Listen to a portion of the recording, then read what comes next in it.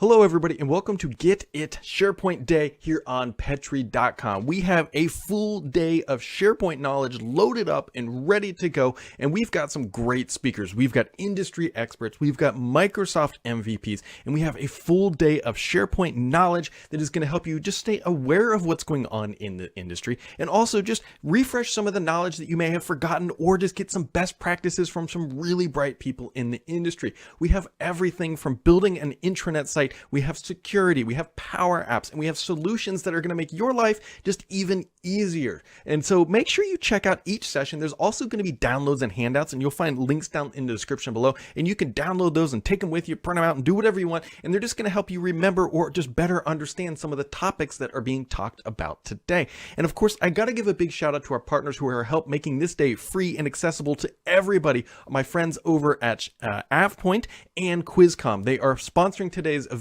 and make sure to give them a shout out and give them a click and go check out their solutions, because without them today would not be possible. But with that, folks, we're going to kick it off here in just a couple minutes talking more about SharePoint. You can find links, like I said, down in the description below to learn more about all the sessions today, or just stick around to this channel or in this stream, because we're coming at you all day long with SharePoint goodness.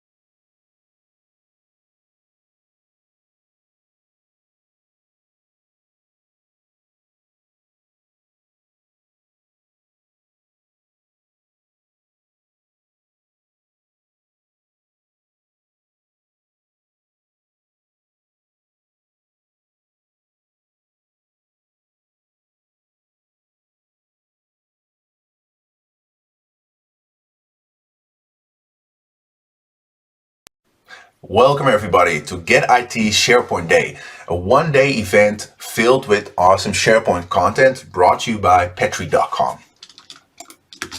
Well, before we start, I would like to introduce the session, and today I'm going to talk about building and maintaining a successful SharePoint intranet portal. And my name is Jasper Oosterveld, and I work as a modern workplace consultant for a Dutch company called Inspark. We're based in Amsterdam, the Netherlands, and one of the leading companies working with Microsoft products in the Netherlands. And I work as a modern workplace consultant, and of course that's a bit broad, but within that space, I support customers implementing collaboration and communication solutions with Microsoft Teams and SharePoint. And again, within that area, I focus around governance, adoption, and compliance. And as you probably can see on the slide, I'm also a Microsoft MVP, and I've been that for the last 6 years. And hopefully this year I'll be renewed again. It will be 7 years. So when I talk with my customers about SharePoint Online and how you can build intranet portals, I always like to start with an introduction about what SharePoint Online is and what it can do. And the definition you see here I took from the official Microsoft website, and it says with SharePoint Online you can share and manage content, knowledge, and application to empower teamwork, quickly find information, and seamlessly collaborate across the organization. That's a great definition. You can definitely use that as long as you use the source, of course, it comes from. It's always a nice thing to do. But what I always like to do, I always like to work with pillars, and I do the same for Microsoft Teams. Maybe you've seen a session from me in the past, so maybe this slide will look familiar. So this approach I use for basically all the products from Microsoft. So if you look at SharePoint Online, it's based on 4 pillars. Well, the first one is no surprise, it's internet, because that's basically the topic of the session for today. The second one is collaboration. And again, although we talk about internet side of it, about internet with SharePoint Online, we cannot forget about the collaboration side of things. And that's, of course, actively being used in combination with Microsoft Teams. Because hopefully we're all aware that when you create a Microsoft team, when you create a team in Microsoft Teams, you also get a SharePoint team site where you can store all your content and collaborate in real time with your colleagues or maybe with guests. The third one is also very important, that's mobile. And we're all mobile these days, although maybe a little bit less due to the pandemic. But we still use our mobile phone all the time. And there's an awesome SharePoint app you can use in combination with internet scenarios. And the last one is apps and workflows, and that's thanks to the use of Power Automate and Power Apps, you can digitalize your business processes and expose those in SharePoint Online, for example, within internet portals. That's something we won't dive into today, but it's definitely a topic worth exploring. So if you're interested in those side of things, definitely see if there are more sessions about that or look up other content on the internet. So if we look at some key features of a SharePoint intranet, in my opinion, that's the SharePoint Hub, SharePoint News, the integration with Yammer, personalization, and out-of-the-box apps. And we'll dive into each of these topics. So if we start with the SharePoint Hub, the Hub is very crucial, and it hasn't been introduced that long ago, maybe it's like 1 or 2 years. And why it's so important is that you can connect all your sites related to your intranet. Because we have to remember that these days, and it wasn't always the case, we work with site collections, right? So each site is basically a site collection. And without a hub, it's very difficult to maintain, for example, uniform navigation. Because you have to go to each site and set up one that you want to have visible everywhere. But thanks to the usage of hub sites, you can basically connect all these sites. And that's something we'll show in the demo later on as well. Now, this is the one I mentioned. By defining a SharePoint Hub, you can set up one navigation structure, and each site that is connected to your hub will automatically receive that navigation. So that's fantastic, because then you'll only have to manage it at one location, and it will automatically be applied at the site you connect to your hub, saving you a lot of time.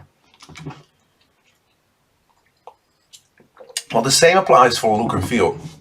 Within SharePoint Online, you can work with teams, and when you create your team or select one of the default, one of the out-of-the-box ones, you can automatically apply the theme to sites that are connected to your hub.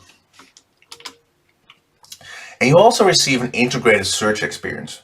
So the moment you search in one of the sites connected to a hub, it will search first within all those connected sites, and after that, you'll have the option to expand your search. But because often that's where we want to find our content, it really helps us in finding the content we're looking for very quickly. Once you set up a hub and you connect more sites, you will also have the option to aggregate content specifically from those hub sites. And you see an example on the right, and this is a news web part example. So it gives you the option to say, hey, give me all the news items from all the sites in the hub. Or you can even select the sites from a hub, so you can specify certain sites without selecting all of them. This also applies for the sites web part, where you can have the same option. I believe there's one for the agenda web part as well, and maybe I'm forgetting one as well. There are a couple who support this feature. Well, then we move on to SharePoint News. And News is basically one of the key components of a successful intranet, right? Because each organization has a lot of information to share with its colleagues, right? And the great thing is that SharePoint News is perfect fit for formal and organization news, whereby I move more towards informal for Yammer. And then if you want to communicate within a team, you use Microsoft Teams. But for organizational news, SharePoint News is perfect. And what you can see on the right side is that you can see the news at Contoso, and it looks a little bit different, right? I think it's blue. It's blue. It's like a bigger font. And what you can do, you can assign a site within SharePoint Online as your organizational news site. So each time you post a news page from that site, it will be marked as in that way. So it won't say news to Contoso in your environment, but that's just a name you can give it. But then people know, hey, that news, that's actually from our organization and not specifically from a department or a project site. Then you also have social interactions, right? By using SharePoint News, you can have, if the basic stuff, you can like it, you can leave comments, you can also save it for later, and you can also see how many people viewed a news page. And that's of course useful because, ideally, when you create a news post, you want a lot of people to view it, and maybe you even want to have interactions with it. You can turn it off, by the way. You can turn off comments. It's not mandatory to do that. Long time ago, before we had this fantastic out-of-the-box news module within SharePoint Online, it was very difficult to build your newsletters, for example, functionality like that. Well, these days, that's very easy, right? It's something I'll show you later as well. But when you create more than 4 news posts, or 4 or 5, you will automatically get a news archive. And within a news archive, you have the option to create a news digest, as they call it in SharePoint terms, allowing you to select a certain amount of news posts and then send them basically as a newsletter to a selection of people. You can include a message. As you can see in an example at the right, you see newsletter January 2021. That's the title I gave the news digest. And then you can see hereby our news from January 2021. That's basically the customized, the personal message I gave it. And then I selected a couple news posts. The great thing about it is that you can also use this to bring people back to your internet portal, right? Because you have to realize most people won't be there every day, the whole day. But this is a great way to bring people back, to increase the engagement and usage of your portal. Save for later. That's also a great feature because often we're very busy, and of course we want to read more news posts, but we don't always have the time. So you have the option to tick the box save for later. So at any point of time, you can always read the news post back. Templates. This is also again a fantastic feature because, you know, of course, in the beginning, maybe most companies, they don't really have a standard way of creating their news posts. It will be different layout, you know, different web parts. But after a while, they find a perfect fit. It's like, hey, this is the way we want to present our news posts. And then you can basically create a template so they can use that as a foundation to create a news post very quickly and more efficiently. So that's one I'm definitely using a lot with our customers these days. And then it's on the top, on the right side, sorry for the Dutch, but it doesn't really matter. But at the right side, you can see that those are the 2 templates I created, and those will be displayed first when somebody creates a news post. And I'm saying news post, news page, news item. It's all the same. So I'm just talking about SharePoint news. And of course, the app. The app is definitely one of my favorite apps Microsoft ever released. First of all, it's free, sort of, because, you know, it's kind of useless if you don't have Office 365, but you don't have to pay extra for it, and it's always nice. And this is a perfect way, again, to reach people who are not necessarily behind a computer every day, right? A desktop or a laptop, whatever. Especially if you have a lot of first-line workers or people out in the field, you know, maybe sales or whatever. This is a perfect way to reach them. Because if you make sure people enable notifications, when a news post is sent, they will get a notification. So hey, you increase the engagement and the usage of your news posts, and that's really good. I use it basically every day, and I always really recommend my customers to start using this app. And again, in the app, you get the same options, right? You can like, reply. I believe you can also save for later. You can share, whatever. It's a really, really good app. So I highly recommend taking a look at it if you haven't done that yet. So then Yammer. And Yammer, to be fair, I really like Yammer. There was a moment in time I was very skeptic and I kind of lost faith in Yammer. And then it basically really turned things around very quickly. So again, my compliments to the team behind that. And I think Yammer is perfect for informal communication. And of course, you can use it in different ways. But in my point of view, I think that's where it shines. I think for formal stuff, SharePoint News is perfect. But for informal stuff, Yammer is just more easier to use. It's more fun. And I think it's just a perfect fit. So what you can do, and again, you see example on the right side, you know, don't look at the Dutch. It doesn't really matter. It's more about the component itself. But what we do, we have the Yammer web part. We add that web part on our homepage of our intranet. And then when people are at the internet homepage, they can still view Yammer. Some people actually leave new messages, they reply. And again, it's just a perfect way to combine Yammer within your intranet portal and to also increase the engagement within Yammer and increase the usage. And then, yeah, so it's a good combination with SharePoint intranet portals. Personalization. And I think, again, this is also very important to bring people back to an internet portal. Because in the old days, it was just a lot more push. And it was more, it was just one thing, right? It was all like, it was not really information that we basically aimed at a certain set of people. And if we wanted to do that, it was often very complex and it needed custom development. And these days, it's there out of the box. And I think Microsoft has been doing this for the last couple of years. And recently, the Quick Links web part, sorry, the Quick Links web part also supports now personalization. So you can create a link and then you can assign an audience to it. And an audience is basically a SharePoint group or a Microsoft 365 group. And that's perfect because then I know, hey, when I go back to the internet, I actually see things that are relevant for me. And of course, the overall company stuff is important too, but if you use a combination, that's really powerful because then people are like, hey, let me take a look again at the internet. Maybe there's some, I can see my recent documents, or maybe some links are important to me. And there's also a feed web part now. And again, this is perfect. You don't need, you increase your engagement. People are more interested in returning to the internet portal, and it's there out of the box, right? What more do we want? Now, talking about out of the box, Microsoft has been doing an excellent job for years now to create out of the box web parts that we can use to quickly roll out an internet portal. And that's something I will show you in a demo today. And they're very user friendly, right? And when the old days, it's not, that's a while ago now, but the old days sound really long time ago. It wasn't always the case, right? You really, I saw most companies did need help with that. And these days, it's just relatively easy to use. It's already very self-explanatory. When you change settings in a web part, you can immediately see the settings being applied. And I really like that. It's great, right? It's just, they're all there, the ones you need for an internet portal. Microsoft is expanding the ones that are there and also often adding new ones as well. So what are some steps you have to take to build your internet portal? Well, there's a couple of activities I recommend using. And the first one is you have to gather and set your requirements, and we'll dive into each of these in separate slides. Then, of course, you have to create an adoption and change management strategy because you want people to use and keep using your internet portal. Of course, a governance strategy. People who know me now know I always talk about governance.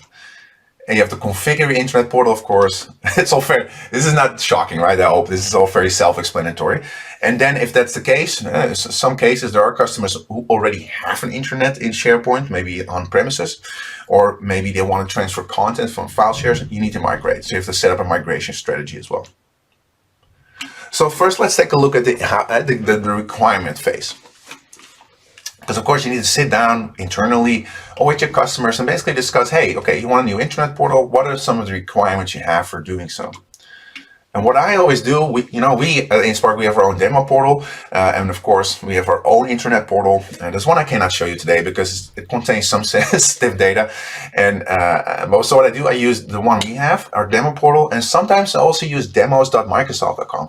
That site is fantastic. If you're not familiar with that one, I highly recommend taking a look because you can quickly create an Office 365 demo tenant that contains a lot of out-of-the-box SharePoint internet portals. And you can also go to the SharePoint playbook site, and I have a resource at the end of this presentation where you can basically provision, so you can roll out a template in your own tenant or in the demo tenant. It's fantastic. I highly recommend doing so.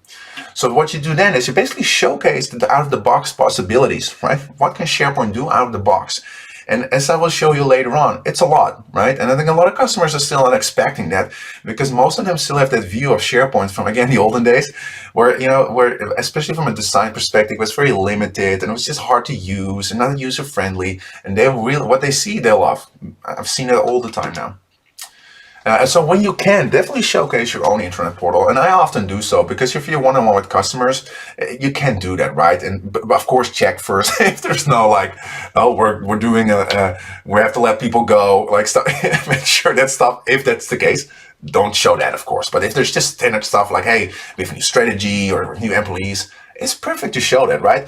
Because it gives customers an insight how you actually use an internet portal in case of being more like a demo side of things. I hope that kind of makes sense. They want to see how it's actually being used. It's hard for me to show examples from other customers because that definitely contains more private information. So if you can, try so, maybe with some screenshots, but live is always kind of tricky. I wouldn't really recommend doing that. So once you've done that, you basically gave them a good inspiration, you start to get a requirement. So what size do they need to be? What kind of layouts and what certain apps, and what apps I mean web parts need to be? What's the navigation? What are some of the roles? So these are some of the topics you really have to sit down with your customer and then make sure you write it down, put it in the requirements document. Then of course you need to confirm it. So that I mentioned requirements document, that's often what we still do. That doesn't need to be like this thick, just be to the point, right? Say like start page contains this section, this layout, web part here, web part there, and then what are some of the settings, etc., etc. Just keep it easy. And then once you've done that, then you can continue with the next step. And the next step is setting up your adoption and change management strategy. Because of course, what you want people to start using your new internet portal, right? You spend a lot of time on it, you spend money on it. So it would be a shame if people aren't really using it or aren't using it for a long term. So what is very important is to really look at the aspect of change management, because you want people to change the way they work to actually work with your internet portal. And this, I'm not talking about internet portal, but you can apply this as well on collaboration solutions as well. And let's say you're introducing Microsoft Teams because you want your employees to start collaborating with Microsoft Teams. Yeah, you need to change the way they work. So that's change management. It's very crucial. So what is change management? Well, it's the discipline that guides how we prepare, equip, and support individuals to successfully adopt change in order to drive organizational success and outcomes, right? Because that's what's important for you as an organization. So that's the definition. I think it's a very good definition, very clear, but I think it's what I always find more important than a definition is why. I get the definition, but why should I use this? Why should I use this internet?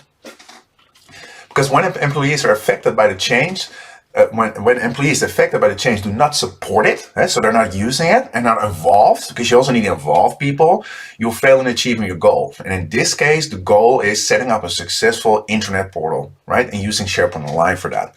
Otherwise, you get that silly GIF I added. People are like, nice, but no, I'm not using it, right? So you really need to change the way people work. So we created an adoption strategy within InSpark, why we start with awareness. And so we want to make people aware of what we're doing, right? What are we changing? Why are we changing this, right? So people, so we're bringing in key users, communication department, and IT. So we're really bringing IT and the business together to discuss this. So everybody agrees upon it. Like, hey, this is the change we want to bring within the organization. So then we also need to think about, hey, how are we going to do this, right? What are some of the requirements to do so, right?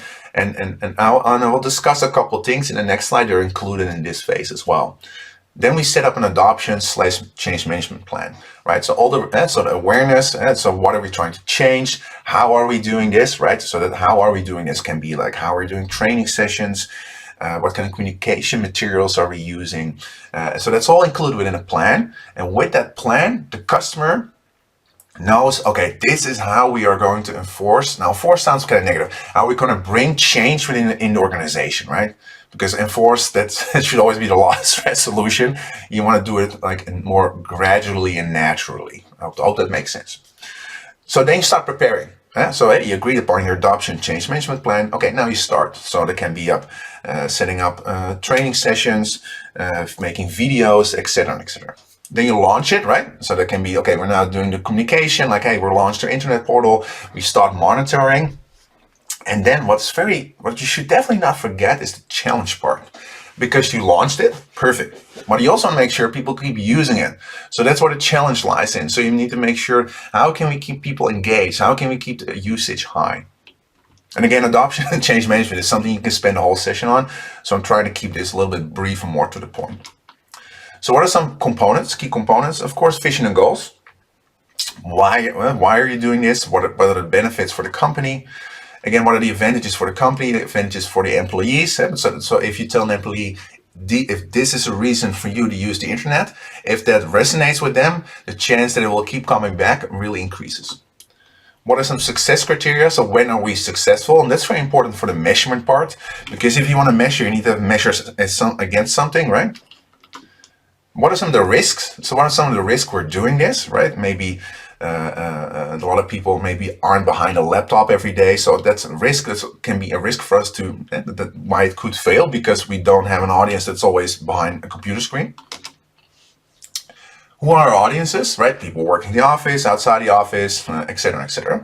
But also you need to work with sponsors, right? And ideally you get an executive sponsor, so some like higher up management or one of the board members, because that always increases the chance of people are like, okay, our CEO, just give an example, he or she says, hey, this is the reason why I support this internet. That often resonates with a lot of people, and it will definitely help increasing the usage, and it will also help you executing your project as well. Then you need to look at your communication on an organizational level. So you need to communicate to the whole organization. This is what we're doing. This is why we're doing it. This is how we're doing it. And then more at the project level, it will be, for example, with a department. So you're giving a department their own internet site. Then you communicate more towards those people, right? Again, why are we doing it? What's the impact for you? But then you go a little bit deeper where you say, hey, this is when we migrate. This is when you do a training session, for example. And this is when you go live, right? And of course, you need to work on training, and you need to train people how to use SharePoint, especially the key users, the content owners. And ideally, you should also work with champions. So afterwards, there's a group of people who keeps promoting the internet in this case, and answers questions of people and makes sure that the engagement stays high. And of course, support. People need to be able to go somewhere for their questions. And again, as I mentioned with the success criteria, you want to measure the usage, but you want to measure it against like something that you define. Like, hey, I don't know, let's say we want 80% of our people to read a news page. That could be a success criteria, but then you need, so that's a success criteria, and then you need to be able to measure with that against as well. Well, then move on to governance. And this governance strategy is a lot less than what I normally talk about with Microsoft Teams, but there's still a couple of things you really need to take a look at. So why is a governance strategy important, right? This is overall. This is not necessarily for an internet or collaboration, but you want to bring together IT and business. So they both know from both perspectives what's important for us and what do we need to work with. How are we, for example, business is not always aware of all the stuff that IT needs to manage that has a certain impact, right? But if you bring these two together, there will be more understanding and less communication struggles down the line. And again, within your governance strategy, you also make decisions that impact your adoption strategy. For example, roles and responsibilities.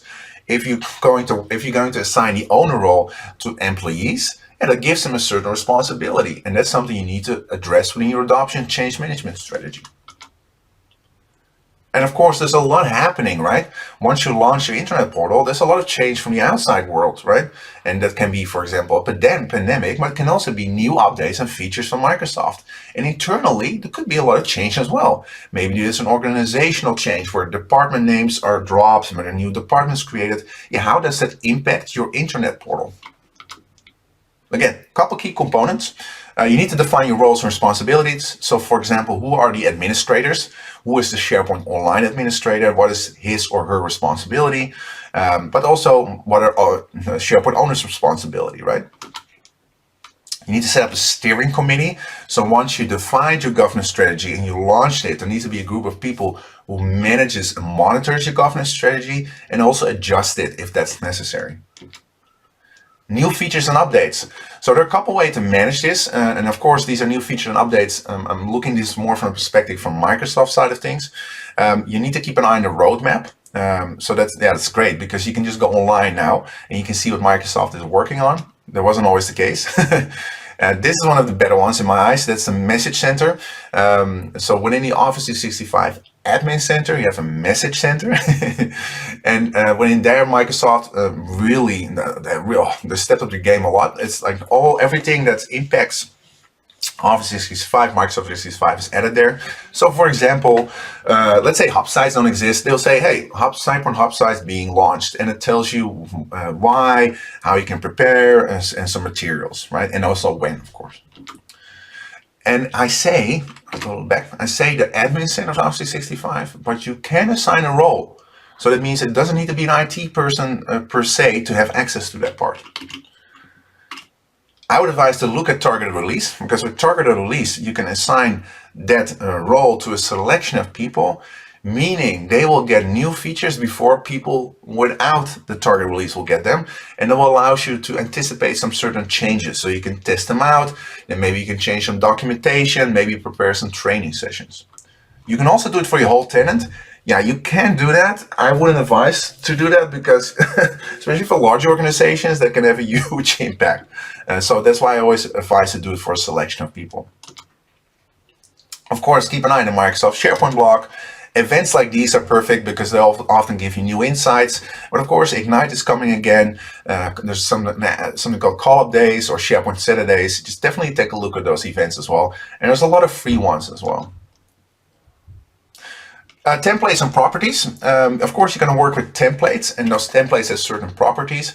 And when I talk about templates, I talk about departments, project processes.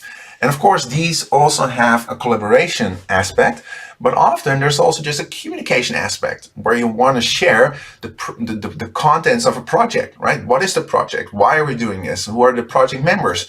What is some public information? And that's often part of an intranet portal. So you need to define those.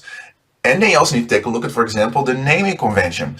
And this is an example. So what you see here, and this is one we apply very frequently, is where we say, when a site is created for an intranet, it has sites, not teams. And then it says DEP, so the abbreviation of department, of course, and then public. So, and then the name of the department in this case. And what we do for collaboration, we say teams, and then we do private instead of public. So that can help you for using certain, maybe some certain custom apps where you can create a sitemap and you can just take a look at like, hey, show me all our public department sites. But it also helps with adoption because people see the URL and they're like, hey, okay, this is the public side of the HR site, not the private one. And then again, are you going to allow people to, are you going to allow a selection of people, or are you going to allow all people to just create sites that can be connected, that can be part of your internet? I don't really see that because it often, yeah, the risk is it can become chaotic, right? Too many sites, and then people start to connect their site to your hub, and you know, of course, there are management things for that, but provisioning is often the way, because you also have to remember, how often do you create new sites for your internet once it's up? It's not like you get a new department every day. It's not like you get a new department every day or process. So I often see that the provisioning is basically the way to go. And last but not least, you need to take a look at procedures and processes. For example, the employment process, how you can make sure somebody gets a license and access to your internet portal to start using it. And maybe when somebody leaves the company, how can you make sure that that person doesn't have access anymore? Migration, and this is the last one, and then I'll finally show you a demo. Sorry it takes a little bit longer, but I really think these steps are very crucial, especially for the long term. Because setting up an internet portal, to be fair, you'll see it's not that hard. It's relatively easy. But I truly believe if you don't have all these aspects ready, if you have a good strategy for it, I'm really afraid it will fail down the line. So this only applies for companies who are actually coming from an older internet, or maybe want to use content from file shares. So you need to take a couple steps. Sorry, let me take a sip. You first need to organize. So you need to work with roles and responsibilities around the whole migration process. So who is responsible for the migration, who is involved from within departments, and what are they supposed to do, right? You need to set up a planning, like when do we start the migration, and stuff like that. How we're going to communicate within the company, because you need to let people know that you're doing this. You need to do analysis. So you need to take a look at your source and your destination. So let's say you're migrating from SharePoint 2013 to SharePoint Online. Yeah, are there there can be issues, right? Maybe some stuff that's on premises doesn't exist in online anymore that can cause conflict. So you really need to do a proper analysis so you won't encounter any issues when you actually start migrating. And of course, you also need to do a mapping. What do we want to migrate to where, right? And so you need to take a look at the sites, but also the libraries, and maybe custom permissions, maybe content types. It's a lot more than you expect, and that always surprises me with migration. No, not so much now, but in the past, it's like, oh man, I didn't even realize that this was also so important to do a successful migration. And we'll talk a little bit about tools that can definitely help, but I'll give you a spoiler. SharePoint SharePoint Desktop does a fantastic job with helping you with that. then you need to do a test migration, because you're taking a huge risk, because there's always something that can go wrong. But if you do a test migration, you can already see like, hey, okay, we're encountering this issue. Let's solve that. Do another test migration. Okay, it works now. Okay, now we're ready to basically do a production migration. And that's basically where you finalize the whole migration process. And again, you could do a whole session about this, but it's just a little bit of an overview. Aftercare, of course, because there can still be some issues, maybe minor ones, and of course, you also need to communicate towards your employees, let them know the migration was successful. What we also often do is share the logs from ShareGate Desktop with key users, so we make sure they take a look at it as well, and then they approve, like, okay, I see everything migrated as expected, we're now done. So these are some tools. SharePoint Desktop, top notch, highly recommended. SharePoint migration tool is for very straightforward, simple migrations where it's just basically data from A to B with no complexity around it, and it's free. Definitely take a look at it as well, and then make a decision for yourself. If you move from classic to modern, jeez, if you move from classic to modern, it takes a lot of planning. So definitely take a look at this site; it will help you out a lot. So we're finally here, finally can start with our demo. So what I do now, I will go out of the presentation, and now I will go to my demo site. So what I will do first I'll show you a couple of examples of, how do you say so, a couple of demo sites Microsoft created. So there's something called the SharePoint Playbook that will allow you to roll out the sites you see now, and it's perfect for demo purposes, for requirement phase purposes, and inspiration purposes. So this one is called the Perspective. What you will notice is a lot of emphasis on news. You can see the weather here. You can see the news of the user, some recent documents, and it just looks very nice, right? The nice colors, nice graphics, and navigation is nice. You know, it just looks like a really modern and well-made internet portal. Well, then we have Contoso Works. Again, it's very similar. You have news you can use with agenda, nice large images, quick links, and again, yeah, it just looks clean and nice and user-friendly. Oh, this one is a little bit different. This is like a little bit more in your face, but it's like, again, a nice bright image. And of course, yeah, the dates are off because this, I rolled this out a while ago. But if you just do this, it's all up to date. Don't worry. And again, it's nice color blue. Of course, this is demo, so there's no data here, but it's nice. I really like it. And again, this is not for every company, but again, it's good to show the different aspects of SharePoint. And I'll skip this one because it's very similar. So this is the one I actually want to build with you today. And again, it's a very straightforward internet portal, but I like how I can show you how quickly you can get this up and running. You have a news web part here where you can share organizational news. You have personalized links here. You can see your recent documents as the person who's logged in. Here I can see news items I saved. Again, it's personalization. These are our Yammer conversations, so let's say you have use Yammer. This is where you can expose Yammer. You can allow people to start new discussions, where you can reply, like, etc., etc. Go a little bit more down, and then here is an out-of-the-box Twitter web part, and in this case connected to the Microsoft Twitter account. Can be yours, of course.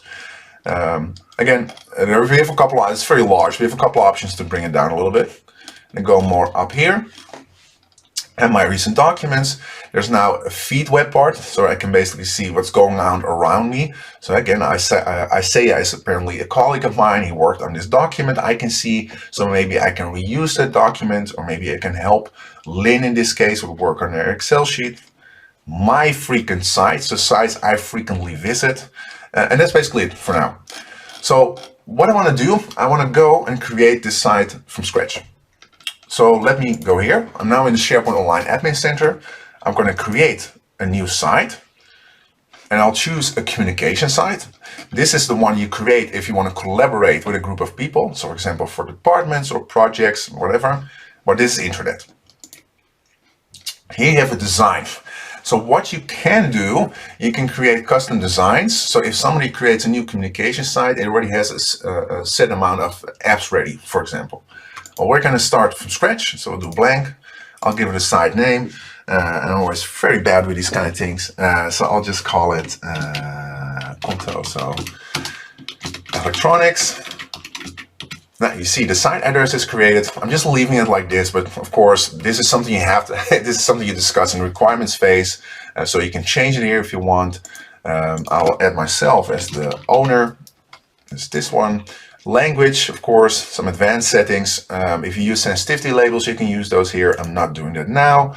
And now I'll just use the Amsterdam time zone and I click on finish. And what you will see now is how quickly this site is created. That's fantastic. So now I do have to see where it is, and it's this one. So let me open it in a different tab. So now the next phase would be, of course, to set up a SharePoint hub, because this is my start page and I want to connect other sites with this home page. So I want to make this my hub. So what I do, I click on the X here. And now call hub here, and I say register as a hub site. So if you maybe create a department site, you choose this one to associate with an existing one. So now I'll do this one. I can give it a name here, so I'll leave it like this. This is fine. Oh, wait, you know what I do? I just make this often nice. Create hub behind it. If you want to limit the amount of people who can actually connect to your hub, you can add the names here. Within the hub site settings, you can also turn on an approval action where people are allowed to select your hub, but you need to approve it first. But for now, I'll just keep it simple. So I click on save. So now if I go back to this site and refresh it, you will see that this has now been added. So now I can build my hub navigation. So that means that this navigation I built will be available within all the connected sites, right? So let's say I click on add link. So what I often do is, for example, make a label and call this departments. Click on OK. And now, for example, I can just add a department. So I use link, and I'm just gonna, I don't have one, but it's fine. I'll just do this because it's just, so you can see how it works. And then, for example, I call it HR. And then I click here and I say make sublink, and I'll make another one quickly. And I'll just do again Google.nl, and I'll call it IT. Click on OK. And then I'll do another link of a label, sorry, and I call it projects. And I make this promote. And I do another one, and then I'm done. Don't worry, you don't have to look at me creating links. One more. And I'll just call it a mobile portal. Yeah, and I'm making a sublink. And then maybe you already noticed, but here you can work with audience target navigation. So what you could do in theory is then just aim this link at a subset of people. But for now, I'll just keep it simple. So I click on save. And you'll see now how quickly you have your navigation. And again, if you connect other sites, it will automatically inherit this navigation, and you only need to manage it at this point, here, basically. Yeah. So next up, you can add a logo as well. I don't have one ready, but again, you can just add it here by clicking on the wheel icon, going to site information, and then upload your own logo here. Right? Yeah, all right, I'm just going to take a little bit of a risk. I know I have a couple icons, so I'll just go to those. Let me click. Oh, wait, shoot, I was there. Let me see. Sometimes you just need to improvise a little bit. So let's just use, which one? It doesn't really matter. Just let's go for this one. Let's see if it works. Click and save. Yeah, I think it should work. Oh yeah, this is annoying. Sorry about this. This is why you shouldn't always take a gamble. Yeah, okay, it worked. That's fine. I think now they added the sensitivity label item, but that's fine. Just ignore that part. But now it already looks a little better, right? It looks a nice logo here. So what I always do, especially in the homepage, is remove this this site navigation. This is the hub navigation, but this is the site navigation. So I remove all of these items. But these are actually very useful for when you work on departments, on other sites, department sites, project sites. Because then what I do, this is because of the label added.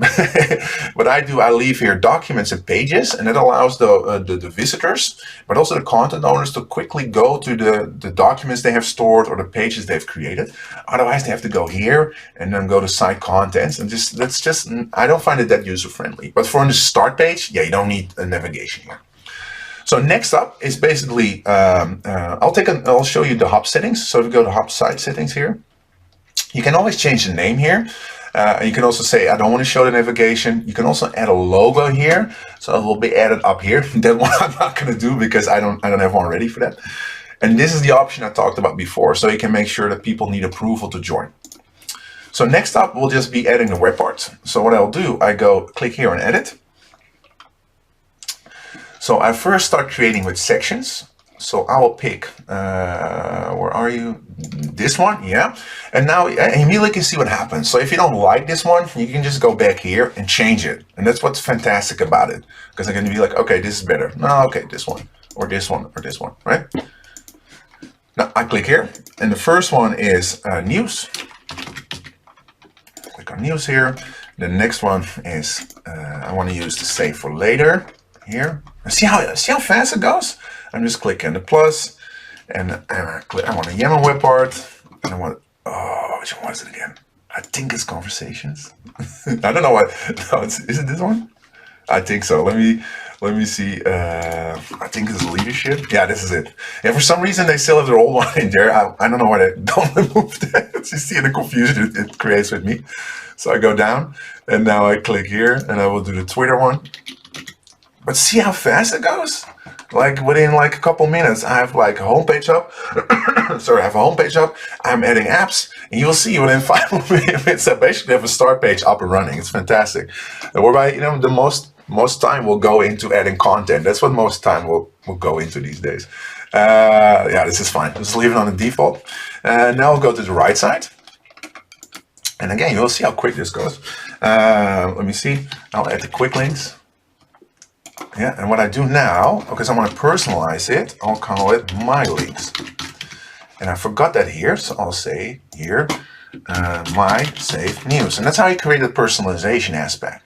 And then, do I have to do it here as well? No, this is fine, this is fine. So you see here, now already creating a mix between like organizational components and personalized components. So now I go click on the plus here, and then I'm doing the documents one. I believe that's recent documents. Yeah. And again, I'm typing here my, that is silly, yeah? Sometimes it doesn't do that. Say my recent documents, just do lowercase, click here. My feed, there's a new web part. It's one I showed you before, but it's really nice. So it shows you a feed. You can select if you want to include SharePoint news. That's something you could turn off maybe because it's here, but it's up to you. You can increase or decrease the amount of items, but this is really a cool web part actually. Click here, and then the last one I believe is, you see me peeking to the right because I don't want to forget anything. So I do sites, and then sites, and then I can say, let me see if I edit it. Yeah, you can see this is great. So now I want to personalize it. So I tick this box, frequent size for current user, and I want to do compact. Just I prefer that, otherwise it gets a little bit too big. Now I say my frequent size. And now the last one, and that's the calendar. Let me see, or it's called agenda. No, it's called calendar. No, it's not the group. Oh, it's events. It's events. Here we go. Yeah, it's perfect. So now what I can do, I can add company events here, but I also can have that option, as I showed before, that you can aggregate content. So I can show me all the events of all sites in the hub. So let's say you create 10 department sites, and you give all of them this events app, and you have this option selected. They all be aggregated at this homepage, and it's very cool. But you can also say, I don't want that, I just want events from this site. That's up to you. 20 items is a lot. We're not really going to use it, so that's fine. But now I can also do this, my events. And again, another personalized aspect. So now I republish. I think it's fantastic. You can see how far I am. Yep. So here we go. Yeah, see, perfect. See how quick that went? And what was it been? Not even 5 minutes, right? So next up, I want to create a couple of news page posts. I want to show you how easy that is. So I click here and I say, news post. You can also work with links, and I'll show you that in a second. So the news post, and I have one ready here on the right side. Again, because I told you I'm not great with demo content, so I'm just reusing stuff. Again, you're presented with templates here because I didn't define any yet. I just have the default ones from Microsoft. So again, you can pick one. This is blank. Visual gives you a little bit more example how you can work with images. And this one is very similar. It's just a little bit longer. For now, I'll pick this one. Otherwise, I have to remove everything. Yeah, I can start with adding a name. So I just copy paste. I can edit the web part. So that basically means I can edit how this looks. So let me first add an image. That gives you a little bit more perspective what you can do. This is the menu for selecting images. You can upload your own. You can assign a library within your SharePoint Online environment. Assign it as organizational assets, and it will appear here. Fantastic. Keep it simple. Stock images, I'm just picking this one. It doesn't really matter for now. You can change your focal point. Again, now do this again. So now it gives you a little bit of what you can do with it. So again, this is personal. This no wrong or right. I'm just using this one for now. Do center, and now I will copy because you can just copy and paste text. I'm doing that here. Oh, not too much. Let me see. Yeah, copy. So now I paste it here. And you see it'll preserve the look and feel. And what is nice, I can also add a new text box. And now I add a quote from Miriam. Let me copy. Yeah, here we go. So I add it here. And now I select this text. And then I have, let me see. Oh yeah, pull quote. Yeah, you see. Now I can turn comments on or off. Again, it's up to you. And I click on post news.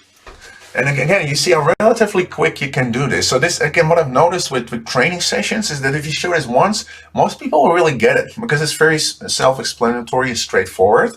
And this is definitely where the templates can help. So what I have to do, I create a template with like just an image in it, and then I add, say, an add here, like add title here, add text of the news page here, and that really helps. So I go back. So what I will quickly do now, I'll add a couple other links so you can get a little bit of an idea what this web part can look like. But I'm just going to keep it very simple. So you can add links to external news posts. So I paste it here. I just want to do one back. And oh, you know, it's not going to work. See? This is there. What do we do again? Just to make sure. Oh. Oh no. Let me see. Okay, one more. X, do it again. So good. And now I just want to get rid of this one. Yeah, perfect. Yep. Now I'll leave this for now, but you can change it if you want to, of course. Click on post. I'm just going to do this very quickly. Yeah, you see another one is added, and then I do another link. Yeah.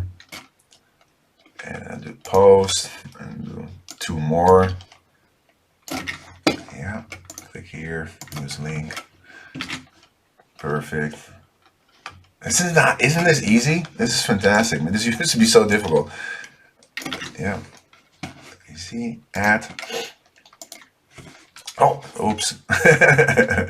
No, back. Yeah, exactly. Perfect. Use link. Paste here. Because the reason I removed that / is sometimes it doesn't work, and then it doesn't bring in an image, for example. Click on post. Yeah, and now I'll go back to edit because I don't like the way this looks. It's just me. It's no right or wrong. So I click here, and now again you have these options. So again, you can say only show me news from this site. So what you could do in theory is create one web part that shows organizational news, and then create an additional one that shows all the news from, for example, the department site. But for now, I just leave it on here. You can remove this. It looks a little bit more clean. The only thing I don't like is that it removes the title. Because maybe I'm adding here organizational news. Organizational news. And I'm like, I kind of want to get rid of this one because I want him to use the new button here. He can't. That's a little bit of a shame, but fine for now. You can again, but here you can play with the views. And I personally like this one the most. But you can also use a carousel. That's pretty cool. Remember how difficult that used to be? Automatically cycle. So each layout has its own options. Go down. Can you show you now the views? If it's, you can do a compact view. Doesn't really work with this one. You can show or not show the offer, publish date. It's all up to you. And again, you can work with filters. So you could use page properties. and then play with filters. So then that's where you can say like, I only show news posts when the page property is equal to this or not equal. You can work with audience targeting. So maybe you don't want to show certain news, or you do want to show certain news to a subset of people. Sometimes there are situations where you want to be more in control of the order. You can use this option. But for now, I'll just keep it simple. I'll do republish. So now you immediately see what it looks like. So again, you can play with this until it fits your requirements. If I click on here, and then let me see if I'm not forgetting anything. Yeah, I need to add a couple links. But this is automatically the news archive, so I can see all the news from the homepage. Here I can do the news digest, so I can select, for example, these 2 news posts, click on next, give it a name, for example, newsletter Feb 20, not 30, it's not that far yet. And for example, send it to a couple people, and say hereby latest news from this month. And click on Send News Digest. And in this case, Alex will receive an email, as I showed you an example in the slide before. And then it's a great way to bring people back. Now go back to General. Oops, yeah, I'm afraid of that. That's the wrong one. This one, that's a stupid label. So that's okay. So perfect. So what you maybe didn't see. So let me go here, and then to the one I added, and that was this one. Down below, I have this option Save for Later. So if I tick this box and then go back to the home page, you can see that this one now has that. It doesn't pop up yet, but I think because I have one from the demo that has the same name. But now I can see the news is saved. So I can always click on it and then view it, untick that this icon, and then it will disappear from here. The last one I want to show you before we conclude things is this My Links. And I love this web part because it has so many options. So what I first do, I select the link. So maybe I can do often is this one. For now, just keep it simple. So maybe I want to just use the home page. But you basically enter the link you want to refer to. You give it a name. So maybe you call it e-learning. You want to refer to the e-learning portal. You can add an image. I like icons, and I love how many options there are. You can search. You can just pick one from here. So let's just keep it very simple, like this one. And for example, I want to add another link to our employee dashboard. And as you can see here, you can work with audience targeting as well. You just have to turn it on here. I'm not doing that for now, but you can. That's new, basically. Oh, sorry. I need to. I'm an idiot sometimes. So again, this one, and employee dashboards, of course, the name. Yeah, and then the last one, share your ideas. I click another link. I'll just use this one. Click here. Give it a name and another icon. This one. Select. And now I click on republish. Sorry, a bit of cold. And what you see now is how quickly we built an internet portal. Isn't it amazing? It's unbelievable. That's what I said. Most time these days will go into getting the content in there. You see how quickly you can set up a whole page in this case. It's unbelievable. And this is fantastic. And this is what SharePoint can do for you. So let me go back to the slide because I think we're almost out of time. So what I've done, I added a lot of resources here. Definitely take a look at the SharePoint Lookbook. It's one of my favorites. It gives you all these awesome examples. A couple more resources. If you want to get in touch with me, you can reach out on Twitter. You can send me a message on LinkedIn. You can always drop me an email as well. I can't promise immediately respond to it, but I'll do my best. I think LinkedIn is the best for now. I sincerely hope you enjoyed my session, and I hope you enjoyed the whole day of awesome SharePoint sessions, and I hope to see you again in the future. Thank you for listening, and until next time. The session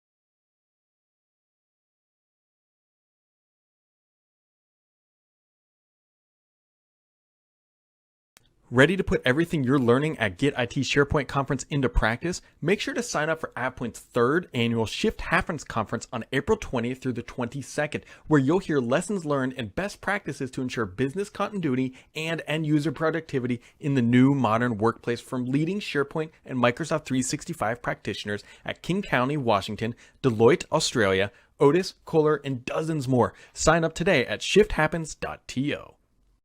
Do you face daily challenges while working in SharePoint? Would you like to automate processes, save time, and work more efficiently without having to rely on power users? You can! QuizCom is your one-stop solution for all your SharePoint needs.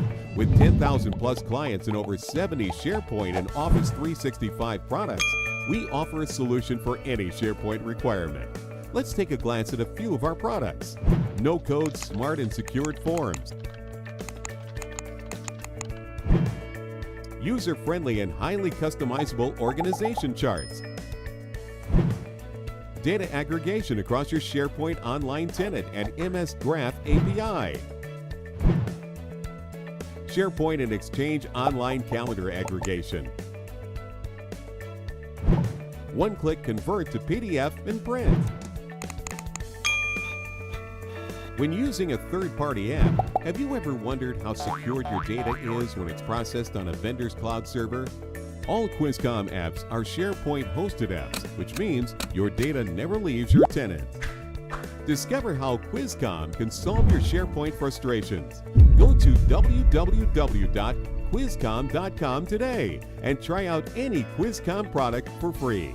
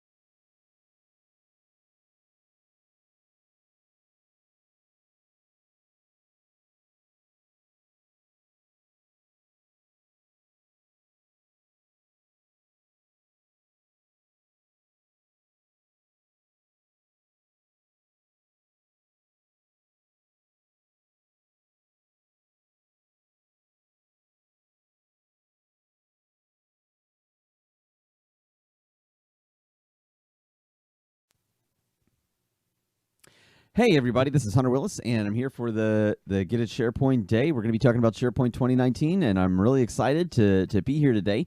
So we're going to go ahead and kick everything off. Today we're covering SharePoint 2019, all you need to know.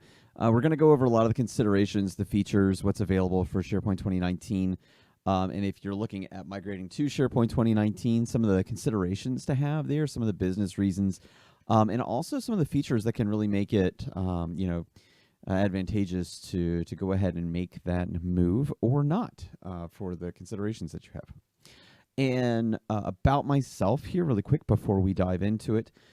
My name is Hunter Willis. I'm a product marketing manager at AvePoint. I'm the president of the Richmond, Virginia SharePoint user group, and I'm also a CMS Wire contributor and an author. I've actually contributed to Petri before in the past as well.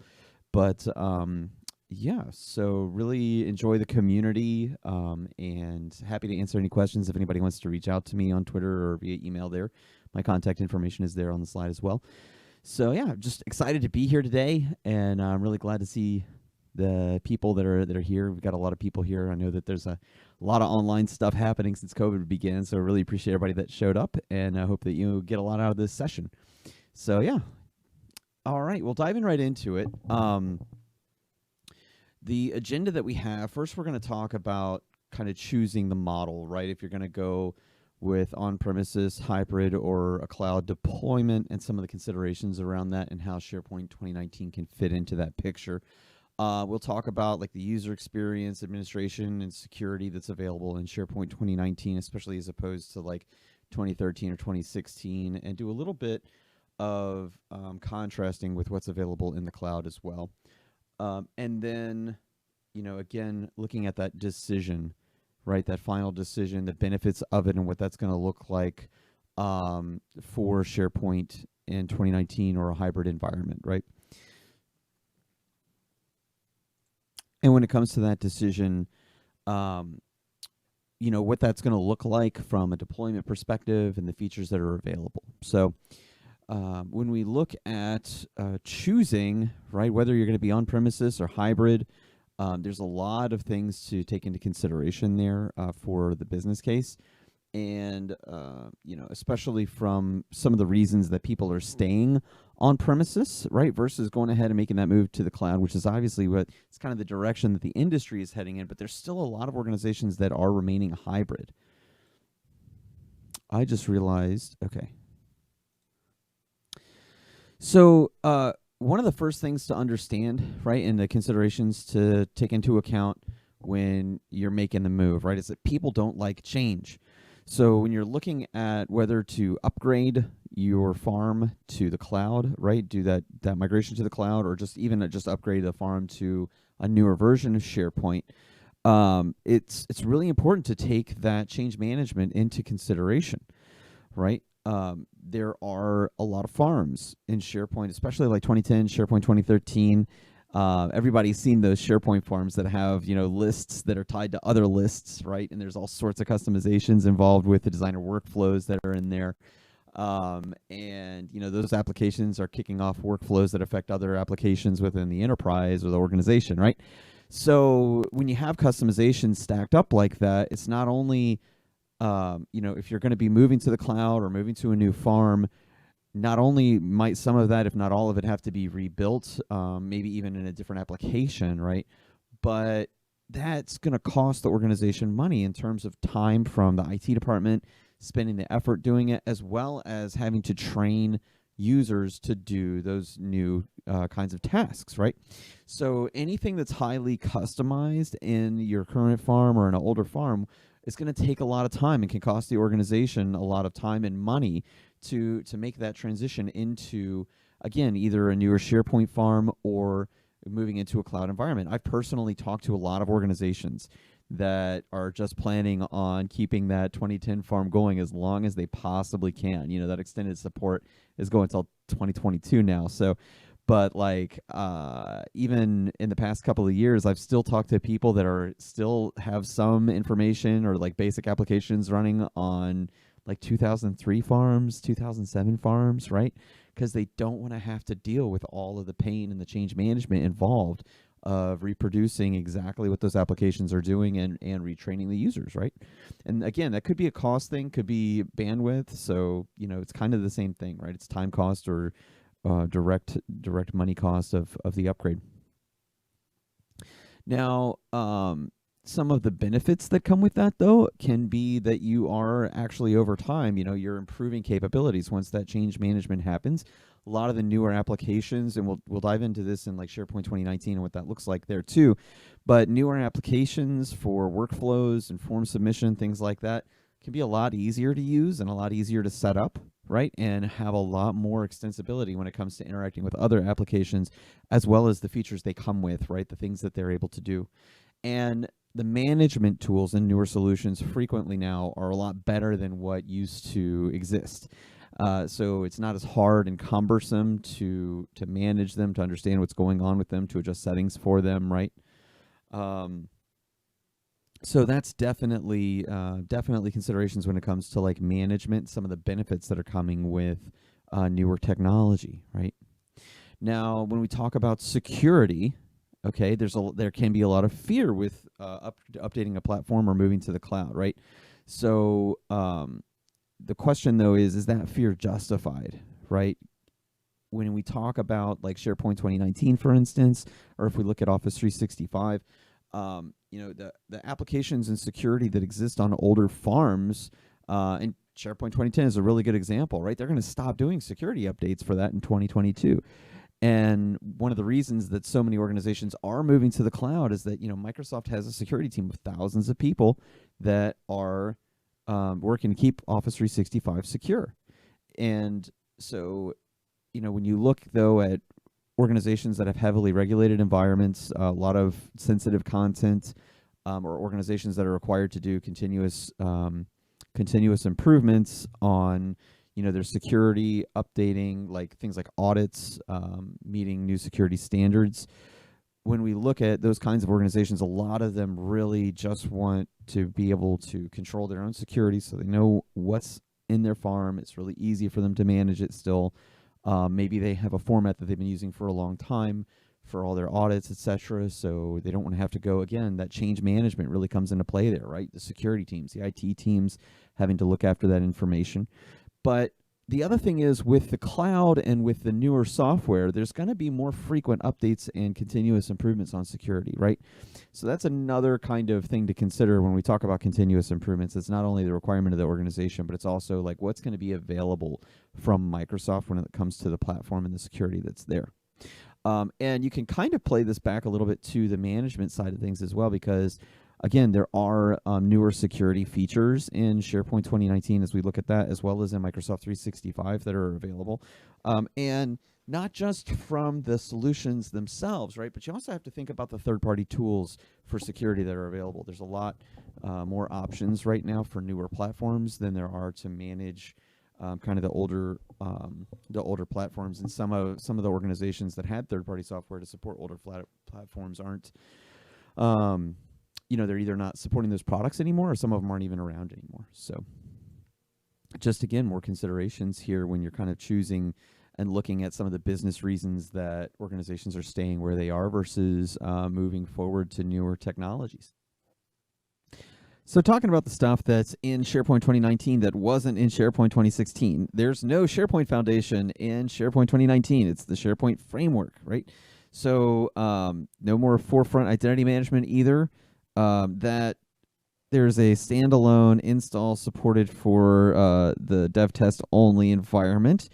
There's no more tags and notes. Excel Online replaces Excel services, and SQL 2016 is required for the BI features, right?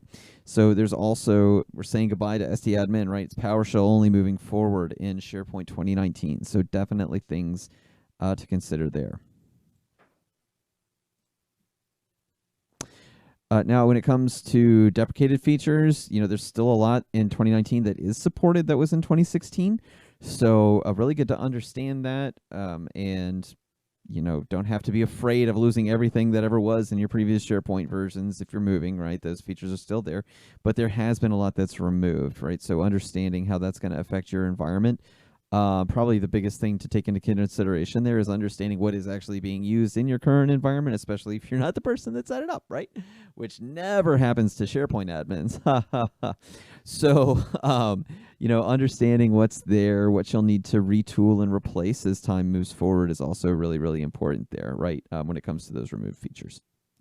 So let's look at this, right? When we talk about SharePoint 2019 and SharePoint 2016 with this newer, the new interface and the new model of, basically the SharePoint supported services. Again, the releases for 2016 and 2019 are a cloud-born release. They were developed for the cloud first, and then tooled to work on the server. Versus, and this is a huge change from the old SharePoint Foundation, where from the time that Office 365 and SharePoint Online were released, they were developing it for server and then porting it for the cloud.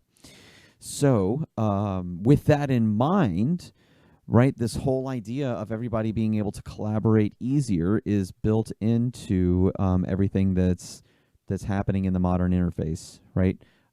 It theoretically, and in most cases, it really truly is when you use the modern interface compared to like SharePoint 2013, much easier for organization employees to share information, work together, to surface information. It's 1,000 times easier to make a really clean looking SharePoint site now in the modern GUI than it was in SharePoint 2013. And anybody that's spent any time with it can agree with that. It's just like point, click, do the thing. it's some of the options. There's some debate on that. Some people like the former setup, and the way that you could kind of customize things. But as far as just really throwing together a nice looking site very quickly that surfaces all the information, in my opinion, there's not much of a contest there. The modern GUI really wins out, which means that, again, even though there is some change management, a lot of times with the newer interface, that change management is much, much less than you would experience doing like a 2010 to a 2013 migration, for instance. We kind of touched on this, right? But also transforming business processes and the IT and developer value that comes with this, right? There's a lot more options, a lot more that you can do with PowerShell. If you have the ability to work in a hybrid environment and that's where the organization is letting you go, then there's a ton of extensibility that's available there too, and you don't necessarily have to sacrifice security to make those things happen.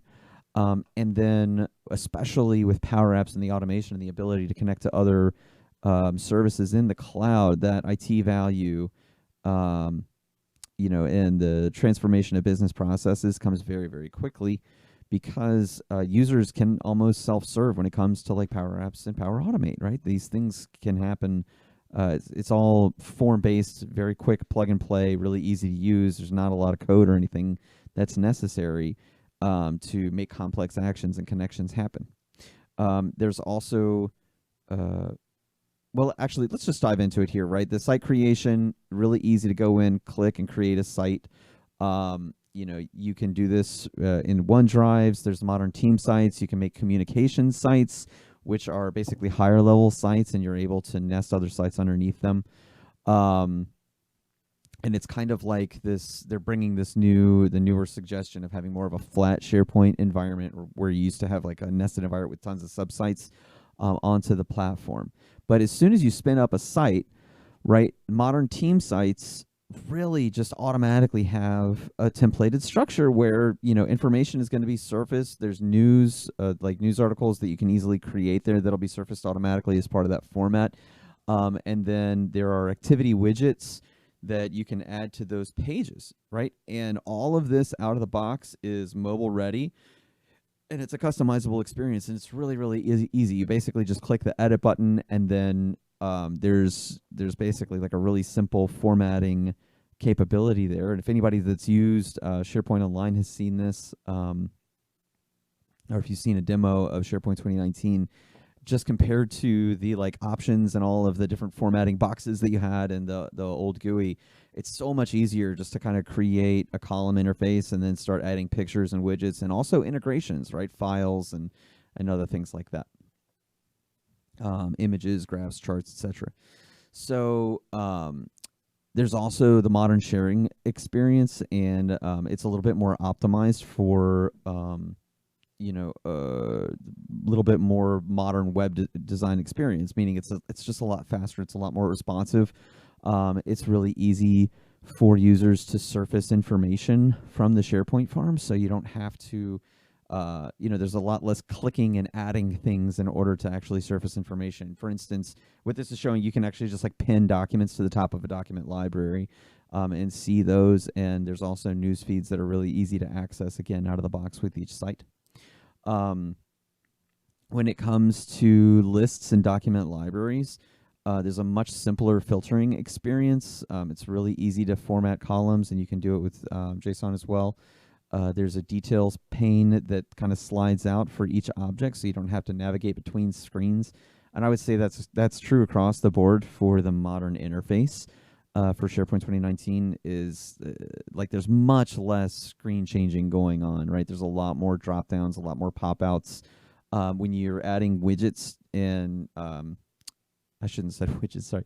When you're adding web parts to the SharePoint pages, right? The graphics pop up for that. There's not like an extra settings screen. You can just go and edit, and then there are pop-up graphics when you hold your cursor over different areas, right? So it's very, very responsive, much faster design, much easier to do, and it's not something that you'd require an end user to go through tons of training to do. I can tell you, in our organization, I've helped the HR team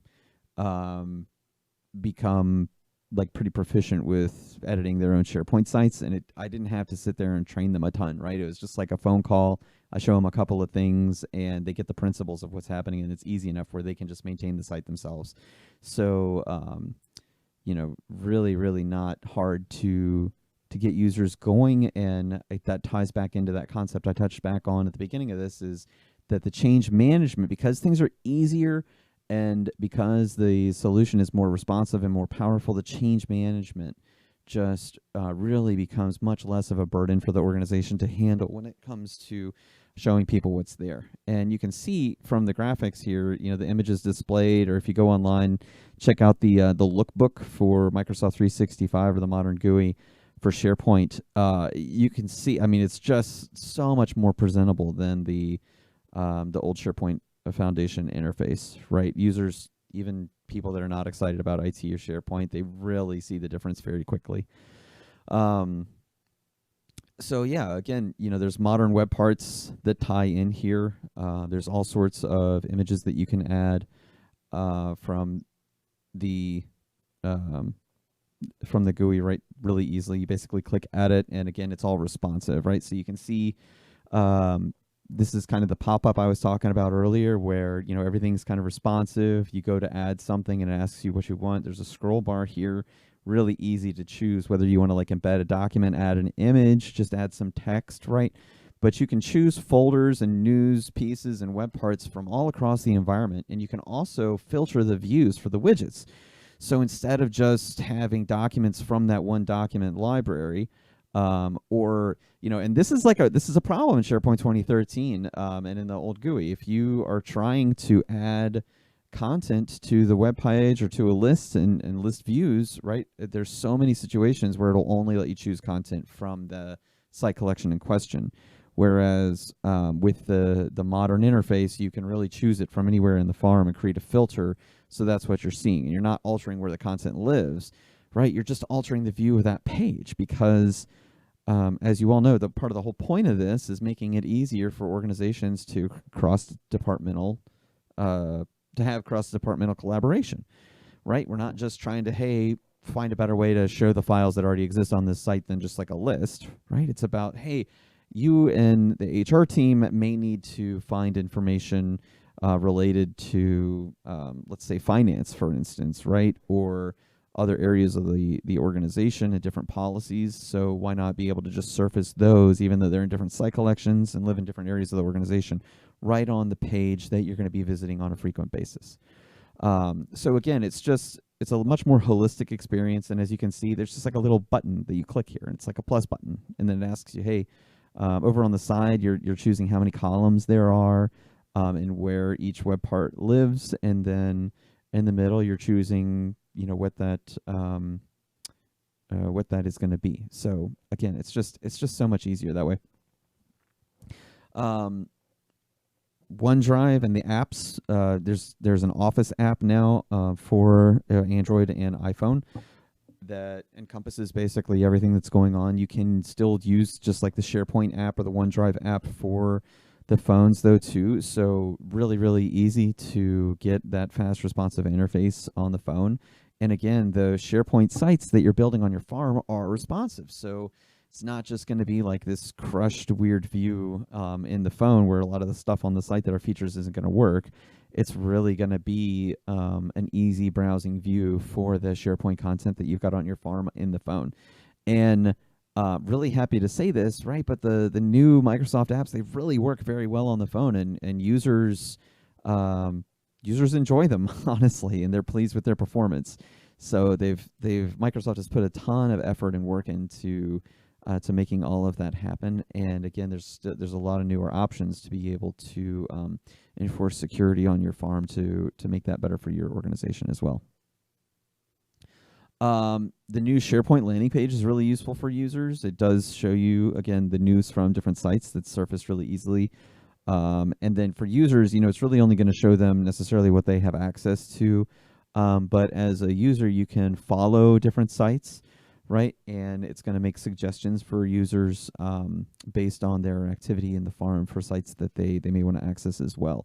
So it's a much it's basically it's just a really nice homepage to be able to really easily see everything that's going on in the farm. And if the user has the ability to create new sites, they'll have a button there that'll walk them through a really simple wizard to be able to create new team sites or communication sites. Now, when it comes to the news widget, I should say the news capability in SharePoint, there is, news is surfaced both on SharePoint sites and on the homepage for SharePoint, depending on who has access to it, right? And then the pages that are created are basically like files within the SharePoint sites. They're not necessarily, you're not having to create like a sub-site to have a different kind of page view, if you will.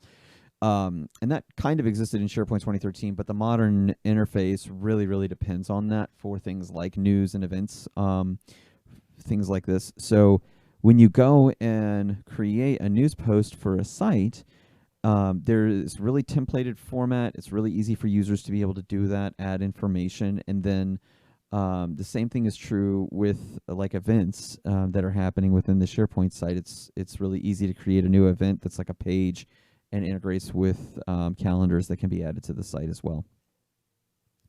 There are widgets for the site content. I keep saying widgets. I mean to say web parts. Sorry.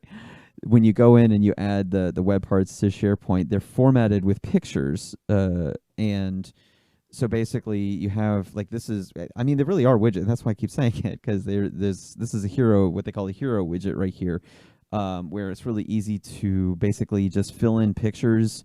Users can edit the widgets and change the links, change the information that is overlaid on the picture, so it's really easy for them to make a really nice looking web page. And then as you can see right here, right, those news pages that are created by the team using the site, they can choose how those are surfaced to the SharePoint site. And again, there's ability for them to separate out the columns for the pages within SharePoint as well, so that it doesn't just have to look exactly like this. They can really change those templates and which widgets are where very, very easily. So again, just highlighting the mobile capabilities of the pages and what they look like versus looking at them on a computer. It's just so nice to be able to do this on your phone when people are pinging you all the time, or you've got something going on, especially for organizations that have a lot of events or used to before COVID, right? Hopefully we'll all get back there again someday. But it is really nice to be able to easily surface that SharePoint information on a mobile device and have it presented in a way that doesn't look just massively broken on your phone, or just like surface the document library when there's important information on a page that exists. And you can have the debate on whether or not the intranet is still going to be around in a couple of years with applications like Teams and things online. But the whole point of this, right, and the reason that very likely the reason that the people that are attending this session are here is because their organization has some of the stumbling blocks that we were looking at earlier, right? They have concerns about the cloud. They don't feel like they're able to make that change because of security concerns or on-premises applications that they have running.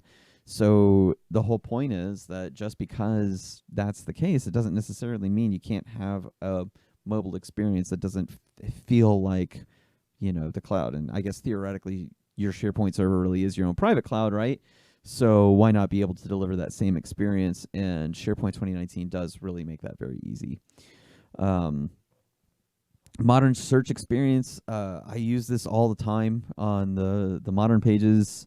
The modern GUI that I use, right? I actually have the SharePoint search as like one of the first buttons on my my bookmarks, because it's just so much easier in the modern interface to do a search. So, filtering, searching for content, it's much more responsive. It's much easier to filter and view everything that's going on there. So yeah, definitely easier than the old interface and trying to get a decent looking search page for users in the old SharePoint farms that can go across the entire environment. So yeah, it's also, again, it is a really easy to develop a search that will just crawl the whole farm for users without like breaking everything that's going on in SharePoint. So So yeah. And when it comes to workflow support, this is something that I'm personally pretty excited about. The Power Apps team and the stuff that's going on with Power Apps and Power Automate is very, very exciting for Microsoft right now. And the Power Platform, it's really easy to integrate Power Apps with SharePoint 2019. And SharePoint 2019 does give basically free access to Power Apps and Power Automate. For the licenses that you have for your users. So, and the integrations are already built into the server and the pages, right? So if you have it activated, the users and your teams will actually be able to see the buttons for like Power Apps and Power Automate within the farm to be able to connect that to the cloud service. So there's a lot of security and network security involved and I should say that like that's going to be a big consideration for organizations, especially if security is one of the reasons they're not moving to the cloud. But do bear in mind, you're not going to necessarily be like transferring a ton of data from your farm to the application in the cloud. It's really just like running that application against the content that you have on your farm.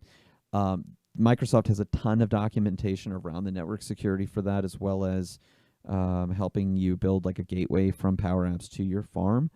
And it's really easy to do once you've basically got your network security to a place that you're comfortable with it, right? There's just like an option to build a server gateway between Power Apps and your SharePoint farm and make all of that happen. I really would recommend this though, if it's at all possible for your organization, if you are looking to do a migration into SharePoint 2019, it is so easy to use Power Apps and can be really, really empowering for your users. So,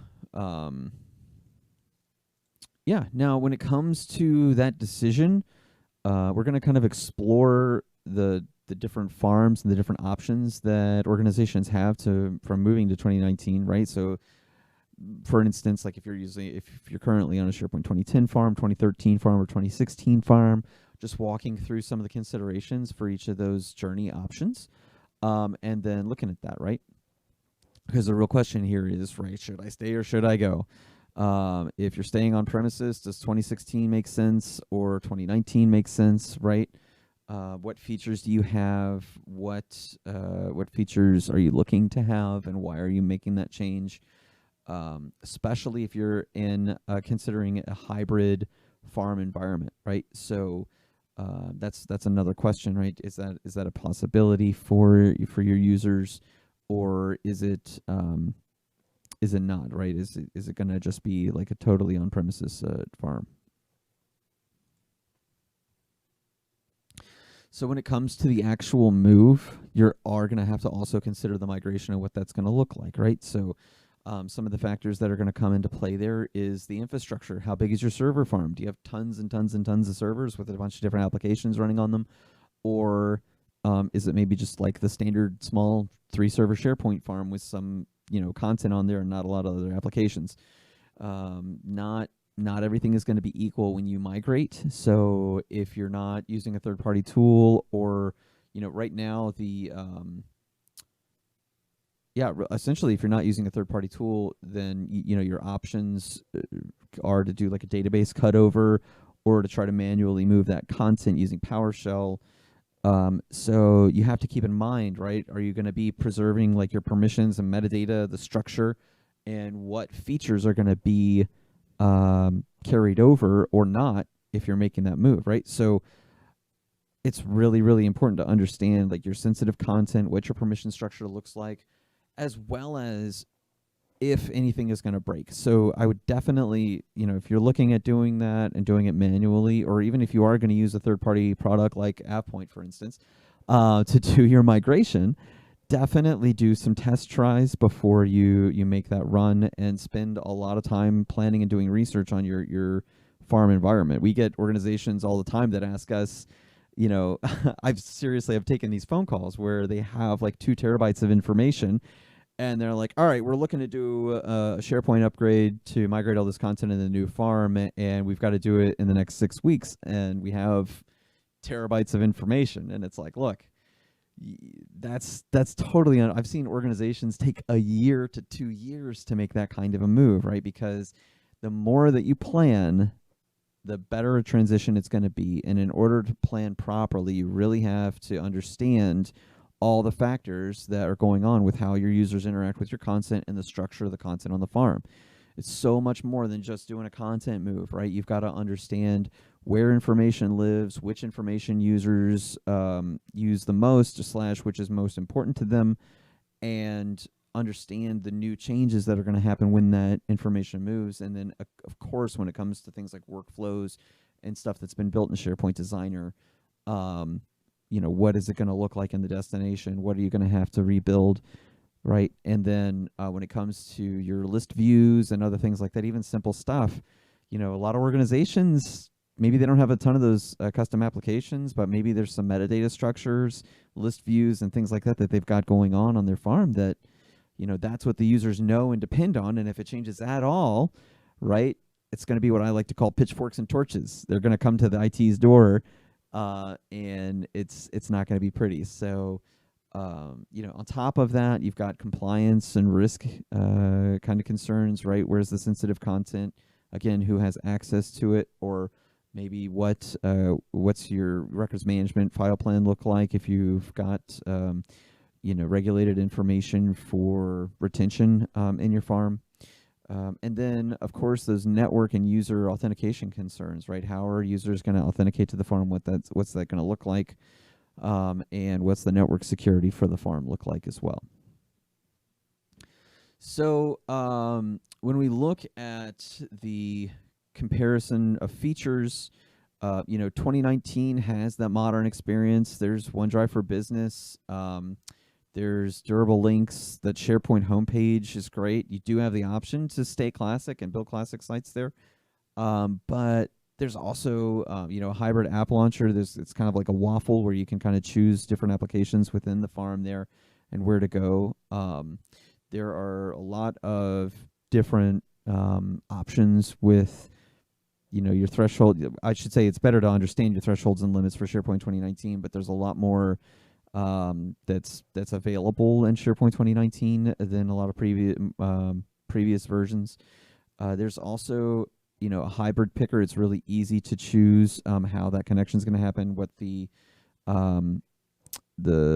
if you're looking at hybrid, right, in the newer versions of SharePoint, there's a lot of integration into the farm to make it easy to navigate a hybrid environment, right? So it's easy for users to kind of just navigate and cross-navigate between the hybrid, your on-premises sites and your online sites. For management, again, you've got the SharePoint framework. Sites are created much faster and easier for users. There are APIs, PowerShell, and then again, there's also that possibility in a hybrid environment to bring in, Power Apps and Power Automate to what's going on. And then for security, and we didn't talk about this a whole lot, but when it comes to security, they do have some of the features from the Compliance Center have been brought down to SharePoint 2016. So this is especially going to apply to like data retention, but there are some more of those security features. And this is a lot different than what's going on in SharePoint 2013 and in 2016, where you still have to mostly set up the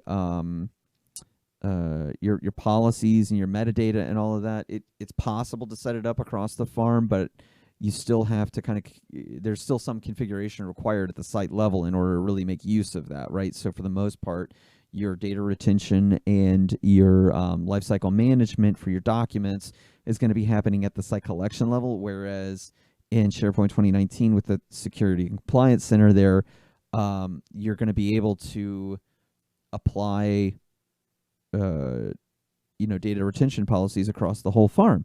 And you do have some capability to do DLP scanning and understand the sensitivity of the documents and the information in your environment right on the server there.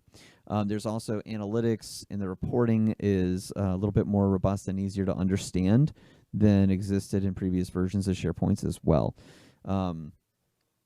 And again, with further APIs in SharePoint, it might be easier for if you've got a couple of PowerShell gurus on your team, or you yourself are a PowerShell guru, much easier to develop an application that can pull information to display.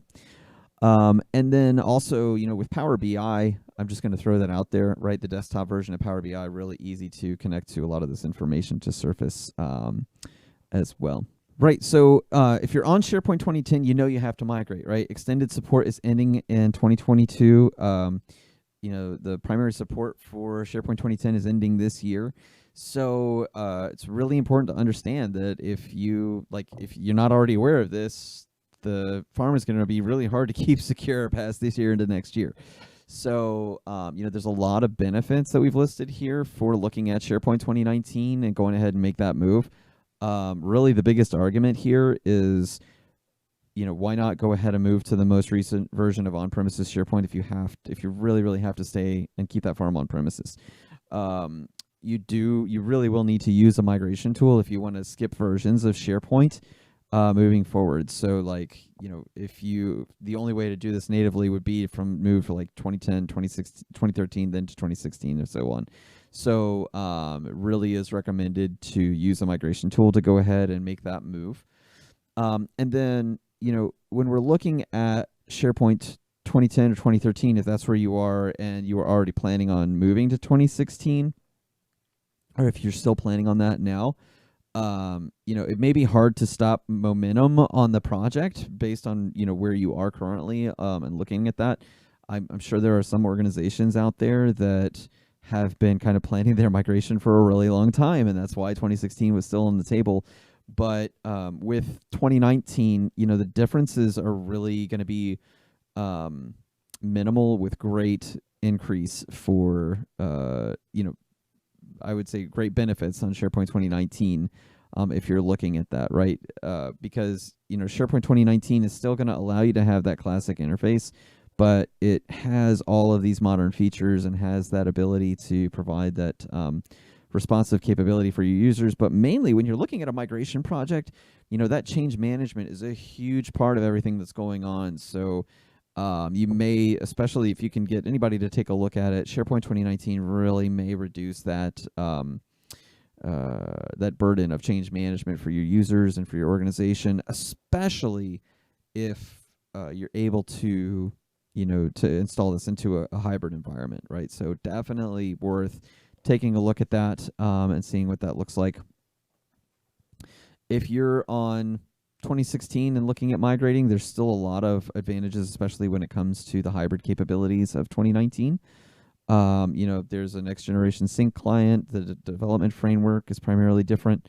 So if you want to maintain, again, that classic look, you still can.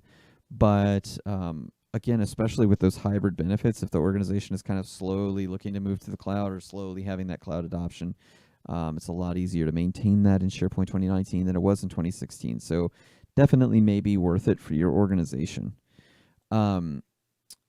So yeah, again, thinking about your goal for that is going to be really, really important, and diving into those considerations for yourself is going to be primary as well. Like, why are you migrating? Why is your organization looking at migrating the content from your previous farm? So definitely, again, when it comes to any kind of a migration, I really want to stress this because I've just seen this so many times, just planning and understanding what you're getting into when you're migrating content, and really understanding the structures, the metadata, the security, and the format of the content in the old farm, right? The legacy environment.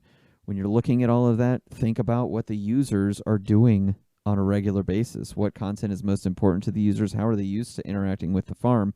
And what may or may not be easier for them in the new environment, be that hybrid or solely on premises, right?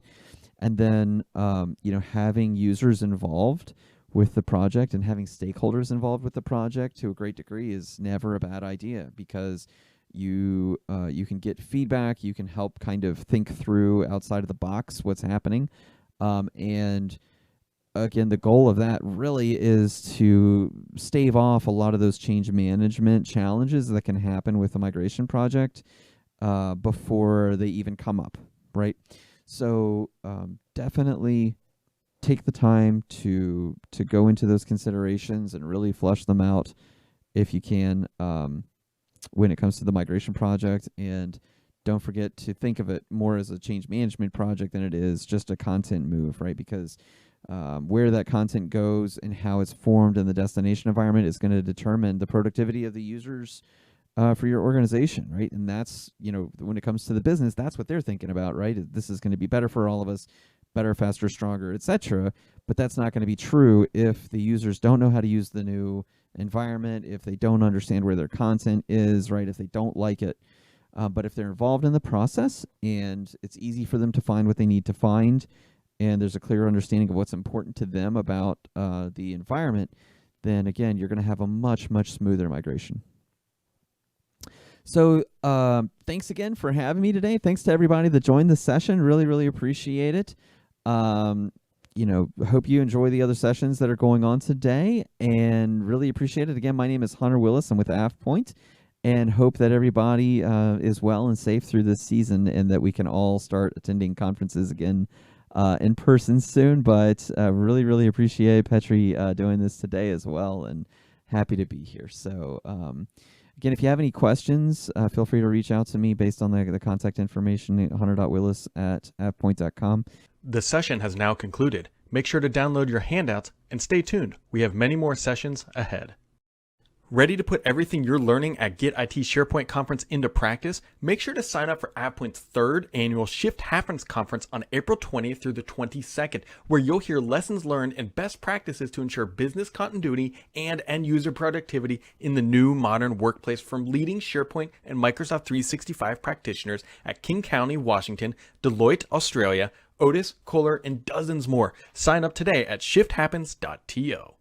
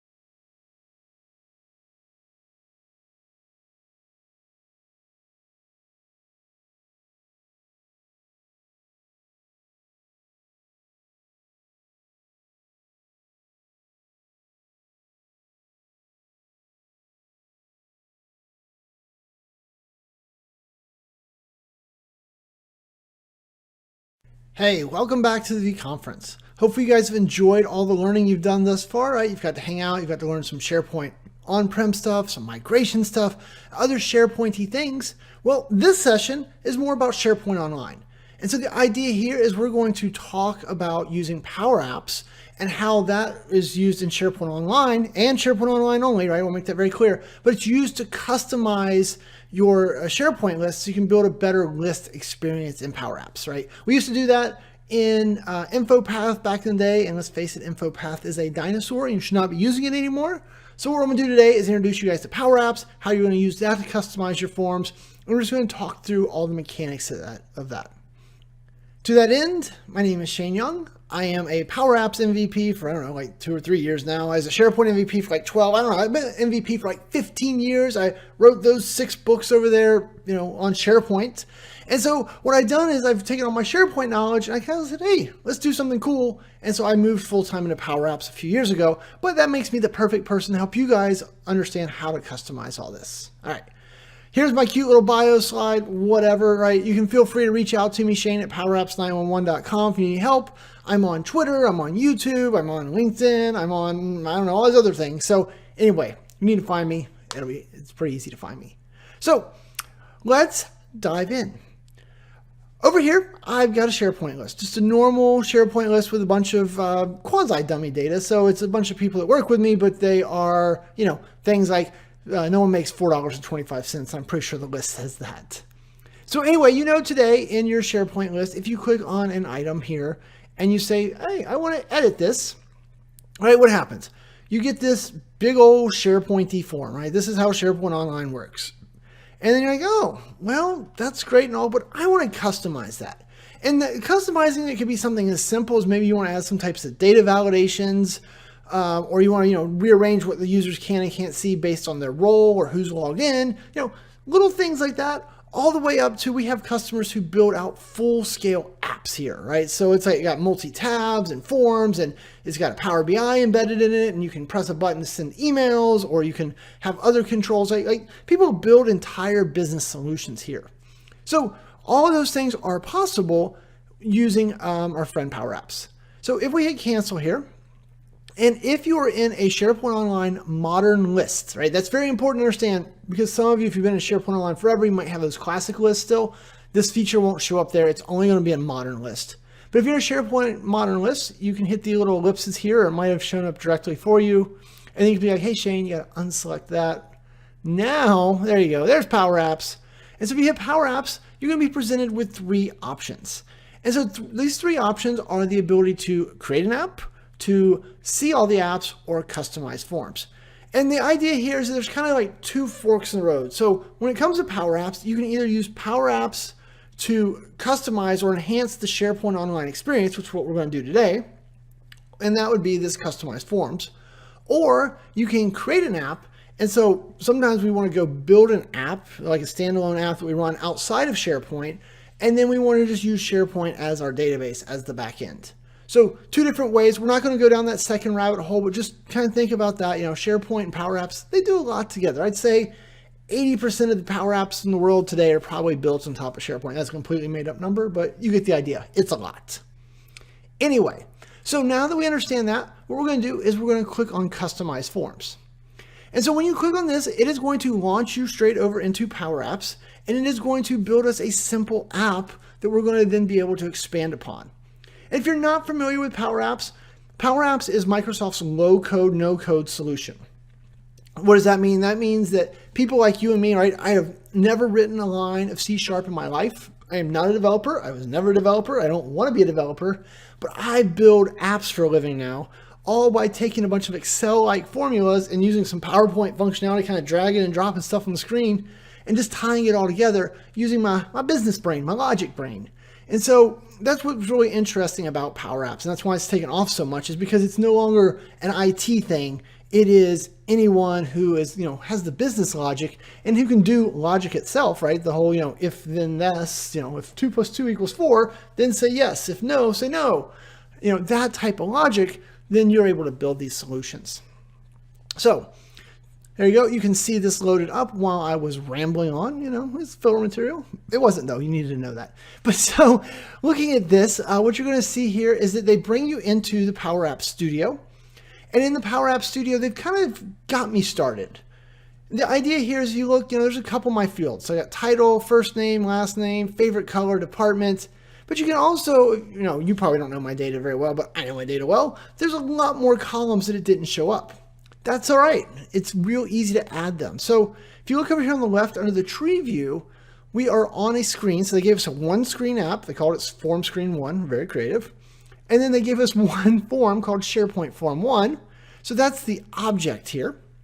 And if we go with that selected, so just make sure it's selected over here on the left. Over here on the right, if you click on Fields and Edit Fields, you see the 5 that we have. So I can be like, oh yeah, I want department to be right after last name, right? We can rearrange, pretty simple. Yeah, not very exciting. But if you say add field, this is going to show you all of the fields from your SharePoint lists. And it can be all of the fields like, age and I don't know, there's employee email and, different types here, right? Good at their job. What is their hire date? So I can pull in all of those, those are all fields I've created previously, but also I can pull in fields like ID. And so ID, there's an example of a field that is a SharePoint generated one. We can't even edit it, but we can still display it over here because sometimes you want to see the ID of the item. I find myself wanting that all the time. So anyway, we'll click ID too, why not? So we'll say add. And if you're wondering how is my SharePoint list defined, I've got all of the details of my SharePoint list, how you could recreate it yourself. So like where all the different column types and settings, that's all available in the download. So feel free to click on go register for the downloads below and you'll be able to get that information. But so now that we've added all of that, we can just close out of this thing and you can see that all of these fields are available to be worked with. And now if you hit play, you're like, all right, awesome, right? I can edit these different fields. ID though, ID is not editable, right? Because that's a system generated, system controlled field, but it's still able to be displayed. Okay, I don't know what that all does yet, but that's all right. What we're going to do at this point is we want to go see what happens over in SharePoint now that we've made some very simple tweaks. The other thing I'm going to do before we leave though, I'm going to click on my form again, just click on the left here. And I'm just going to set the color to, I don't know, this cute little pale green, right? Ooh, right, very, very soft, gentle. Is that like seafoam or something? I have no idea. But one of the reasons I do that is I want to be able to like prove to myself that I'm using my Power App form. And by, I know the standard SharePoint one's white. This one's green. So we're just going to roll with it. Okay, so we've made a custom form. If we say back to SharePoint now, it's going to say, hey, do you want to save and publish this? So in Power Apps, saving is one thing. All right, so saving your work, that's probably a good idea. And Power Apps actually will auto save your app every 2 minutes. So you're in good shape there. But what's going to happen is you're not going to, the people that are consuming it, so the users of my SharePoint list in this case, they're not going to see those changes until I have published my changes. The great thing about this means is that I can create a form, work on it, publish it. Yay, they're using it. And then, the boss comes back with a list of tweaks. She's like, hey, I hate your seafoam green. I want it to be cyan. I don't know what color that is either. I'm kind of, not good at colors. But, I could take her list of demands. I could come over here and I could work on them and, tweak and spend the days, the weeks, the hours, the months, the years, probably not that, more like the seconds, to make all of her changes. But my users aren't going to be affected. They're not going to see any of my changes until I publish them again. So anyway, with all that to say, all we're going to do here is click Save and Publish. And so after a few seconds, it saves. It's going to then jump us back into SharePoint. Hey, SharePoint. And so then now if we click on my boss's record, right? Nicole, you can see this little blue spinny. This tells me Power Apps is loading. There is my beautiful green color. And you can see that, look, I see all my data. Awesome. But now, if I don't go up here, you can see that the form is in view mode by default, right? So when you click on this, it just launched it in view mode, which means I can see, but I can't change it. And if I say edit, then you can see that all the fields that are editable, like good at their job, will say she's not, ha ha ha, don't tell me. But so I can change all this data. Very cool. ID still not editable because Power Apps is smart enough to know that it can't edit that anyway, so it doesn't let the user even try. But so then now, right, awesome possum, we hit save. And so then now you can see if we scrolled over here to the right in the list, Nicola is not good at her job. So there you go. So we know that our changes are working, right? We've made a change, we've customized it. And for a lot of our, people first getting started, that was it. That was the profound moment they needed, was just that one little thing. But I'm allowed to talk to you guys for much longer than that. So we're going to go through now and start to get into more of the details and understand a little bit more about what's going on. So the first thing I'm going to do here is I'm going to say Power Apps and I'm going to say Customize Form. This is going to take us back over. Now, and you notice this back and forth takes a long time. So this time when we go back to SharePoint, we're going to do it slightly differently so we don't have to wait on this whole interface to load, close, load, back and forth, right? I'm an impatient person. I do not want to wait for that. But I'm also a nice person and just cut out all that waiting for you. Ha, you're welcome. All right. So now that we're back over here, it drops us in. It's like, all right, here's where you left off. Everything is great and groovy. Now, what do you want to do from this point? That's really up to you, right? So you could come in here. We can start to continue to customize this form. And that's probably the most common thing is people really just want to change what fields are shown. Maybe they want to add different types of data validations to the fields. They want to add controls, but you can do all this. And it's really important to note, as we are exploring this, like, all right, I get this, but, I want to go watch some YouTube videos or go read more about the documentation, how to do this stuff. Keep in mind that this is just normal Power Apps at this point, right? I am not in some weird version. So if you go find a Power Apps YouTube video on customizing forms or adding tabs to forms or those types of things, all the things, even if they're not doing it in the context of customizing a SharePoint form like we are, all of those same exact techniques work. There's nothing special about this version of Power Apps versus that version. So you can watch and learn from there and apply it here. So keep that in mind, right? Now, the first thing I probably want to do here is I want to go with whiz bang, right? I want a wow you feature. So one of my favorite demos to do with here is I'm going to grab this form and I'm going to make it smaller. Whoop, and kind of pull it up here somewhere. Power Apps automatically handle the scroll bars, right? This is the beauty of no code platforms. It's like, oh, Shane hid some stuff, but he needs to get to that stuff. So here is, a scroll bar. And so then I'm going to go up here to the insert menu. This is the treasure trove. This is where all the fun is inside of Power Apps. And so if you're like, all right, awesome. What are all the things I can do? Go and learn about all of these, right? This is my favorite thing, is to teach people how all these different things work. But let's just jump straight in here to under charts. One of the fun things is you can embed a Power BI tile. And so now I'm going to be like, hey, I want to connect to my workspace, and then I have a dashboard called SharePoint class orders and then orders.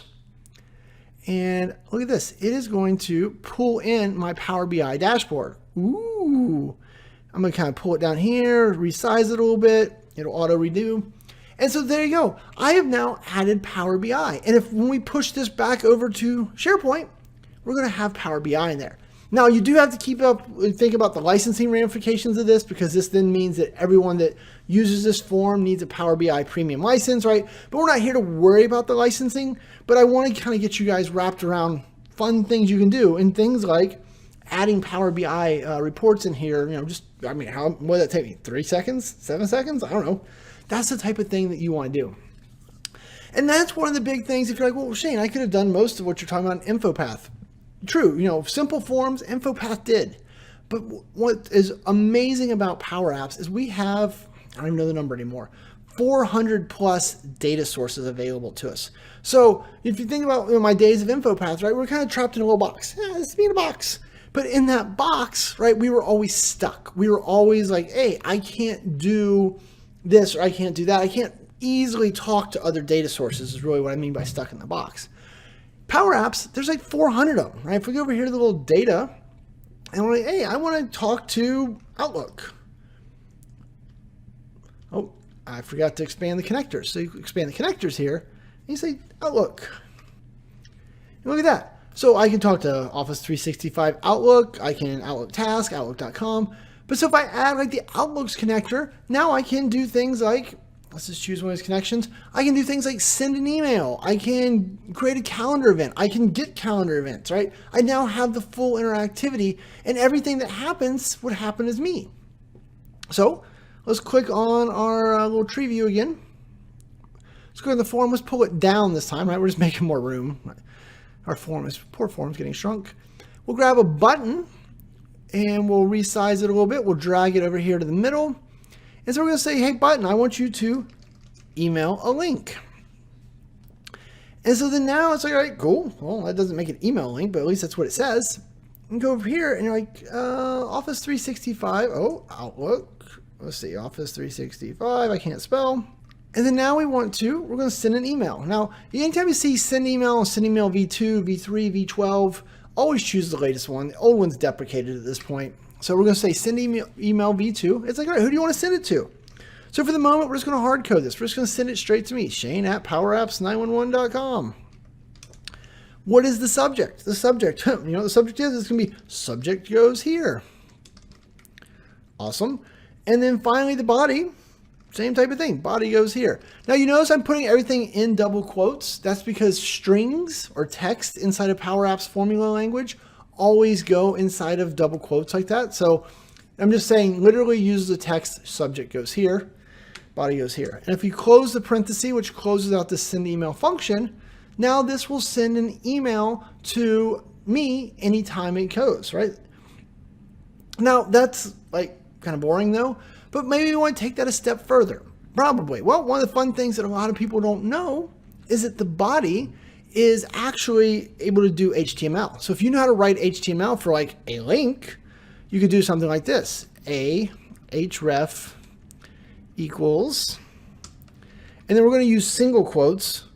So we're going to put the link right there, and then we would close that, and then we'd say link, and then like so. Something like that is what the URL or the HTML syntax for a link or an anchor tag looks like. Now in this href though, what do we want? We want a link to our SharePoint item that they're looking at. So now what we're going to do is we're going to write a little bit more complex of a formula. We're going to do a string concat, right? So we're going to take two strings and stick them together. So body goes here, href. We're going to do a close our string. Then we're going to do an ampersand. So that means take, so we have that first string. Body goes here all the way through the single quote. That's our first string. And then add on to that string, we're going to use a special object. So when you do these SharePoint forms, you get a special object called SharePoint integration. That is how this form knows what SharePoint list it's tied to and what data is going on there. So we can do SharePoint integration. That returns us the object that we're the SharePoint connection. So then now we're going to say, hey, I want to get the selected item. So which item in the SharePoint list did they click on, which is how we know what to show, right? We're showing Nicola's record. Hers is a currently selected record. And then we're going to say for that, there is a column called link to item.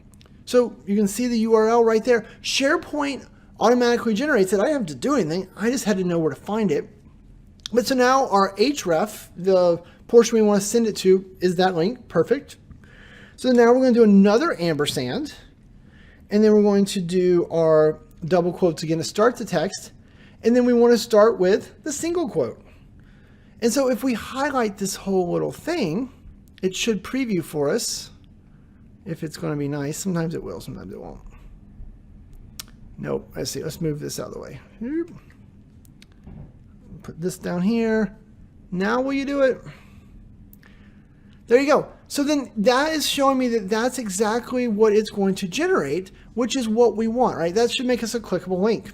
The cool thing is we can hit the play button, the preview button, click email link. And then now let me switch over my email and grab that email. Boom, look at that. So subject goes here, it's from me, to me. Now, if you're wondering whose it's from, it's always going to be from the person who pressed the button. So if I logged in as Nicola, it would come from her. If I logged in as Chewy, it'd come from him. Whoever presses the button needs permissions to send an email, but then we're going to use their account to send it. And then last but not least, body goes here, and then we did the link. Let's click on that, or tap, as you might say. And look at this. It is loading us straight into SharePoint. So we are able to send out a link straight to our SharePoint form. Also notice this SharePoint form is the green one. It doesn't have the Power BI at the bottom or the email at the top. The reason for that is because we haven't published our change yet, right? We haven't pushed our changes out there, even though we've been making those changes in our app. So let's push this into SharePoint now. So what we're going to do this time, we're going to do it slightly different, right? Because we've said we want to do this with less work. So we're going to say File, we're going to Save. So this is forcing the save to happen now. I think you know what the save button does. If you didn't, did you know this is a floppy disk, not a save button? Yeah, I know. Then we're going to say Publish to SharePoint. So this is going to publish our changes out. And now that it's published, what I'm going to do is I'm going to go up here, I'm going to right click on this, and I'm just going to say Open this in a new tab. So that way I can just have both SharePoint and the list open at the same time, and I don't have to keep like closing and opening Power Apps Studio, because you saw last time, that might take 30 seconds sometimes, and I ain't got 30 seconds. So that looks good. And with that looking all nice and pretty, what I want to do now is let's click on this record, and look at that. Our form loaded. There's our email link button now. And then our Power BI report hopefully is going to load, but if it doesn't, we're not going to judge because, you saw it working over there. It's easy for me to mess those up over here. There we go. The silly thing finally loaded. Who knows? All right. But what's also important, remember we talked about the form has more fields than it can show, but it would just put a scroll bar in here. So I'm just able to scroll through these, and the email link works just the way you'd expect. And it's dynamic. So like if we click on Chewy's record here, let's click Chewy, we'll email a link to Chewy's record. Then I'm going to get an email again. Let me grab that. So there's the email. And if we click the link, this time it should load in here. It opens up Chewy. It's asking me to authenticate. That's fine. But look at that. There's Chewy's link and we get the new version. So very, very fun stuff. Very cool stuff. But you just have to kind of, work your way through it step by step to get there. So now that we've done that, let's switch back over to Power Apps again and let's talk more. And maybe before we switch, let's look at one other thing. So if we hit New, you notice that we get a blank form to fill out.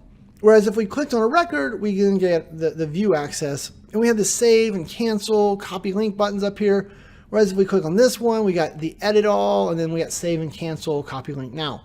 So you're like, hey, I see a bunch of buttons here, but if we switch back over here, in Power Apps, we don't get control of those buttons. And for the longest time, that drove me bonkers. I'm like, what do I do? How do I deal with this? Well, it turns out that if you want to deal with that, what you're going to need to do is you're going to have to be like, all right, well, if you click on the SharePoint integration object right here, they've hidden it from you. Hit the drop down. Look at this, on edit, on new, on save, on view, on cancel. So this is saying, on cancel is when the person clicks this button, what do I do? I don't know. So we say on cancel, it resets the form, SharePoint form 1. Remember, that's the name of our form. So it resets that form back to its default behavior. If we go to on edit, it puts the form into edit mode. Makes sense? And then, if we go down here to on save, so on save is what submits the form, which that's what says, hey, I'm good with these changes. I want to have this go.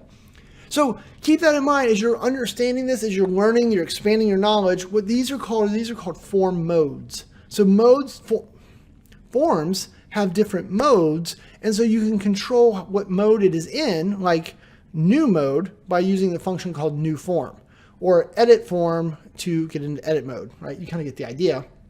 But that's a really important moment for you because as you build this first simple list, it's not too hard. But as you start to think about, man, wouldn't it be great if I triggered a Power Automate flow when all this happened, or when I got done, it automatically sent emails, blah, blah, blah, blah, blah. Whatever you're after, you can add the functionality here into all this. So for example, maybe we want to email a link off to the form every time. So we could grab this and we could say, all right, over here, we would go, now, I'm going to show you one way to do it, then I'm going to tell you not to do it, but we're going to show you first. So you just say, hey, on save, when you're done, do a semicolon, and then you paste it in. Now, I should mention, if you're in a region where the comma is your decimal separator, then you actually would do a double colon or double semicolon. And everywhere that I'm using commas, you use a single semicolon, right? So there are some slight variances to their low code, no code language, depending on your particular country's language. How do you handle decimals in a number? Okay, that's my disclaimer there. Anyway, so now that we've got that there, so the idea here is when I hit save or submit, it would submit the form and then it would send an email off. But I'll be honest, I don't want you to ever do it this way. That's bad. But I wanted to show you the semicolon, that's why I did it there. So let's get rid of that. In reality, your forms are going to have something called, oh, nope, you got to click on the form first, Shane. The form has a property called onSuccess. So here you can see that it's already a couple things here. So this is what happens after a form is successfully submitted. So someone pressed a button that said submit form, this form, like the save button. So onSave did this. When it's done submitting or saving your changes, it is going to reset the form. So that is what tells the form to go back into view or edit mode, whatever its default mode was. And then request hide is what makes it disappear over here, right? If we say we just changed Nicola 1, when we hit save, the request hide is what makes it hide that little panel. So this is important for two reasons, right? One is you probably were wondering why that happened, or you should have been. But two, this is my chance to remind you that you're able to reverse engineer a lot of this stuff. You know, if you're trying to figure out, like, if anytime somebody comes to me, they're like, hey, this isn't working, I don't understand what's happening, I always tell them, make a new list, customize the form, and then come in here and see how they did it in an untouched version, right? Because a lot of times people have spent days, weeks, months in here making tweaks, and then they broke this one, and I can't get it back to the way it was. Probably fair. So I tell them to go look at a default blank one and look at how that one is set up, so they can then be like, oh yeah, I forgot to put request hide in here. Got it. Anyway, what we want to do is put our little semicolon back in there, and then Office 365 send email. So then this should do this is going to do all the things it was doing, and then it's going to just automatically send an email at the end. You also might be thinking, well, Shane, I don't want to just always send the email to you. I want the user to be able to email themselves here. That's great. So in Power Apps, there is something called the user function, and that's how you know who's in your app. So if you grab this form, we're going to make it smaller again. When we're done, this form's not going to exist. We're going to add a label. And so labels are a great way to figure out and understand, to troubleshoot, to learn in Power Apps. Because labels just show whatever data you give them. So I'm going to use a label. I'm going to say, hey, use the user function. And so it says, hey, I'm a record. Well, that's not what we want. But look, that record, and record means like row or line of information. It has a full name column, me, my email address, me, and the image, my pretty picture. So you see these things. So you just go up here and go user.email. And now you're going to see Shane at Power Apps 911. So that is a way to get my email as a string. What's great about this, though, is this is no longer hard coding it to me. So if Chewy logs in, it'll say Chewy at Power Apps 911, right? It's never tied to a specific user, or it's the current logged in user. You can't use Power Apps anonymously, right? Everyone has to have an account and a license to use your Power App. So to that end, Power Apps already knows who you are. But so now we can go back to our little on success, instead of hard code sending it to me, we could send it to user.email. And so then now this would send the email to the user. There's other ways you could go about this. You could prompt the user. You could use the Office 365 users connector to show them a drop down of all the users in their org so they could choose who they wanted to send the emails to, right? There's so much more to learn here, but because you've got the 400 plus connectors, you've got all of these different options to go and do all this. Okay. So I'm liking what we've done here, right? I mean, other than my form looks terrible, but I promise you're going to learn to make these beautiful. It's just, I want you to learn. I always try to focus on learning mechanically first, beauty second. So a couple other little quick tidbits here. What if you want this form to be bigger? We had a customer had over 105 fields they wanted filled out. I didn't think it was a good idea, but they wanted it. So what they did was they went in here and they said, hey, file, settings, and then they went to screen size and orientation, and they said, instead of using large or small, they went to custom, and then they changed this thing to be, let's just make it 800 wide. They said apply. So then now this is going to increase the screen real estate. So look at how much bigger my form got.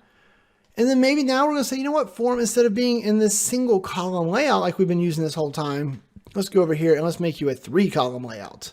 Ooh, look at that. Now we've kind of got everything up where we could see it. Maybe we'll take the Power BI just down just a tad. And so, with a little bit of finagling there, we kind of rearranged things and did it. So there we go. We'll pull that over. I don't know why I left this on the screen, but since it's there, we'll make it nice. And so now we've made it a little better. Now we're going to say, hey, file, save, and then publish to SharePoint again. Perfect. Now, if we go over here and we immediately click on Greg's truck driver record, we still see the old one. Okay. This is because it's cached. 9 times out of 10, you can do a refresh here. And then now we'll be able to click on truck driver and we can see that it's loading wider and that we know that it's about to happen. Sometimes though, you get really caught into making these little minor changes. It's hard to visually tell if you've made the change or not. In those cases, I'll put a label on the screen. I'll put just a little V1, V2. I'll just write it in the bottom corner. So in that way, I can visually confirm, am I seeing the new form or the old form? But this one obviously isn't. But you can see now it's taking up more of the space because we've made it horizontally wider. We went to the columns. We got all of our fun stuff up here. So great example of how this works. And here, I'm going to show you, I'll do the whole Julia Childs. I'm going to take it out of the oven. Let me show you an example of this, of what it looks like when you do it a little bit nicer. One sec. Okay, so here's one that I built in one of the classes I teach. And so here, if we go right here, you can see that this is the example of the same concepts, but done, in a more drawn out fashion. So I could do them in a pretty way, but you can see that, you've got a nice looking form here. You've got the email link option. If we click on that, you can say, oh, look, I can even choose who do I want to send it to. So I'm going to send it to Allison, sure. And then I can hit the send button, and this screen apparently didn't get the pretty treatment, but you get the idea. And so then this would send a link to this to Allison, or I can cancel out. And what's really cool here is this Power BI report. I'm actually using query parameter filters. So you can see that like Jennifer had no activity on September 9th, but if I go in here to Greg's record, you'll see that it should reload. And Greg had, stuff he did on September 9th, but he did less on September 3rd. So, you can go a lot further with these solutions. As I mentioned earlier, we have customers who've done things like tabs and a lot of different little neat interfaces there to make it better, a little more robust as they wanted. Okay, so switch back over to our original one. So now let's say that you've rolled this out and you're like, all right, I want to do more with this. This comes up a lot. So there's a few things I want to talk about here. So the first one is, if you know much about Power Apps, we'll go back to Power Apps. Often what we do, or the way that Power Apps works outside of this customized SharePoint form, is we actually have to, manage the app a little bit differently. Because we then, once I build a new app, I then need to save it, publish it. I also have to share it. So I have to say I want to share it with Chewy and Ferguson and Nicola and the whole team, right? I have to push it out.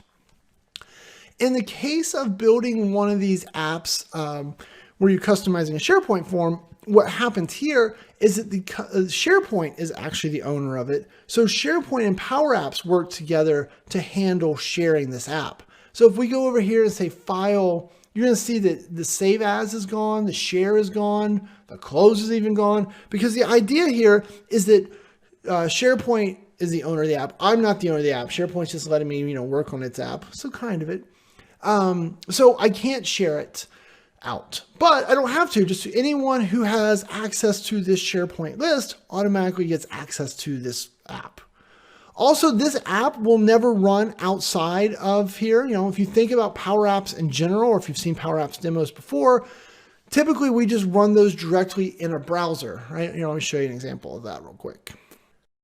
So this is an example of a tablet-sized app that has been deployed separately, right? So I'm accessing it directly from the app's URL in the browser, but it's a full tablet app. It has SharePoint on the back end, but that doesn't matter. I don't even know that as an app user. It just happens to be my data source. So all I'm doing is running the app directly here.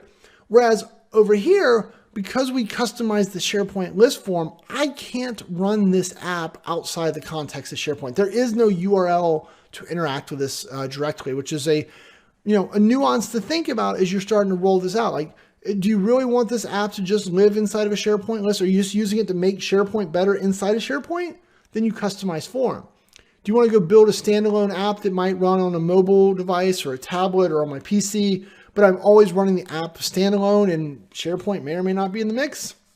Then you're going to just build a straight up Power App. So a little bit of a nuance there.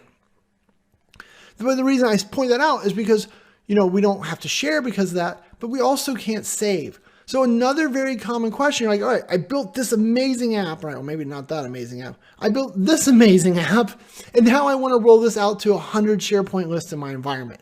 There's no native way to do that, right? There's no way for me to say, take this customized SharePoint form, pull it down, and then go push it out to 20 or 30 other different SharePoint sites. There's some different ways. I've seen people like on the internet talk about it, hacky stuff of maybe ways to do it, but natively, as a Power Apps guru, I would just tell you, if you want the same functionality in another SharePoint list, sorry, you got to go rebuild that thing yourself. Okay.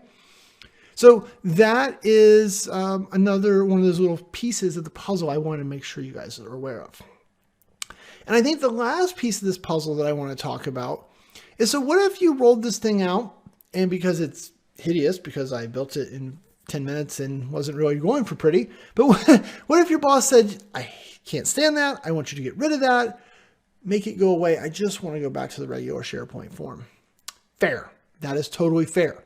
So what you could do is we'll go out of here. And as a list owner, I'm going to go up here to the little cog. I'm going to say list settings. And so down here we have form settings. And so when this loads, you'll see over here that it's all right. I'm using the customized form already. Now, if you're like, maybe I can talk my boss into it. Maybe I can make it better and still kind of get there. You could just click the little box here and say, use the default SharePoint form. And then that would go back to the default SharePoint form. Awesome, right? That's what your boss wanted. You can also, then at that point, you have the ability to continue to work on this one, right? Trying to get back in their good graces, maybe. Or you have the ability to delete the custom forms. If you're like me, I've probably built 100 forms for this list, and I just randomly delete them so I can do the demo again. But you get the idea that, this is where you manage it. So a lot of people, this is an important step of the puzzle for them because they want to come in and, either be able to turn it off or manage it a little better. That's all here. And anyone with the, list, the ability to manage the list permissions will be able to do that. Because remember, even though I built this form, I don't own the form. SharePoint owns the form. All right. So that's our custom list form. And, keep in mind, there's a lot more you can do over here. So let's just go back over here and talk about this for a second. So I would really tell you guys, I want you to explore. I want you to start to figure out what are the different things up here. And we get into scenarios, you saw this as an example of a very pretty, elegant app, right? In reality, it does almost the same thing. It's just a couple of buttons and some forms. So you can build that type of same beautiful experience over here. You have to learn, but make your app work before you worry about making it pretty. Also, we didn't get into it a lot here because I don't want to overwhelm you, but you do have the ability to start to customize these more and more. One of the things a lot of people miss is that there's a little ellipse right here. So we clicked on edit fields, and here we can add a custom card. And so then now we could say, all right, well, custom card. Oh, let's click on edit fields again. Let's pull the custom card up after last name right there. And then I can come in and be like, what? I want this little thing to stretch the whole piece. There you go. I can kind of resize it. So now my form is kind of getting a different little bit of spacing. Oh. And then maybe we're going to go in here and be like, and I want you to have a different color fill. We're going to do this beautiful, right? We're going to continue our, making this thing as ugly as humanly possible. But there you go. So now we've made it an orange bar. And then maybe we're going to throw a label inside there. And we'll just take the label and we're going to say, hey, label, center your text, make it 24 points. And then we're going to go down here to color, make it white. And then we'll be like, section 2. And so we can start to kind of design this thing and give it a little bit more of a personality, make it look a little more like InfoPath, which I hate doing, but I know a lot of you, that's where your brain starts because you've done a lot with InfoPath at this point.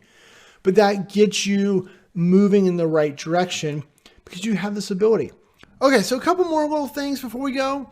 One, you might be noticed this yellow warning triangle up here, the delegation warning. So this is not something we're going to cover today, but I will tell you guys in your apps, if you have delegation warnings, that is something you need to look into. They can cause a lot of problems. In this particular case, you're going to see that this is the only delegation warning you're allowed to ignore in the world is on these customized forms, this little first portion. Don't even think about it. You're allowed to ignore that. Every other time you get a delegation warning, find out what that means and solve it or ask yourself if you're okay with it. Another thing we want to talk about, so delegation makes me think of data sources. So over here we added, Outlook. Keep in mind there are 400 plus, and it's everything. It's Azure SQL. It's this platform called Dataverse for Teams. It's Teams itself. It's Project. It's Planner. Project Online. All the pieces of Office 365 are here. But also, to get to 400, there's things like Salesforce and MailChimp and Twitter and YouTube and Oracle. You can even talk to on-premises data. I know a lot of you might have those on-premises SharePoint servers. You can even add that as a data source to your online SharePoint Power Apps forms. Pretty cool, right? Remember, Power Apps forms, though, are not available online. So even if you're thinking about that, you're like, Wait, I just said that wrong. Power Apps forms are only available online. So if you just rolled out SharePoint 2019 on-prem, you're like, hey, I want to add Power Apps to that. You can't install Power Apps on your premises. Sorry, it's just not a thing. It's probably never going to be a thing. So, but you can expose your SharePoint 2019 through the on-premises data gateway so that Power Apps Online and SharePoint Online can talk to it. So a little bit of a different way of thinking, but it is possible. So lots of data sources. I definitely recommend you explore those. Also keep in mind, you're looking at those. Some of those are premium, which means you'll need additional licensing. A lot of them are standard, which means the free license, the Office 365 included license that you're using to do what you're doing here is available there as well. So that's that. One other thing I'd be remiss if I didn't show you. In this class, we don't get deep enough to have to show it, but I'm going to show you anyway. If we jump over to a new browser tab, and then here I want you to search for Power Apps Formula Reference. And this documentation right here, this is the single best piece of Power Apps documentation on the planet. Yes, even better than my YouTube channel, I think. No, this is the great starting point, right? Because this is every single function that is available in the language. So if you're like, hey, how do I format numbers so they look like currency? Well, scroll down here, there's in the T section, there is a text function. And so in here, it's going to explain the syntax for doing that type of formatting. The reason I bring all this up is because one of the biggest challenges that you're going to have is you don't know what you don't know. And this tool is made to help you understand that.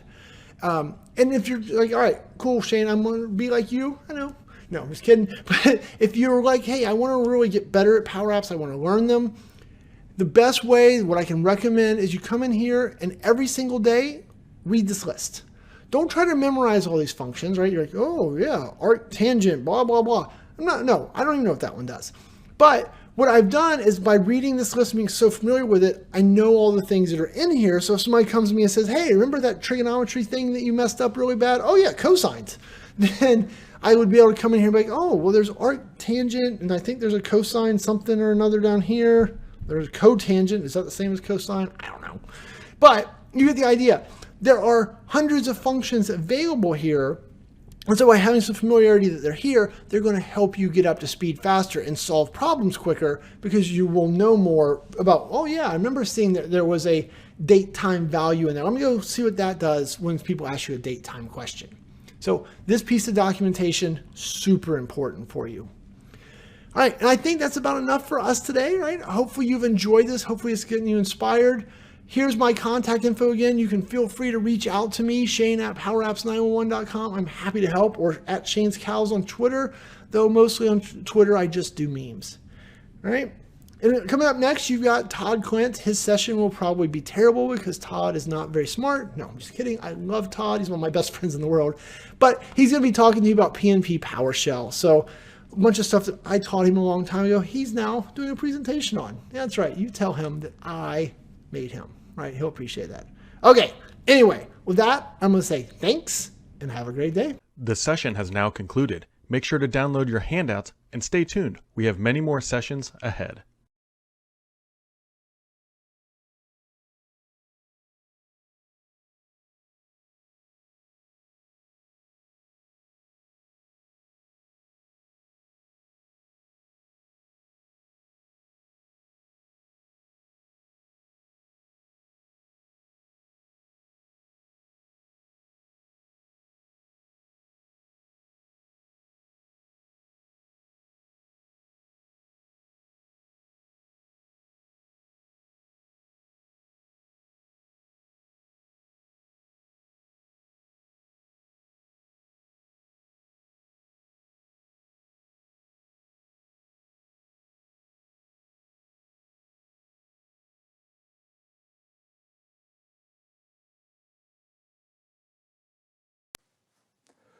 Hello everybody, and welcome to the next session of today's Get IT SharePoint Day at Petri.com. I'm super excited. I've been watching the content along with the rest of you today, and it has been amazing, good stuff. I've learned a lot. I don't know about you, and I know that we've got this session and then one more, and then you get a chance to run off to your jobs, run out into the world, and put some of this good information to use. What will I be talking about? Well, today I'm going to be talking about the new PNP PowerShell module, what's in it, why you should care, how you get it, how you can take advantage of all that good PNP goodness. And that's what we're going to spend the next little bit talking about. But first, who am I? This should be a title, vanity slide, needs no introduction. I'm Todd Klint. I am one of the writers here at Petri. I've written some books about SharePoint. I'm a SharePoint, Office 365, Microsoft 365, whatever, MVP, have been for 15 years or so. I specialize mainly in SharePoint, but these days you can't do SharePoint, SharePoint Online, without also doing Azure and Teams and PowerShell and Azure AD and all of those things. So I do all those things, but mainly with an administrative focus. That's really what I do. I don't develop, I can't make pages look good. Anything like that. But I do Office 365 consulting from an admin perspective. You can hit me up on Twitter if you would like. I am at Todd Klint on Twitter. You can also email me. The longest email address I've ever had my entire life, todd.klint@sympraxisconsulting.com. We do nothing but Office 365 consulting at Sympraxis. So we've got devs and design folks and me and all kinds of great stuff. So if you need consulting for Office 365, go to SharePoint or go to sympraxisconsulting.com. And then finally, I've got a blog. You can go to www.toddklint.com. All the things that I'm going to talk about today are in blog posts there. So obviously you can watch this video, you'll see links, but you can also go out to my blog and see all the great PowerShell and PNP content there. Before we get started, I did want to clear one bit up. At Petri, we take technical information very seriously. When you come here to Petri, we want to make sure that you're confident that anything you hear or read is absolutely correct. We want you to be able to go back to your jobs and put all this to good use. I was watching earlier along with the rest of you, and I saw something in a previous session that I wanted to correct that wasn't completely accurate. In Shane Young's session, he said this session was not going to be very good. That is incorrect. This session will be very good. He said that I am not very smart. That is also incorrect. I am very smart. I have it on very good authority. My mom told me just yesterday how smart I am. So, I mean, I figured that's pretty trustworthy. And he also said that he taught me everything that I know, everything that I was going to teach you. He was very close on that one. That is the closest that he came to saying anything factual. What is true is he taught me everything he knows about PNP PowerShell and PowerShell in general. But turns out that's not actually very much. So it's not all that I know. So hopefully Shane is watching this and he'll be able to learn some things about the PNP PowerShell as well. Now that we've got that errata, those corrections out, let's dig in and let's see what we got. So first, what is the PNP PowerShell? I don't think I'm overstating things when I say that it is the premier PowerShell module that Microsoft 365 admins such as myself and yourself need to do our jobs every day. There are many modules out there for Office 365, and you need them all. There's Exchange, and there's Teams, and there's Power Apps and Flow. There's Azure. There's just a bunch of them. SharePoint, the SharePoint official one. There's a bunch of them. They all have different niches, but this one is kind of the best one. It's like kids and pets and all that. You don't want to pick your favorite, but don't tell the other PowerShell modules. The PNP module is my favorite. Just between us here, circle of trust. What makes it so great?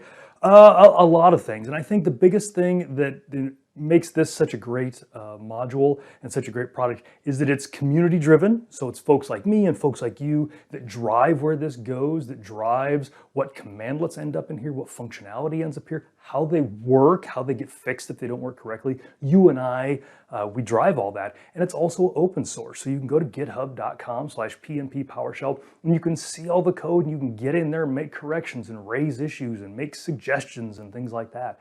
And it has really helped this product evolve. And I think I would be remiss if I didn't mention another thing that makes this great is the leadership, the folks that run this project. Erwin von Husen is kind of the main guy, the big dog, the godfather of the PNP PowerShell. We would be nowhere without him. And his dedication to this has really made it what it is today. But there's a bunch of folks up there that run it. And without them, this wouldn't be where it's at. So thanks to all of them, but that's why you're best. And I think we would probably also have to thank Parker, the PNP mascot there. I had to throw him on a slide here somewhere. You can actually get Parker swag if you go to the PNP website, hoodies and t-shirts and belt buckles and all that. So that's great that this is the best PowerShell module, but why do we care about PowerShell at all? Why should we go to this trouble to learn PowerShell? There's all kinds of great UIs out there. Why don't we just use those? The reason that I've embraced PowerShell is because I'm inherently lazy. And out in the cloud, there are a lot of things to do, a lot of objects to manage. And that's just a lot of clicking. My mouse and arm gets tired, my mouse and shoulder gets wore out, my mouse and finger, it loses some of its... But with PowerShell, we can do repetitive tasks across a lot of objects really easily. And so the UI is great. I'm a big fan of the UI. And sometimes if I just need to get one thing done and don't know how to do it in PowerShell, I'll get into the UI and I'll do a couple of things. But when we're really serious about managing the cloud and managing Office 365, there's a lot out there. And PowerShell lets us touch a lot of objects at one time, repetitively. And that's one of the reasons why I really embrace PowerShell.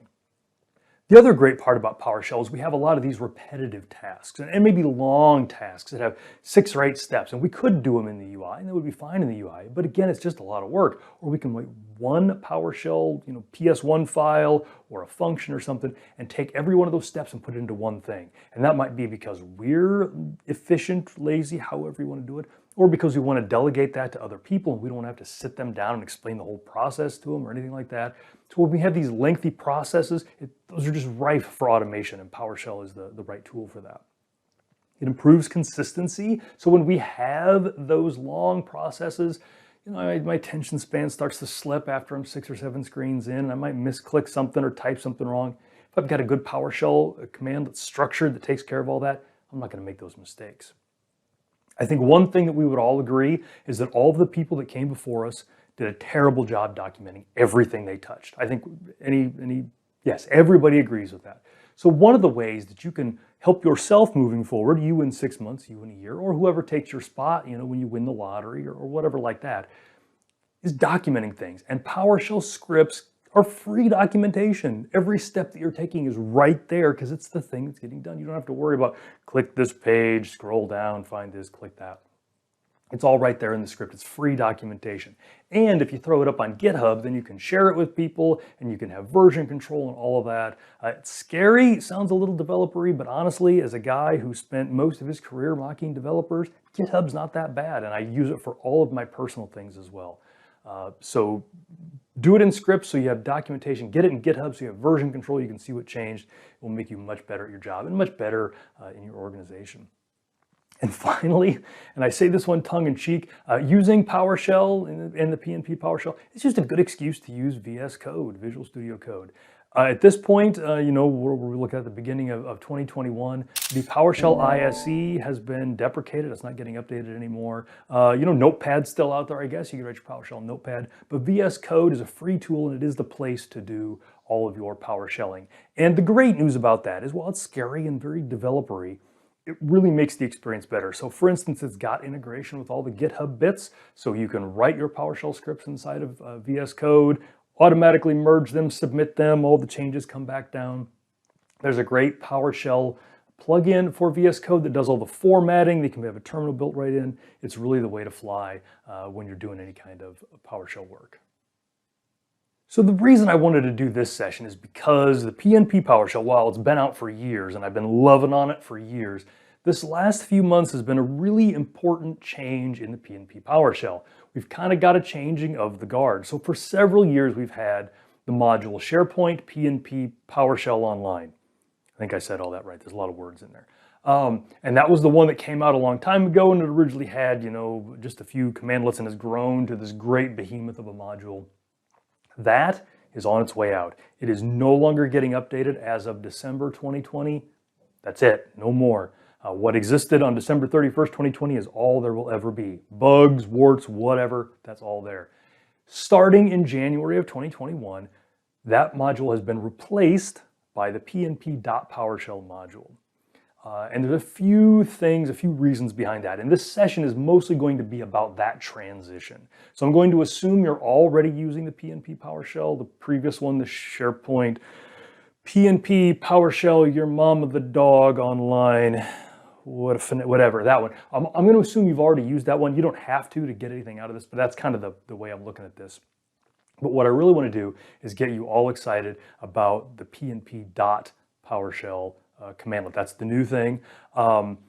Now, Erwin and the team, they recognize that change is hard. They really agonized over this big change that we're talking about now, but it really was the best thing for them to do. So the obvious question is why? Why put us all through all this if it's going to be so tough? And if it's going to take guys like Todd, 40 minutes to explain it all to me, what is the reason behind this? Well, there's a lot of things to love about the new PNP module.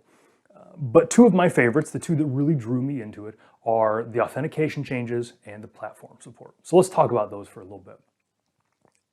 When the SharePoint.pnp.PowerShell.online, when that whole module came out, 15 years ago or whenever it came out, obviously its focus was SharePoint. It's right there in the name.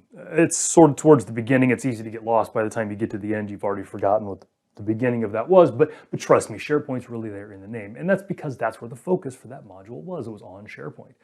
As time has gone on, Office 365 has just gotten better at getting itself connected. So for instance, Teams. Teams comes out and you need to be able to store files if you're in Teams and upload files and share files. Well, it doesn't make sense for Teams to write its own file storage, who's and what's it.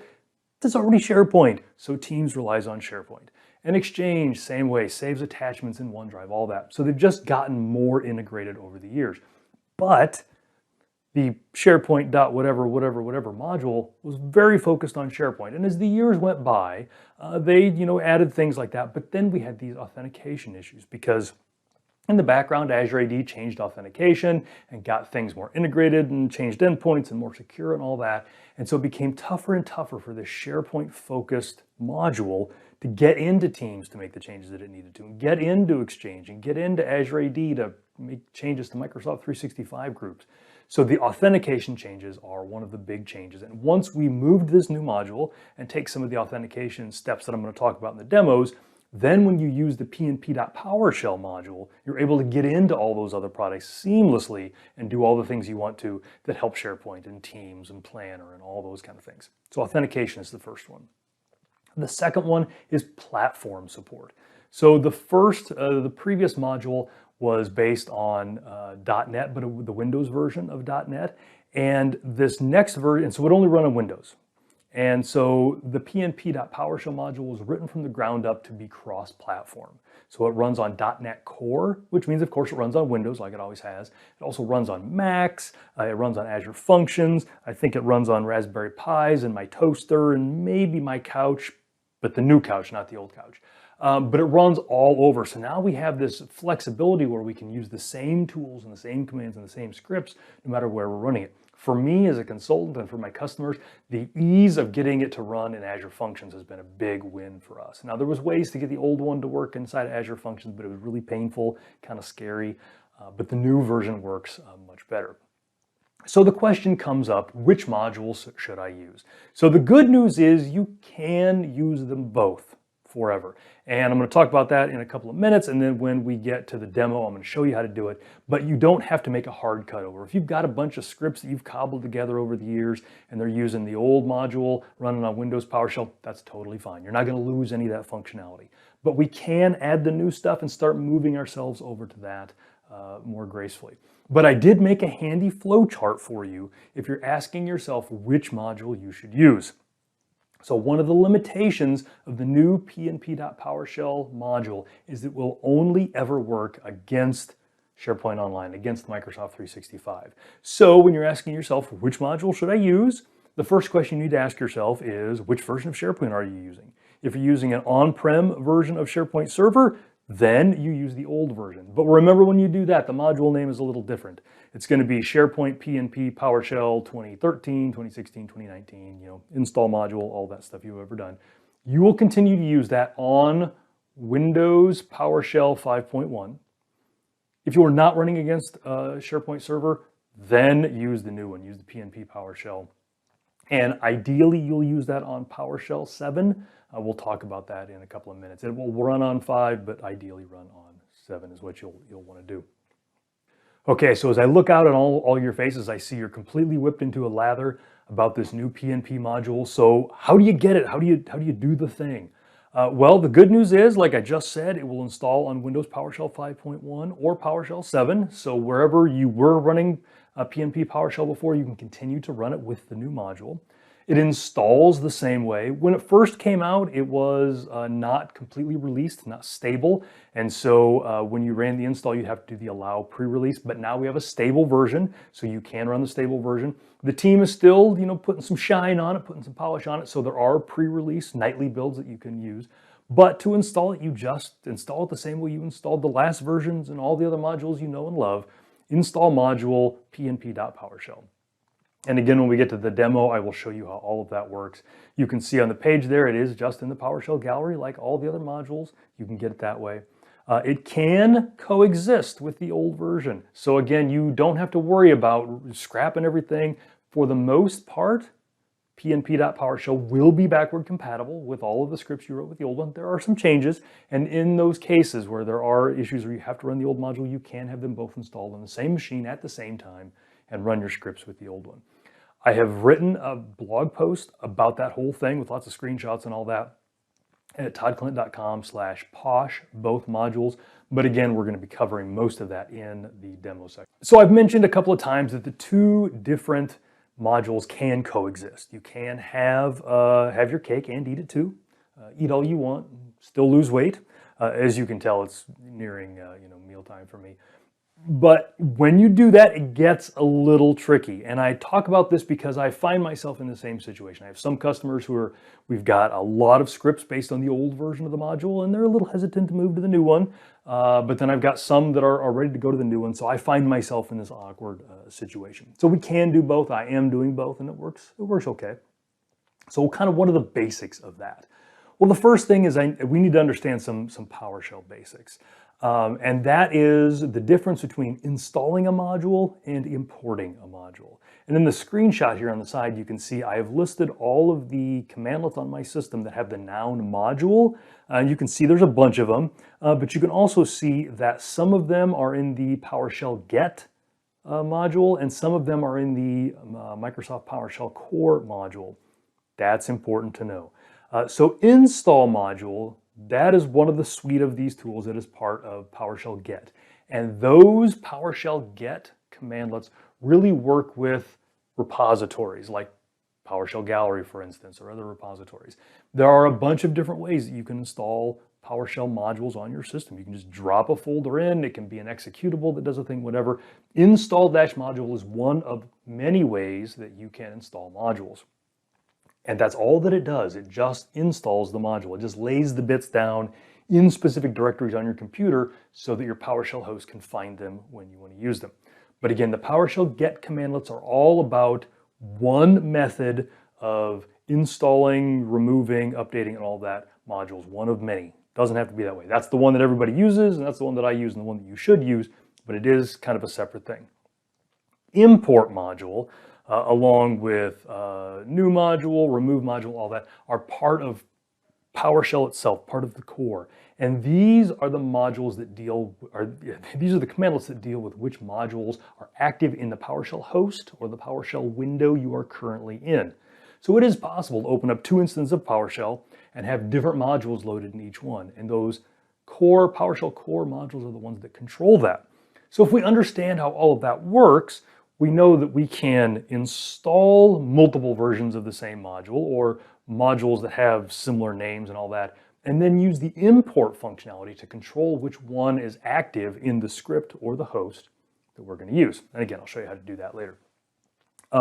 If you want to keep the old version around, the SharePoint PNP PowerShell Online, and start fiddling around playing with the pnp.powershell module, you can use the install module, pnp.powershell. You'll have to use the switch allow clobber. If you don't, when you do install pnp.powershell, PowerShell is going to whir, you're going to hear some gears turn and all that kind of stuff, and then your screen is just going to be full of red text. And if you read all that red text, it's going to say, hey, I couldn't add this commandlet because it already exists on your system. I couldn't add this commandlet because it already exists in your system, all 500 and however many of them there are. So if you run that same command, but you put allow clobber, that tells install module it's okay to clobber over those commandlets that are already there. And we'll talk about how to handle that in a minute. But allow clobber is the fix. And if you get that big screen of red text, if you read through that, it will tell you that. So if you forget about this, and you try to do this and you get this big screen of red text, my plea to you is to just go ahead and read the error, because it will spell it all out for you as to what's going on. Okay, so the trick for having the coexistence of these two modules is to understand where they get installed and all of that. So the next bit that I've got in there, the PS module path, shows you where PowerShell can find modules. And that line is less about having two versions of the same module installed. That one really helps you if you've got PowerShell 5 and PowerShell 7 installed on your machine, and you want to make sure you can use it in both, because you've got a bunch of things that you wrote in 5 and you feel more comfortable in 5, but you know you should start moving to 7. That module, PS module path, shows you where modules are installed, and if you run that, you'll see that 5 and 7 share a bunch of module paths. For instance, 7 will, it's got a bunch of paths that say, modules PowerShell, because that's its name now. But it also, to be backward compatible, looks in modules Windows PowerShell, which is where 5 installs them. So if you do the install in Windows PowerShell 5 and you do it in an administrative prompt, it will store those bits that it lays down in a place that 7 can also find them. So that's why I put that in there. And then the bottom bit is you're just like, I can just see you're scratching, you're kind of working through this. You're like, well, it's great that I can have both modules installed in my system, and I suppose I can use this whole import module business to control whether pnp.powershell gets installed or whether SharePoint, PowerShell, PNP, ABBA online gets loaded. But what if I want to have them both loaded? What if I'm doing something super tricky and I want to make sure they're both loaded? Well, PowerShell's got you covered. When you do import module, one of the optional parameters is -prefix. And if you specify a prefix, when you import that module, it will put that prefix in front of the noun. So for instance, one of the things that I have done is I wrote a script that had both in there, and I was trying to move things around and I didn't have a chance to refactor it all. So I imported the old version. I did import module, SharePoint, PowerShell, PNP online, -prefix old. And then all of those commandlets came in with the old prefix. So connect-old PNP online. And that way I could call them separately without them getting clobbered. Now that's a pretty advanced move and all that, but I did want to bring that up because as I was researching the blog post about all this, that was one of the things that came up. I think right now with the PNP and the SharePoint Online, depending on the different versions you have and how PowerShell is installed, you might not be able to import them both because of an app domain collision. That's really super deep and don't even worry about that. But you do have that prefix option. I did want to show that off a little bit because that was something that I learned when I set this up. We've covered kind of the platform changes that you can run this. I didn't cover how to install this on a Mac or on my toaster or in Azure. That's kind of outside of the scope of what I want to talk about. Honestly, and for a bunch of those, I don't even know how. But you can install those. It's all on the install page.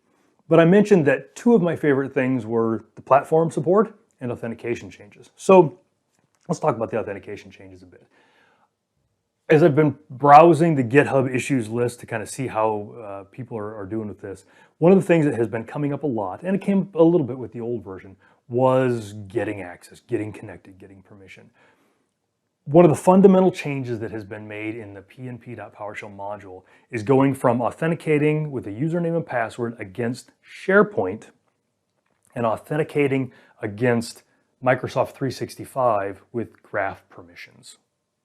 Very complicated, again, feels very developer-y and all that. You don't have to completely understand it. It's helpful if you do. But what you do need to know is that to get full functionality out of the PNP PowerShell module and to have minimal frustration when you create your tenant or when you install this PowerShell, the first time you want to connect to a tenant with pnp.powershell, you need to run register-pnp management shell access as a global tenant admin. A lot going on there. Okay, so what happens there? When you run that commandlet, and again, that's part of the PNP module, it creates an app registration in Azure AD. And so an app registration, just like it sounds, is something that applications have been using forever to give themselves very discrete permissions inside of Azure Active Directory. This is what the pnp.powershell module uses to allow itself to do work against SharePoint, but also to do work against Azure AD and create Microsoft 365 groups and do work against Teams and be able to create new Teams tabs and all those kind of things. Since it's not just SharePoint that the PNP has to authenticate against, it does it at the Azure AD level. So what happens when you run this commandlet is an application registration is created in Azure AD, and you can absolutely see it, and we'll look at it when we get into the demo. It is given the permissions that this module thinks it's going to need when it does its work, and then specific users are given permission to access that application registration. So once that has been run and registered and consented to and all of that, then when you run connect.pnp online, you give it a username and password that has the permissions, and then it uses that application registration to get into the things that it needs to get into. Sounds complicated. I totally oversimplified all of that.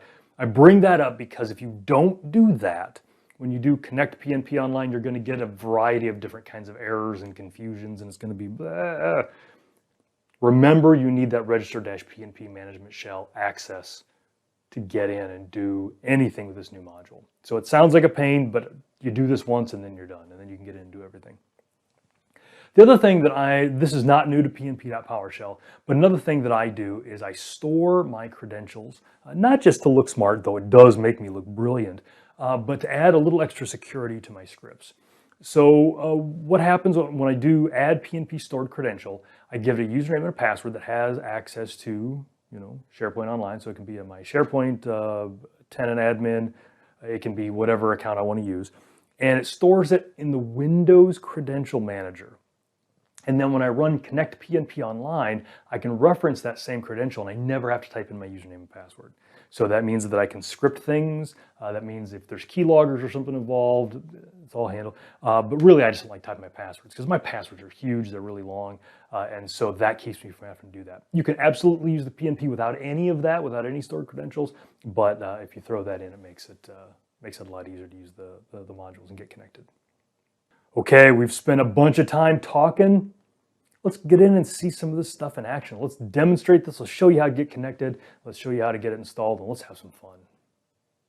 Hello, everybody. For comfort, for the demos, I've moved over to my desk, because again, slip into something a little more comfortable.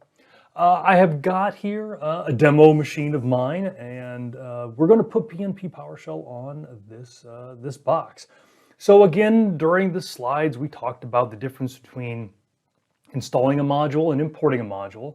So I'm going to go ahead and open up Windows PowerShell 5.1. I should feel a little embarrassed about this, a little dirty.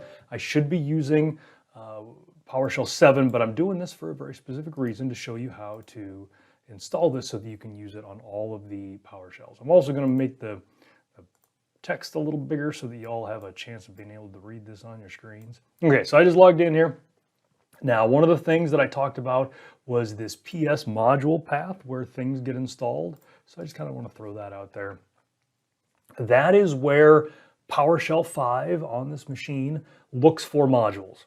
And that is if I type import module specifically with a name, or if I reference a commandlet that PowerShell doesn't know about and it starts looking for it, those are the places that it looks. So I also talked about the different commands that talk about modules. So let's look at those, and that's those. I spelled that wrong. We want the noun, not the name. Okay. So again, these ones at the top are for PowerShell get, and that's our friends install, find, update, all of that. Those just lay the bits on our machine, and then get, import. Those are the core ones that we've got. Okay, so let's see what we've got installed right now. So let's look at get installed module. Churning, gears, steam, all that in the background.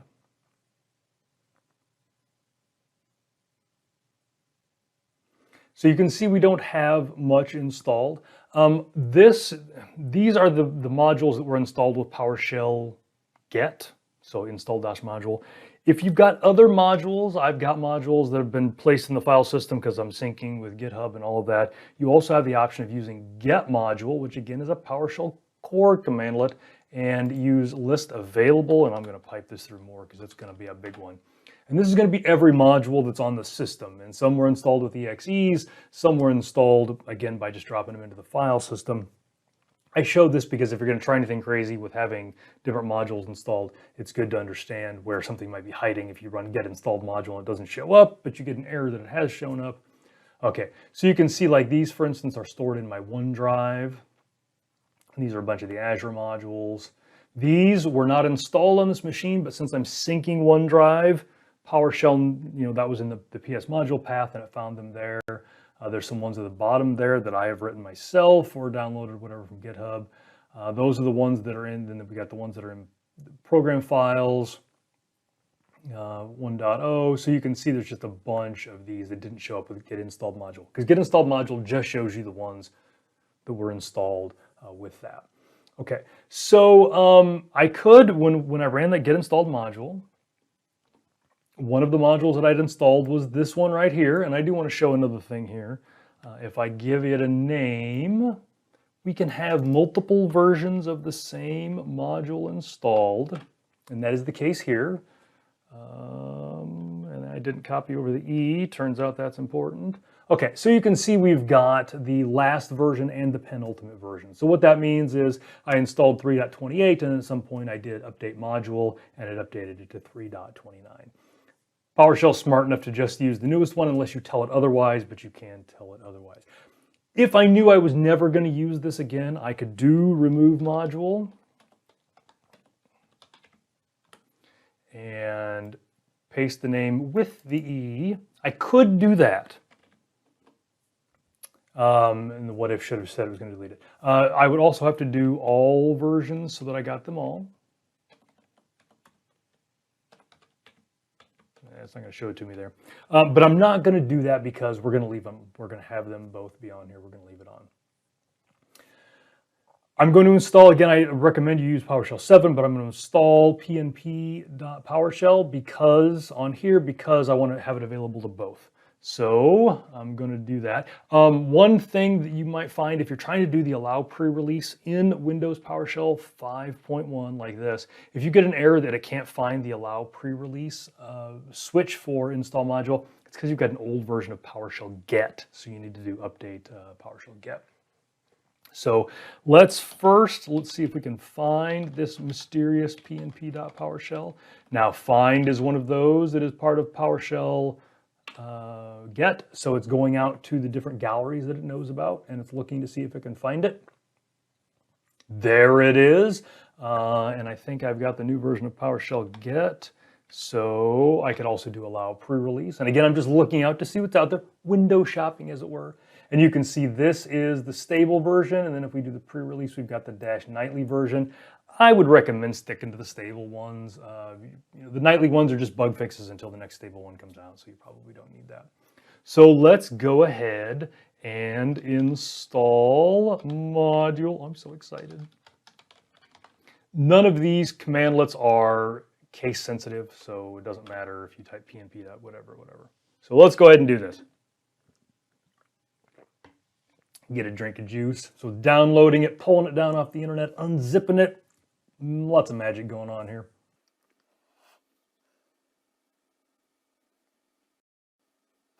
Well, that got ugly fast, huh?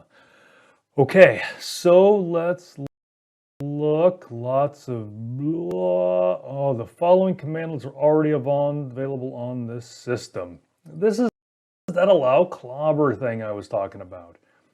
Use when you can't tell with the black on the use allow clobber. Okay, so what this is saying is you've already got a module, the SharePoint, PNP, PowerShell, whatever. It has all of these commandlets. So if you want to install something that's got both of those, it's kind of a, do you know what you're doing here?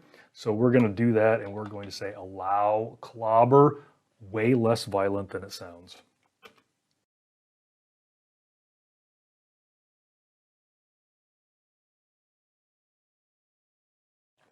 All right, that's it.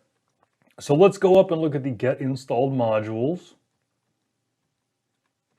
See if it shows up there. There it is, our shiny new module. Aw, that's so cute. So now it is there. and we can use it. So let's also, I've got many PowerShells here. And one of the things that I didn't really hit on hard when I was talking about the slides is you can have PowerShell 5 and PowerShell 7 installed at the same time on a machine.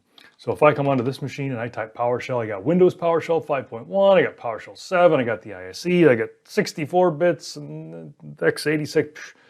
That's not a problem. So I'm in 5 here. Let's see what happens when I pop open 7. So I've got 7 down here. And again, I'm going to make this bigger text for y'all following at home. There we go. And let's do get installed module. Oh, I've been having problems with that on 7. Let's try this one. Okay, so again, we got the ones in OneDrive. We've got some ones that are in PowerShell 7. Okay, there it is. So we can see right here, that's the one that we installed. And you can tell that the Windows PowerShell 5 installed it because it says Windows PowerShell here. But 7 is smart enough to use it. Okay, so now you can't do anything with PNP PowerShell without connecting. So what happens if I look for get PNP online, or sorry, not get, connect PNP online. So there it is, we've got it. Now I would have expected that one to also show up. I'm a little surprised that it didn't, but we must have both installed. Anyway, you can see now that I've got the module that I installed in Windows PowerShell 5 allowed in 7. So I've talked about that's the installation. Now, how do you actually use it? So we've got the import thing now. So let's back both of these out. Let's start from scratch. And let's start a Windows PowerShell session.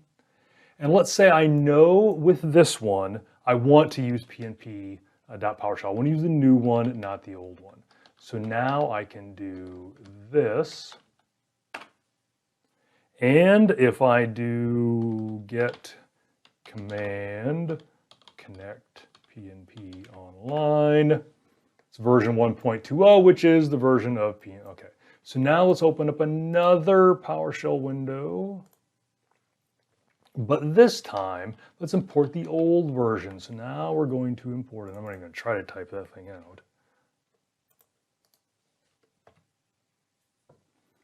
Okay, so this one's saying we've got some unapproved verbs. Naughty, naughty. But, you know, that's, I'm crazy like that. I'm willing to do that. And you can see it's the same command, connect PNP online, but it's the old version. So this is how you can have them both installed and use them interchangeably. Now, when do you need to use this import? So if you're gonna play with fire, you know, kind of have them both installed at the same time, you're gonna wanna run that anytime the PowerShell engine fires up. So in this case, that means when we open up a new host, this Windows 7 window here. But if you've got scripts and you're not sure what the environment's going to be, and you need to have one or the other, you can also throw this in your PS1 file or your PSM1. However, you can specify in your script which one gets installed so that you know which platform you're on. And finally, so let's do one other. Let's see if I can remove this. Remove module. And okay, and now let's do import module. I don't know if this is going to work. I might have to do a new window. Okay, so now if I get command, well, that's crazy. I imported this module, but I got that. Well, what do I need to do? I need to do that. So when I imported the old one, I gave it the prefix old, and so now all the commands are the same, but it's got that prefix there. So if I needed to have both modules installed in a host at the same time, I could do it. Bad idea, kind of crazy. Whoever comes after you is going to have a tough time sorting through this, but it is possible if you need it during transitions. We've got most of the platform things figured out, at least on Windows. We can run it in different hosts and different versions of PowerShell and all that. The other thing that I talked about was the connections and how the authentication piece was different. So let's close these windows out. Boy, you've been good to me. We talked about this whole crazy app registration thing, whatever that is. So let's open up Azure. And you can see I'm going to portal.azure.com. I am logging in as that account, not another account, that account. I don't want to see any recommendations right now, Azure. So I want to go into View Azure Active Directory. And I've got my enterprise applications here. So these app registrations show up in a couple of different spots. So here's one of them. And so you can see these are different products. This is a demo tenant, so these are ones that Microsoft gives us, Microsoft Online Demos. You can see some of these and they get in. You can also, well, and I guess before we get out of there too fast, notice there's nothing under PNP PowerShell. Nothing up my sleeve. I don't even have sleeves. And then we've also got app registrations here. So you've got them in two different spots. But again, I want to show no PNP PowerShell whatsoever. Okay, so how do we get connected? So I'm going to open up a new window here. Yeah, I want to make sure that prompt is good. Getting old, my eyes are bad. Okay, we stayed at 24. All right, so what do I do? So if I want to get connected, I would connect PNP PowerShell. I would enter my username.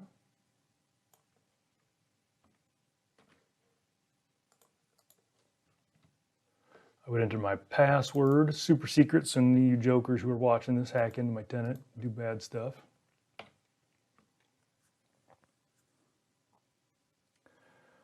Okay, so sad, scary red text. And unfortunately, this is a real bad out-of-the-box experience for people who try this new module. And you can see right now, there's kind of some help. We need an app registration, whatever that is. I'm going to work with the PNP team and see if we can't get some error message in here that says exactly what to do. But you can't get in, you can't get connected. And this, if you don't know what you're doing, this error message isn't very helpful.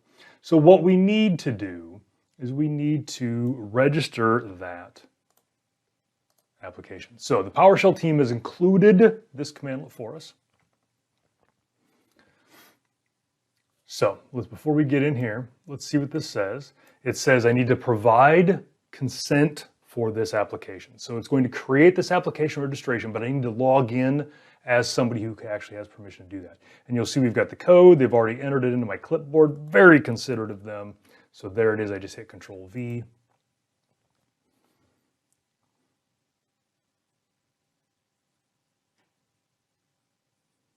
Waiting. Okay, so now who am I logging in as? So I need to provide a global admin, somebody who has permission to create application registrations in this tenant. So that's that user. Again, super secret password, so none of you jokers hack me.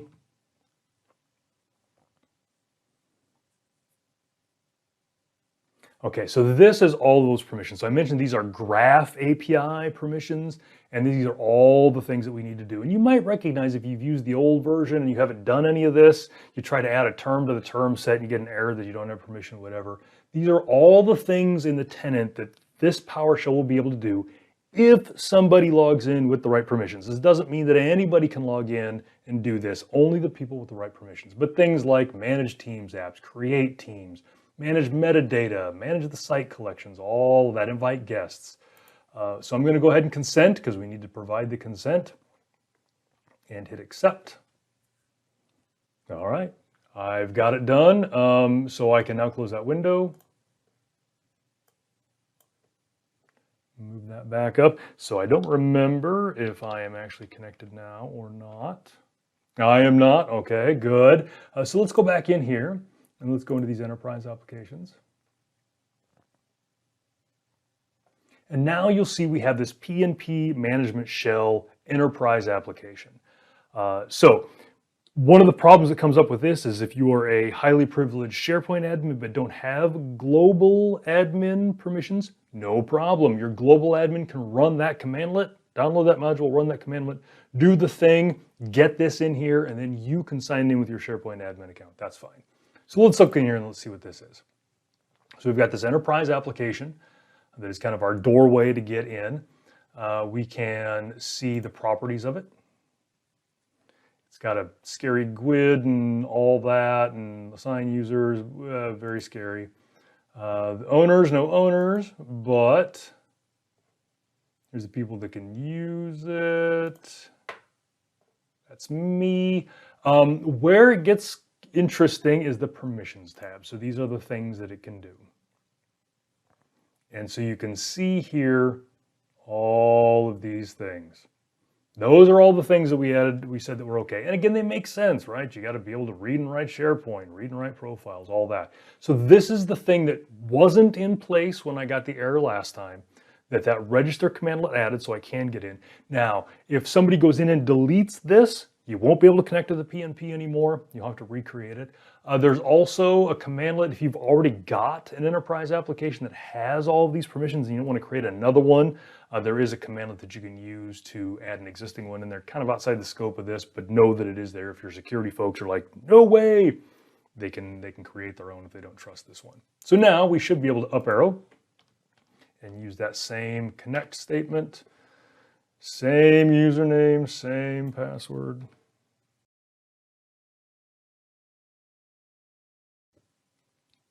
Now I'm in. So now if I do get PNP site, I'm in.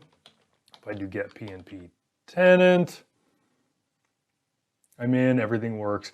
So that is kind of a departure. The previous version had some amount of this, but not to the extent, not the reliance that, that this version has on it.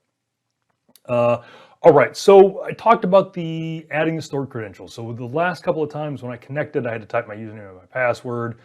You can see that all right here. Very embarrassing, a complete waste of my time. So let's disconnect. All right, so now let's add a stored credential. So first, actually, before I do that, let's come over here. Let's show you where these are at. This is not Fred. I don't care about Fred. These are not a PNP thing or a PowerShell thing or a SharePoint thing. This is just all part of Windows. And they're going to show up right in here. So let's add this credential. And my password for the very last time. All right. So now if I come in here, I think I got to pop over here, pop back. I've got this up here now. Just added it. That's it right there. So now if I go up, and again, the before picture, when I did my connect, it asked me for my username, entered my credentials, very embarrassing. Now when I come in and I do connect, it just works. And you're saying, yeah, but it cached something, that doesn't count, that's cheating. Let's do this. Let's do this. Let's open up a brand new one. So nothing's cached, nothing up my sleeve still. Connect. It's in there. What about PowerShell 5? Certainly it can't work in PowerShell 5. There we go. So super handy. I just love this. And then a couple of notes about this. It is just a stored credential. So I can use that with other sites. So let's disconnect here, just because, Windows PowerShell 5 offends me. Not excites me, offends me. And actually, I should just disconnect here. So I can use that same credential with other sites. So let's say I don't want to connect to the admin site, but I want to connect to the root of the tenant. So there's a credentials parameter here. I can pass a PS stored credential to that if I want, but I can also just give it the name. So again, that URL is different because so I guess I kind of glossed over it. When I don't pass credentials to connect PNP online, it looks to see if there's a credential with the name of the URL. And it used that automatically. This one, there's not one, so it will fail.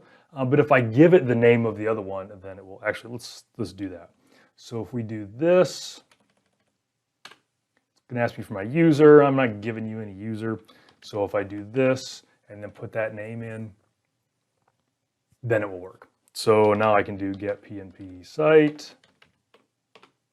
and I'm connected there. Okay, so that's pretty cool. Now, what is even cooler, and I don't think I have, I don't have the, so that is, again, just a Windows stored credential. So I can do get PNP stored stored credential. And I can save that. You can see it's just a PS credential object. So I can say cred equals, and then this is just a PS credential object in PowerShell. Now I can use this with any of them. I can do connect PNP or connect, MSOL, connect Azure AD, whatever. Any place that credential works, I can use that same stored credential and not have to type it. So I find that to be immensely valuable. I do everything that way when I connect with PowerShell, so I don't have to ever type those passwords again. So I have one other thing, and this is something I kind of added last minute because I've been seeing this show up in the GitHub repo, people having problems with this. So let's get disconnected. Yeah, well, perfect. So let's connect back up to the admin. There we go. One more. Keep going. There we go. That's the spot. Okay. So when I connect to the admin session, I'm connecting to the tenant, and I can get all of the sites and all the information about the sites. When I connect to a specific site, I'm connecting as a site collection administrator. Different authentication methods are used in the background. It looks the same because I'm using the same credentials and all that, but it's two different ways of getting in. And because of that, it can get confusing as to which way to do things. For instance, if I type get PNP site, that's the current site that I'm connected to. So it's the admin site, but if I want to do sitey things, I want to change a property to the site, I want to add a library, I want to change some settings, there are a few commandlets that have a get tenant version or set tenant version, and the nouns are different here. So PNP site is the thing I'm currently connected to as a site collection administrator. PNP site is some site in the tenant that I'm accessing as a SharePoint admin role person. And it gets confusing, but there's just a lot of different questions that come up about that. So you can see if I do get site, it's the one that I'm at, but since I'm connected to the admin, I get these tenant things. So the reason I bring that up, if there's any commands that have tenant in them, like these are the ones that you want to use when you connect to the admin URL and do admin things. If you do, so, and the reason I bring this up is because there's analogous ones that are like set site, set theme. If you try to use that when you're connected to the admin URL, it's a different authentication method. It won't work if you're not a site collection administrator. It gets very ugly. So if you're an admin and you're positive you should have permission and it's not working, look to see if there's a tenant version of that same commandlet, and that will probably get you where you want to go. All right, demos are great. Let's head back to the slides.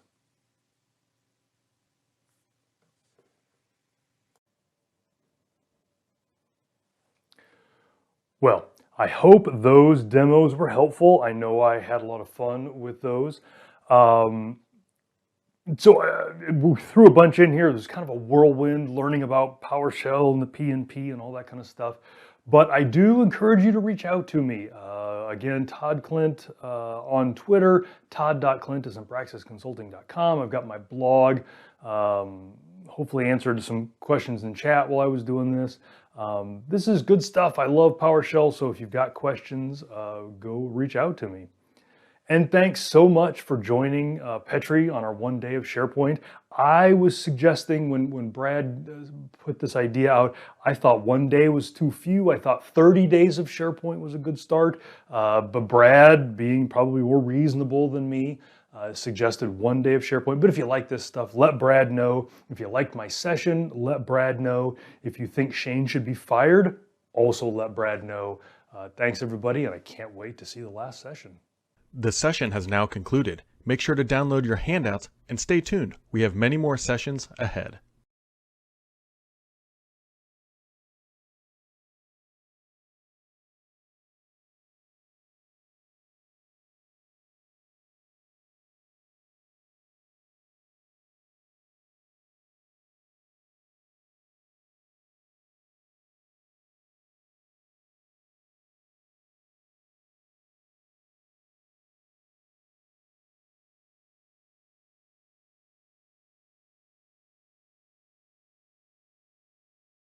Do you face daily challenges while working in SharePoint? Would you like to automate processes, save time, and work more efficiently without having to rely on power users? You can! QuizCom is your one-stop solution for all your SharePoint needs. With 10,000 plus clients and over 70 SharePoint and Office 365 products, we offer a solution for any SharePoint requirement. Let's take a glance at a few of our products. No-code, smart and secured forms. User-friendly and highly customizable organization charts. Data aggregation across your SharePoint Online tenant and MS Graph API. SharePoint and Exchange Online calendar aggregation. One-click convert to PDF and print.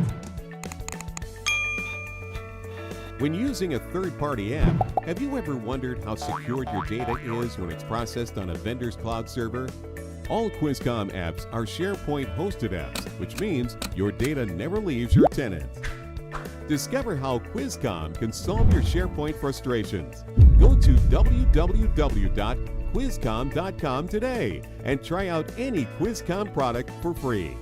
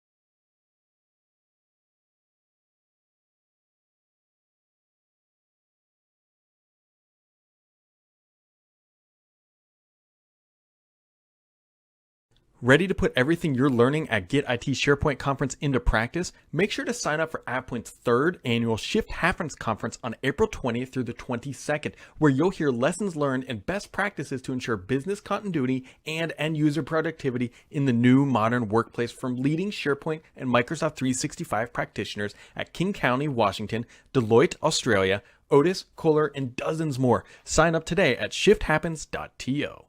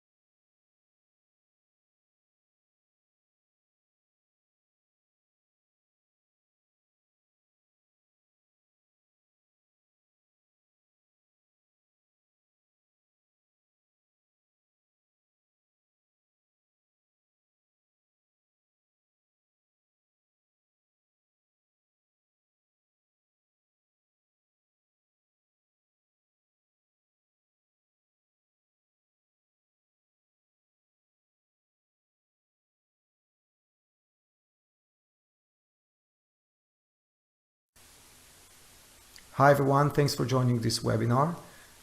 My name is Nimrod Geva. I manage the QuizCom product group.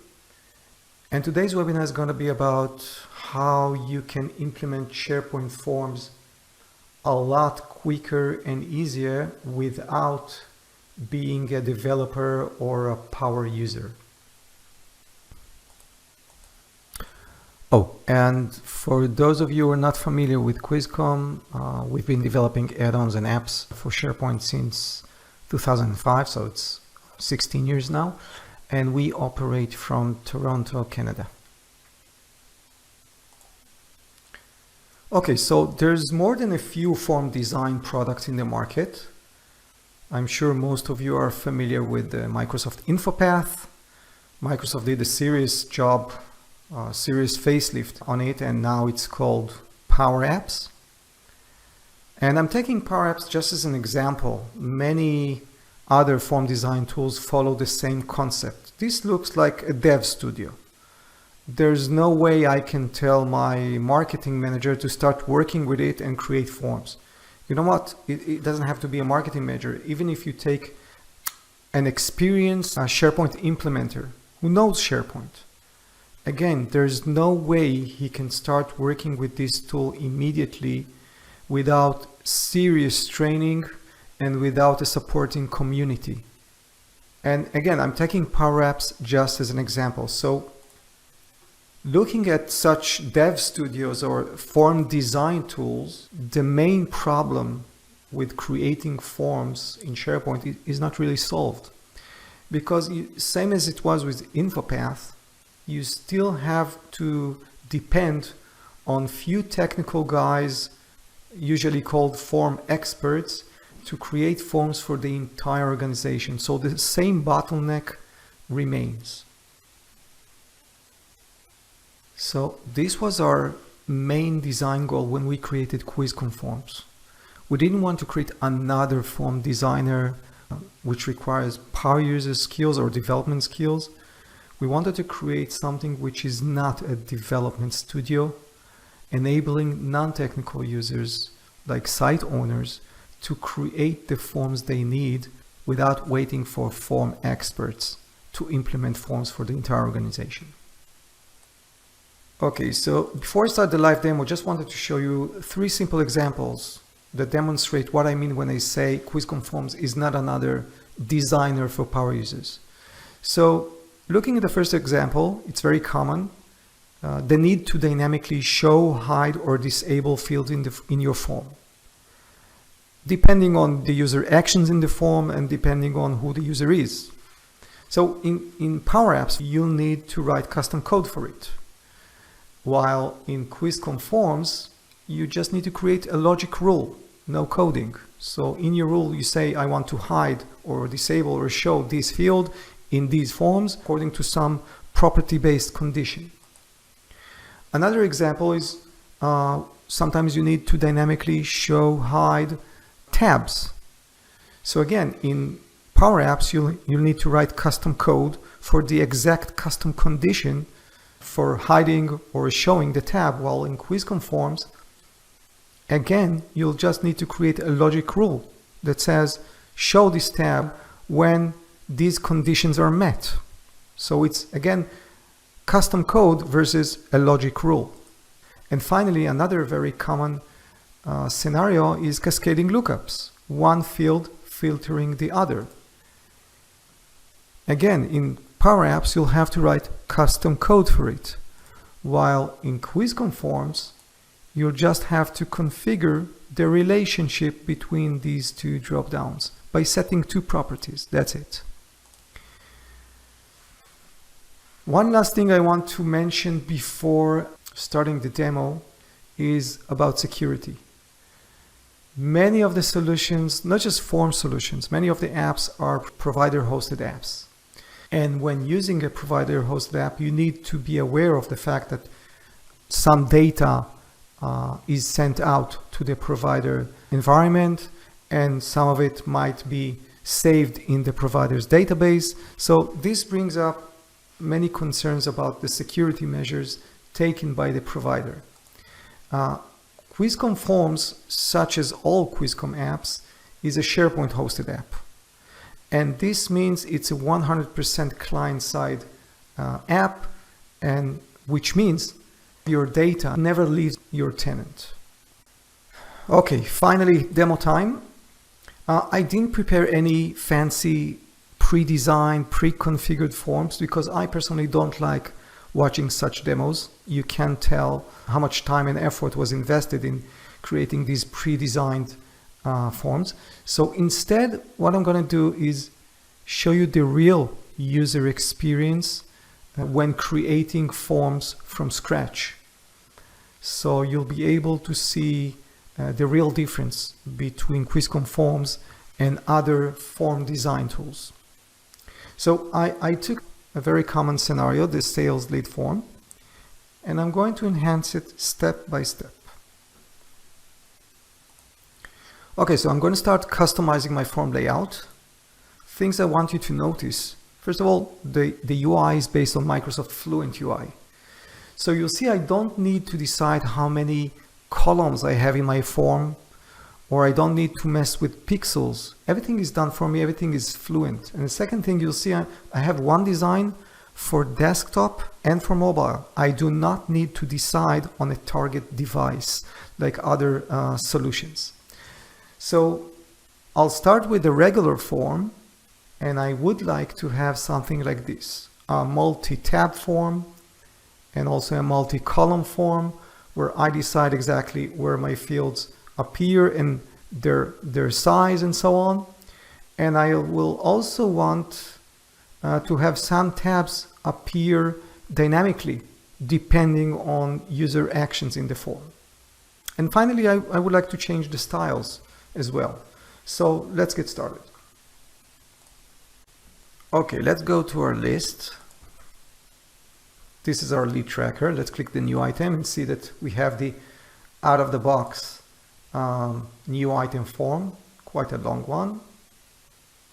And first thing I need to do when I want to switch to Quizcom forms is to activate the Quizcom apps in this list. So I'm clicking the Quizcom apps button in the toolbar.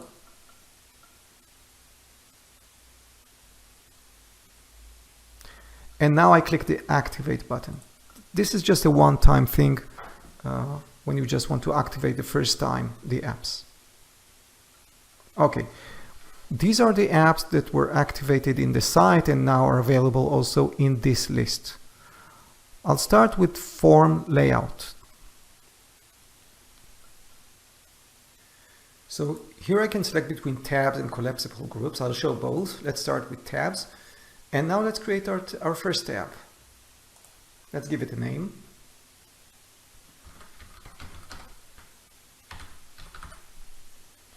And let's start adding our fields to the layout. So I'm adding a row. I'm selecting the account field. And now I want to add a second field called account details. I can add it below. Account contact field. And I'm deleting it. I can also add it in the same row just by adding another field. And I can add additional fields. So I don't have to decide right from the beginning how many columns I want. This is totally flexible. And also, maybe I want the account field to be wider than the account contact field. So I just click grow, and now it's twice as wide as the account contact, or shrink it back to its original size. So everything is flexible. I don't have to mess with columns or with pixels. I just add my fields. Let's add another row and add some additional fields. I want to have below the account contact some additional fields that contain the selected contacts data. So I want to have an empty field below the account. And here I want to have the contact's email and also the contact's phone. And let's have them appear right below the account contact. That's it. I'm clicking apply. And let's add one more tab. This one is called lead details.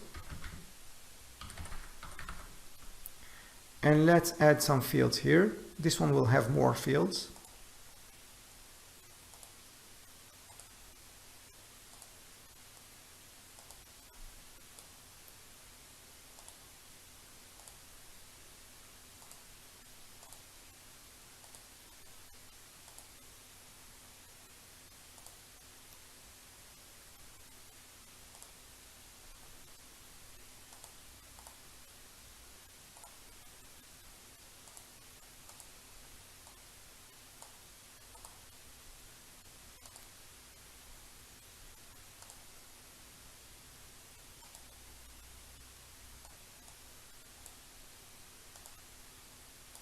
And finally, let's add the upsell field. And I'm clicking apply. And I'm going to add another tab. This one is called upsell details. And it will just include two fields. Upsell amount, and below it I want to have the upsell details. Now I want this third tab called upsell details to be conditionally displayed only if the user checks the upsell checkbox. So I'm going to add a condition, and it says show this tab only when upsell equals checked. And I'm clicking apply. Okay, let's go back to our list and see how it looks like. Okay, so I'm clicking the new item button. Okay, so this is our new item form. We have the first tab called account details with these fields and lead details. And if we want to see the third tab, we need to check the upsell checkbox, and now it's available, upsell details. Now, one more thing you might notice is that this form, let me close this, is fully responsive, which means, let's shrink it a bit to a mobile size. Look how nicely it's rendered. So you don't have to design for a specific target platform, target device. Just design it once and it will fit all devices. Okay, two more things I wanted to do is to show you the collapsible groups. So I'm going back to the form layout design page.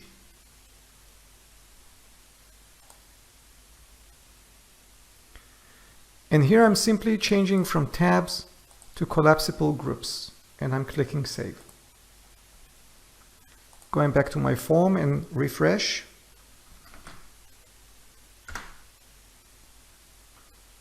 Okay, so these are the collapsible groups. And of course, again, the UI is fully responsive. Let's get back to tabs.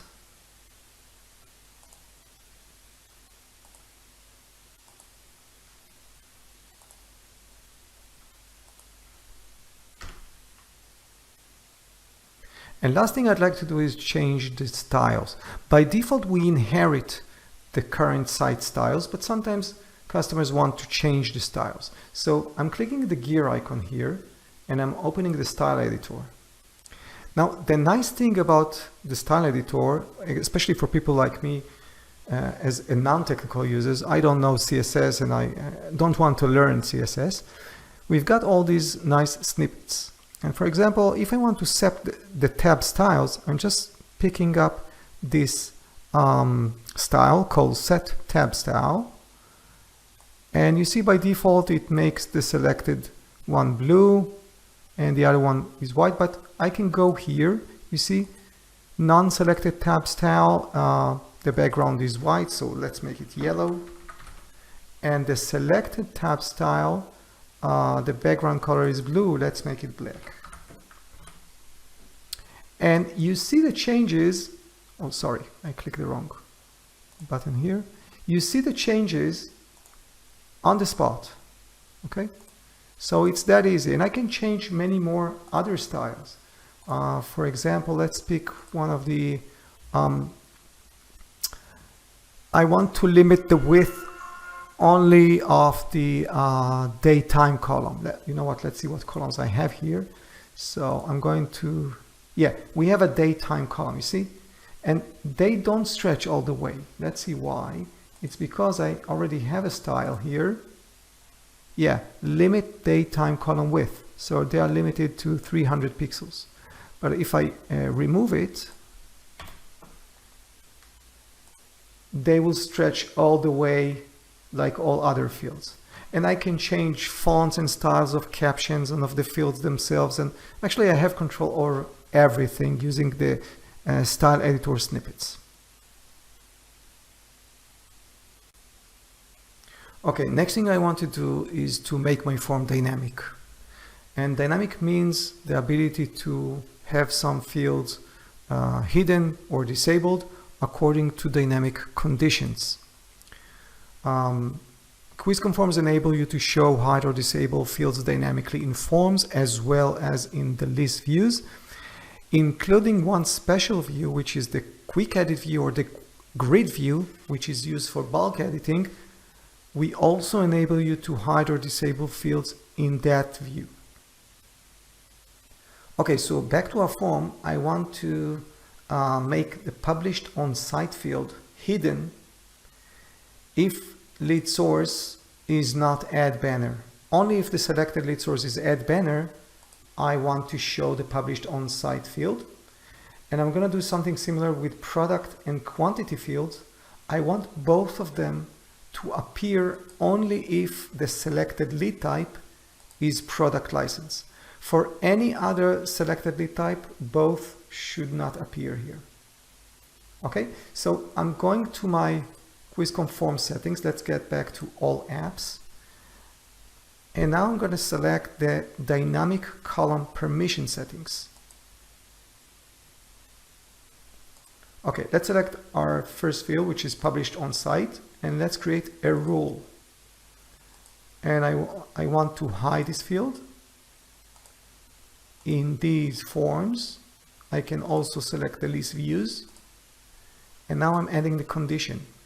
I want the published on site field hidden if lead source is not equal to add/banner. Clicking apply, and let's do similar thing with product and quantity. So I want to hide the product field in the same forms if lead type is not equal to product license. And I'm going to create exactly the same rule for quantity field.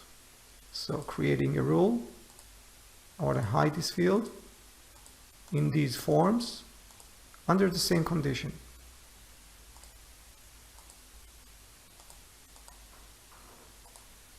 Now, currently the condition is very simple, but I can make complex conditions with and or operator between them. The condition also can apply not only to columns, but I can also say if the current user belongs or does not belong to some group, for example, and so on. So these are my conditions. So I have 3 rules, and let's see how they work. So going back to my form, let's refresh it.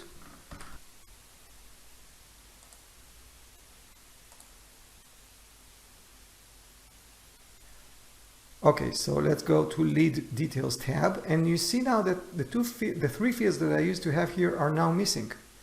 Let's select the lead source add/banner value, and now I see the published on site field. For any other value, it's gone. And same here, let's select product license lead type, and now I see the product and quantity field. For any other value, they're gone. So no need for code, for no complex formulas. It's just all about configuring logic rules, which are very simple. Next feature I'd like to show you very quickly is the dynamic field validations feature, which enables you to validate form fields.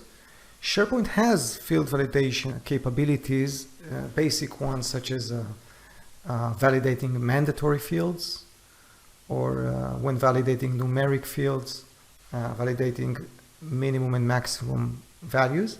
You can also do more validations, but by using formulas, which is a bit too technical. So again, like previous features that I showed you, we enable you to create complex validation rules by just creating logic rules without any knowledge of formulas.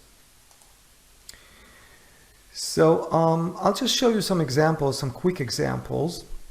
If I want to validate that the end date is later than start date in a form, which is a very basic validation rule, doing it with Power Apps will require you to do some coding on the onSelect event, which is, again, way beyond business users' skills.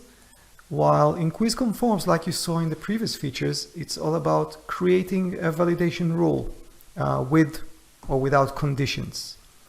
So let's see how this works. Going back to my form, I have here a due date for my lead and next follow-up, which is when I should follow up on the lead. And of course, the next follow-up should be before the lead's due date. Like, let's say I expect this lead to become approved by a customer in a month. So it's reasonable that I should do a follow-up on it next week. And of course, next follow-up date should be later than today. There's no reason in providing a value which is in the past.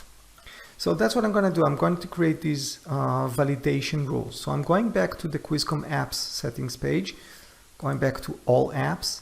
And this time I'm going to select the field constraints settings page.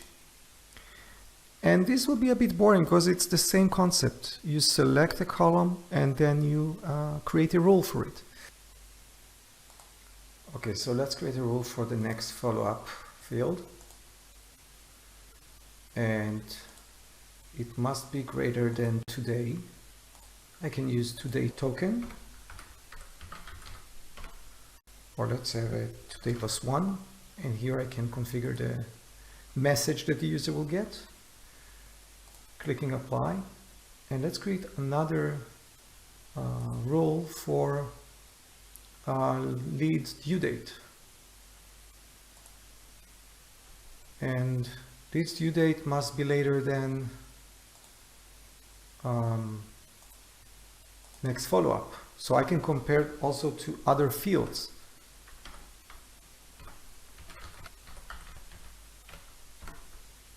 And let's customize the message bit. Due date must be later than next follow-up. Field value. And these two rules are static. I want to create a dynamic rule. So let's go here to the form again.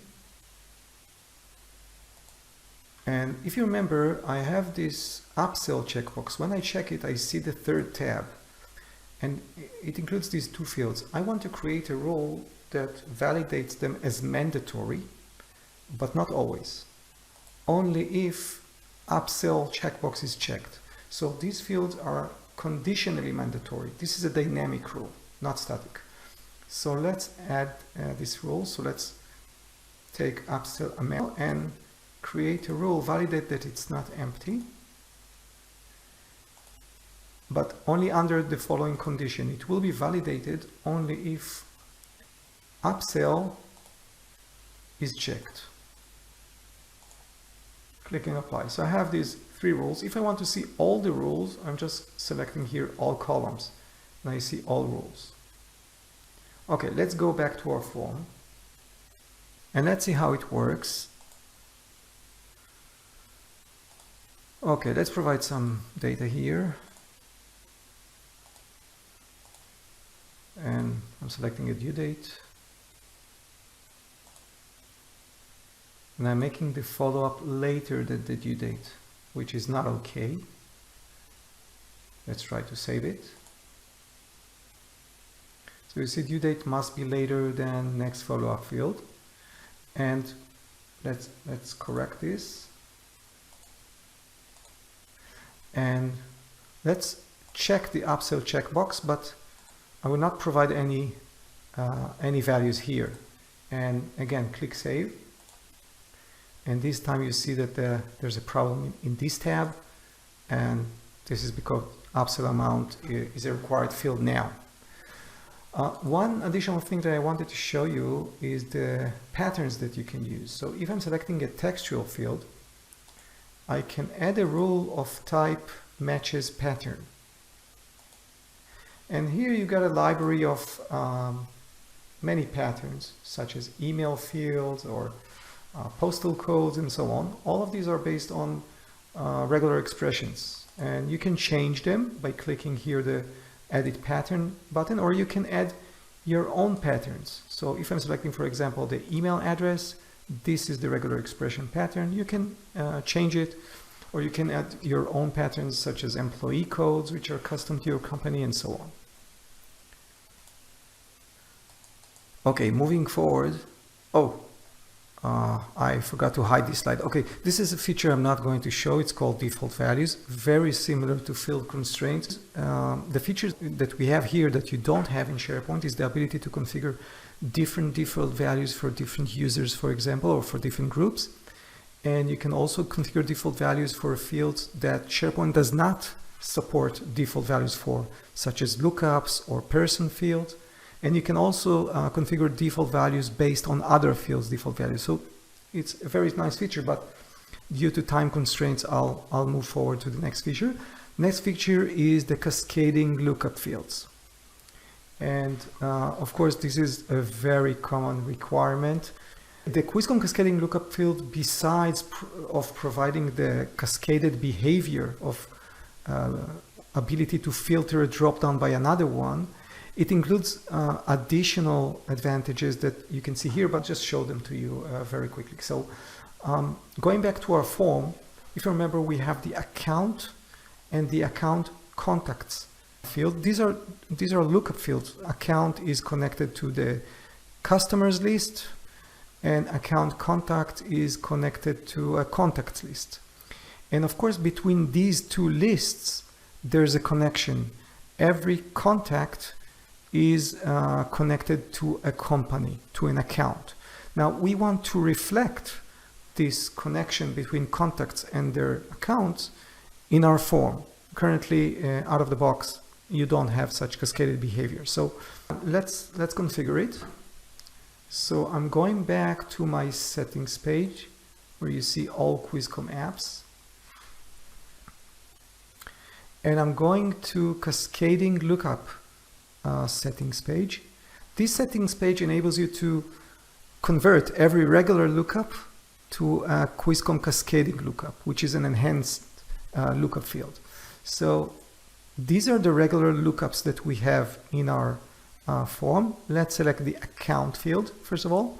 So very similar to regular lookup, you can select a target list and a target column, but you can also select a target site, which you don't have with the regular SharePoint lookup, which means you can have a lookup to remote lookup lists, which are located on different sites. Then you have the filter settings, and you got various types of filters. First of all, you can filter by view. So going back to my form, before we change the cascading behavior, look what happens when I click the account drop down. It has many items in the lookup. I want to filter it by a view. So I'm going to select here, filter option based on this view, only active accounts. And I'm going to select apply. And let's see the results immediately. So I'm refreshing this page. And let's click now. And you see that only part of the items are appearing here because it's filtered by a view. But we can do another thing. Sometimes, even when you filter by a view, you got too many items, like hundreds. And many times you would like to filter it by additional columns from the remote lookup list. So you can do it by choosing this option, show filter columns from the target list. So I want to filter my accounts by another column in that list, which is called account manager. And let's click apply, and again refresh to see the result. So you see now there's a filter above my lookup, which enables me, for example, to see only Robin's accounts.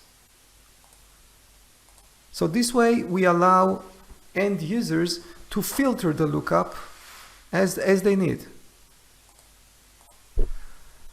Okay, now let's go and configure the account contacts. I want to make it cascading, like filtered by the selected account. So I'm going back to my settings page and let's select account contacts. And this time I want to filter it by another column in this list. And the column is account. I want to filter the account contacts by the account column. So I'm selecting here the account, and then I need to tell it according to which field in the contacts list, which field I'm comparing to do this filtering. So I'm comparing account to the customer lookup field, which is in the contacts list. One more thing that I'd like to do, I'd like to allow the users to add new contacts in case they're missing. Clicking apply, let's see the result.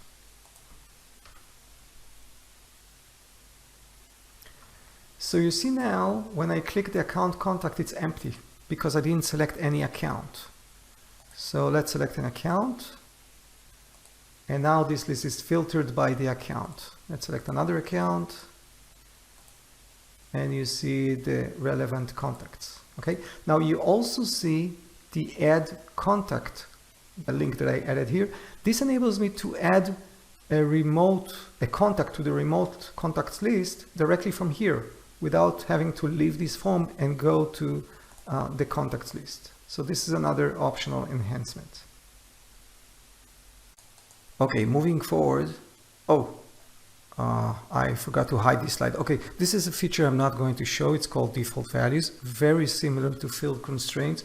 You can configure default values. The features that we have here that you don't have in SharePoint is the ability to configure different default values for different users, for example, or for different groups.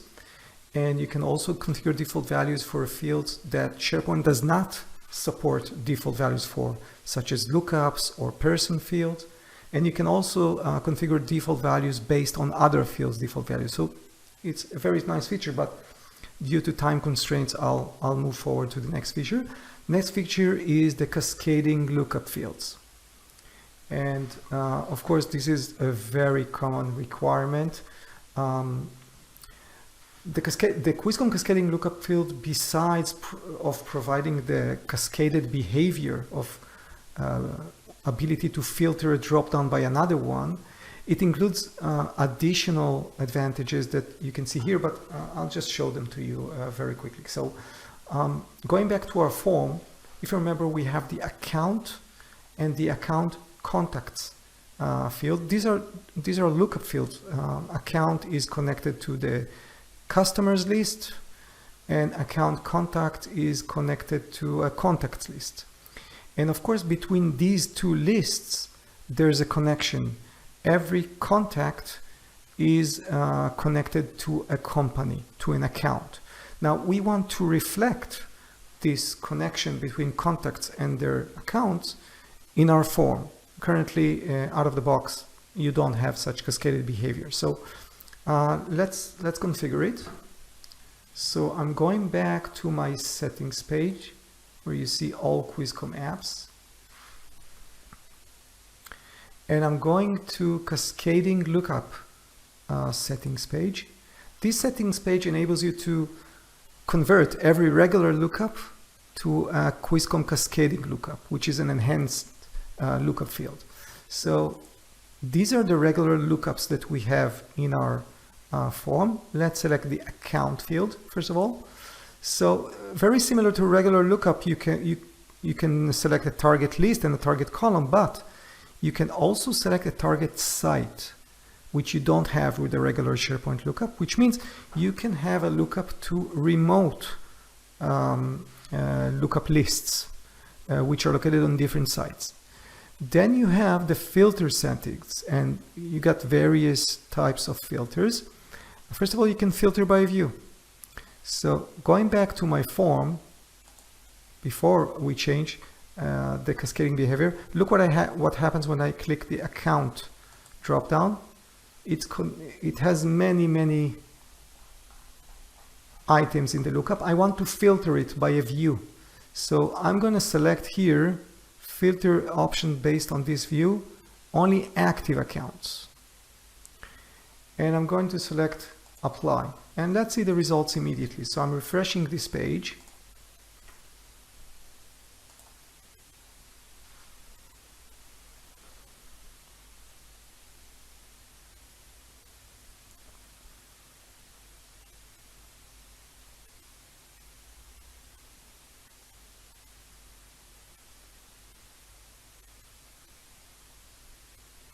And let's click now, and you see that only part of the items are appearing here because it's filtered by a view.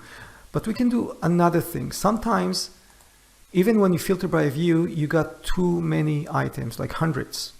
And many times you would like to filter it by additional columns from the remote lookup list. So you can do it by choosing this option, show filter columns from the target list. So I want to filter my accounts by another column in that list, which is called Account Manager. And let's click Apply, and again refresh to see the result.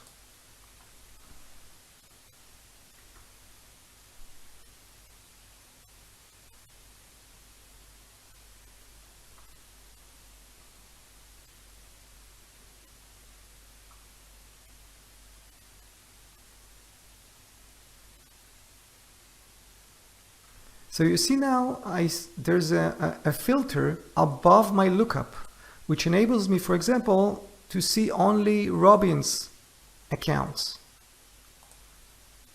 So this way we allow end users to filter the lookup as they need. Okay, now let's go and configure the account contacts. I want to make it cascading, like filtered by the selected account. So I'm going back to my settings page, and let's select account contacts. And this time I'm going to filter it. Let's see if I have a no need to filter by view. This time, because I want it to be filtered by another lookup field, by the account lookup field, I want to filter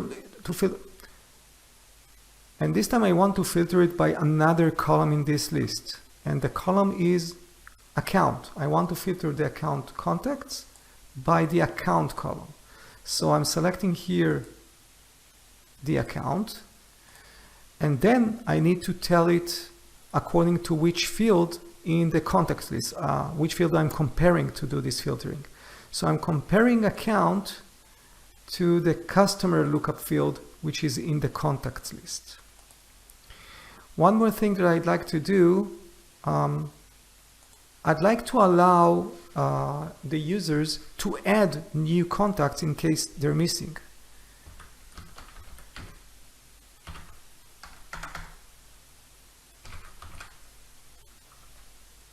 Clicking apply, let's see the result.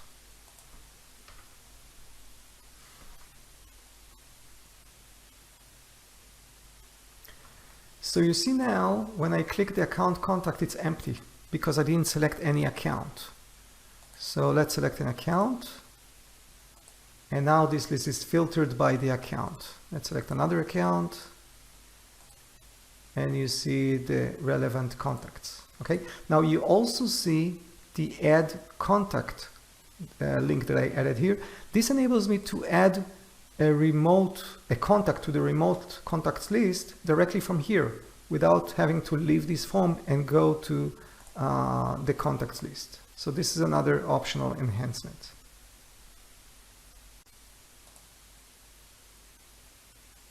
Up until now, you saw how I create dynamic forms without a single line of code.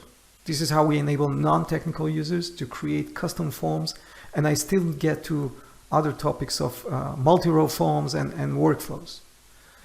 But sometimes you need deeper customizations. And same as we provide the capabilities to non-technical users, we also provide an API for developers who wish to do deeper customizations. With that API, we also provide many cool snippets that enable non-technical users like me to enhance these forms with custom code without even understanding how the code does it. Let me show you a quick example. So we got this form, and if you remember, account contact is a lookup column. And this lookup column is connected to the customer contacts list. And I wish that whenever a user selects a contact, to get that contact's email and phone into these two fields. So going to the customer contacts list, this is my lookup list. So you see that I have an email column and phone column, and I wish to retrieve these two columns into these two matching fields in my form when the user selects a contact. So to do that, I'm opening the script editor, and this is a tool for developers, of course. And it got all documentation, how to use our object and how to get a handle for the form object and the context and everything. But for non-technical users, you can use these snippets.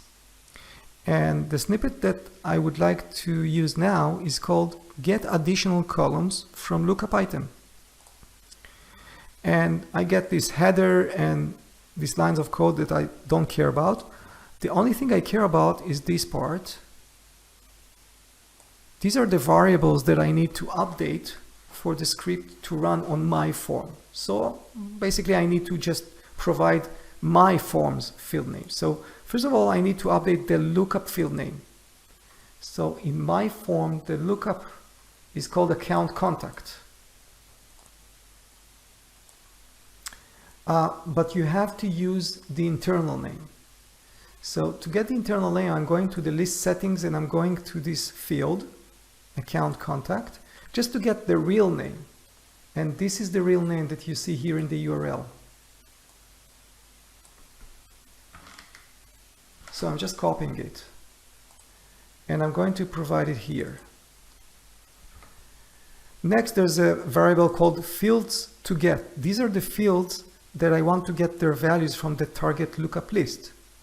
So they're called email and phone. So I'm okay. And fields to set, these are the names of the fields that I want to update in my form, which are also called email and phone in this case. So I even don't have to update anything here. I just need to click save. And the form will refresh now. And let's check how it works. So I'm selecting an account and an account contact. And as you see, these two fields are updated. Let's select a different account and a different account contact. And you see they're updated. So it works great, but I would also like to make these fields appear as read-only because there's no sense in allowing the user to update them.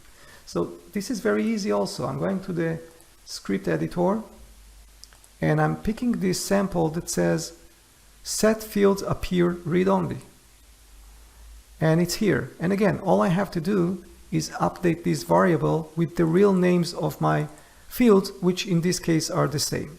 So I'm just clicking save, and again the form needs to refresh to load the new JavaScript code. Okay, so let's see how it works. Okay, now they appear as read-only. To make the form even look better, I would just hide these two fields unless they have some value in them. So this way they will completely appear only when you use an account. Same way you can use the script editor to calculate things or to change button captions, get information from the profile service, and so on. So you can use really for complicated scenarios. I'll show you another example scenario really quickly.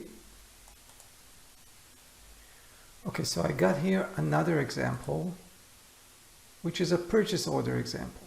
Okay, so I have here another type of field which is called repeating rows. This is for multi-row forms. So see what happens when I select a product, I get the price automatically. And when I change the quantity, the total is computed automatically. And of course I can add rows, and this is all part of the repeating rows column type, which is part of QuizCon fonts. But the thing that I wanted to mention here is that I'm using the exact same snippets, code snippets, to get the price column from the products list, because this is a lookup. And I use another script to calculate the total and make it appear as read-only calculated field. So it's that easy to create all kind of expense forms, purchase order forms where you need to get additional columns from remote list or from other sources, as well as to calculate totals or other calculations. So this API with the snippets, it opens the door for so many advanced customizations.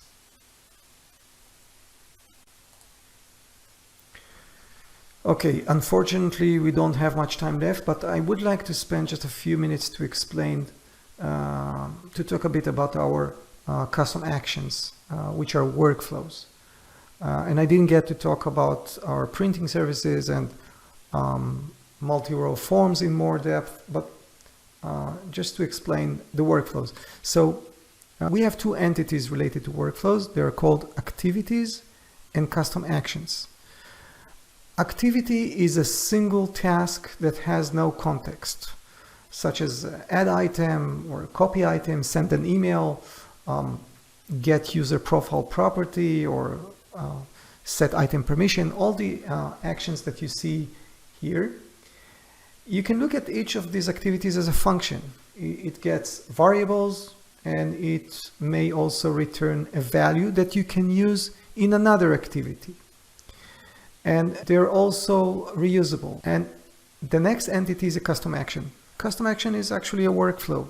It can be triggered either by user click on a ribbon button or a toolbar button if it's a modern UI, or by an item event such as item added, item deleted, and item updated.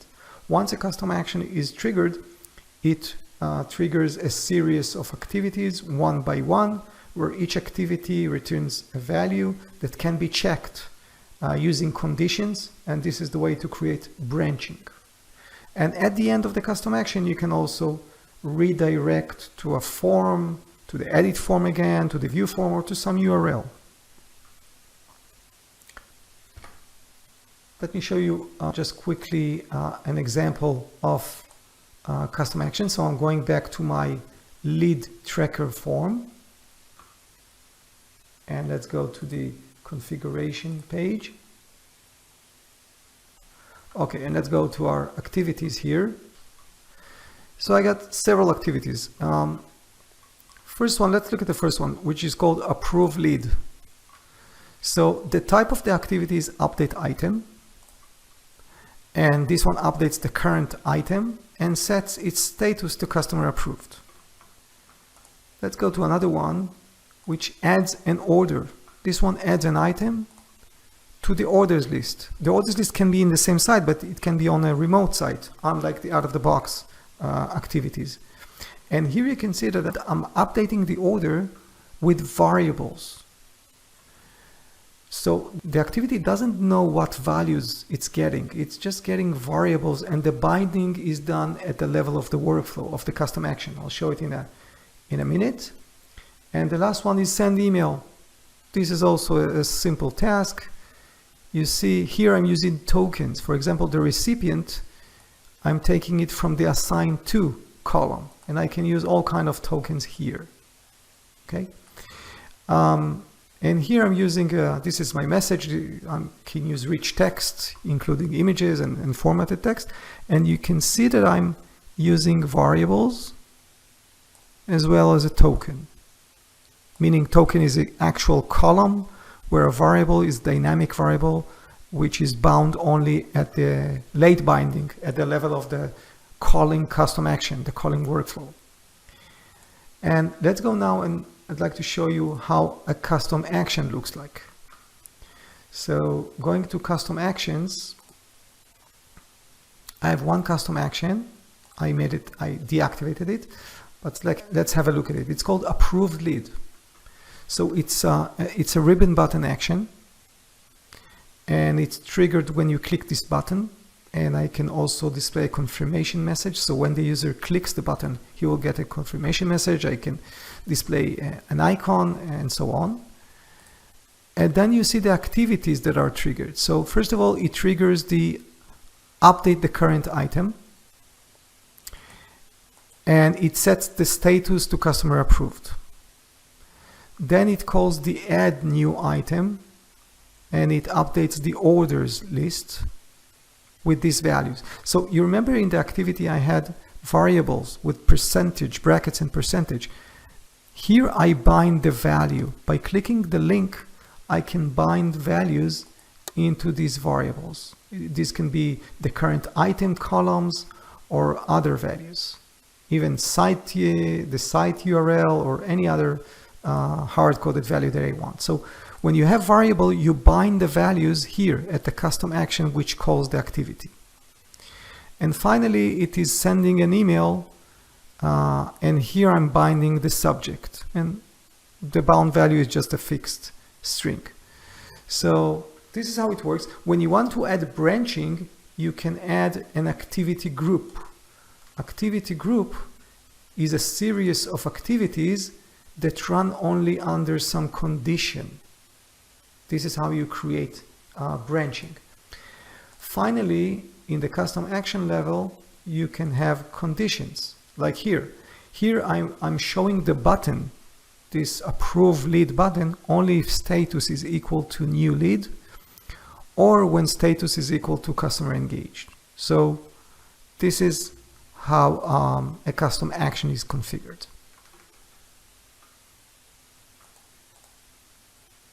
Okay, so we reached the end of the session. I'd like to mention that there are additional webinar recordings about workflows and other topics in QuizCom Forms and other QuizCom apps.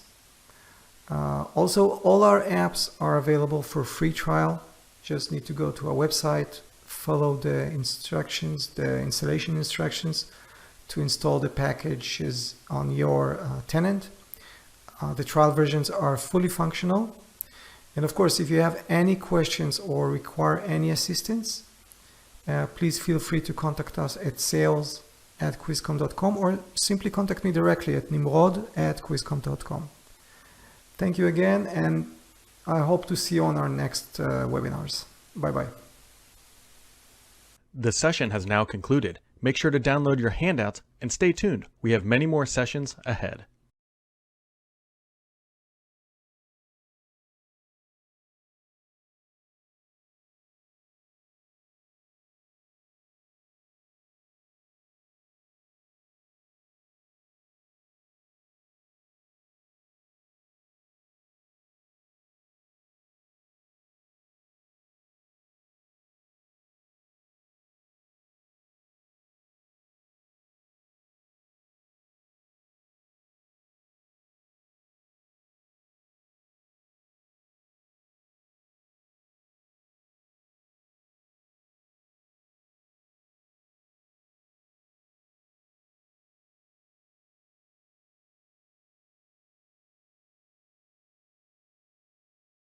Do you face daily challenges while working in SharePoint?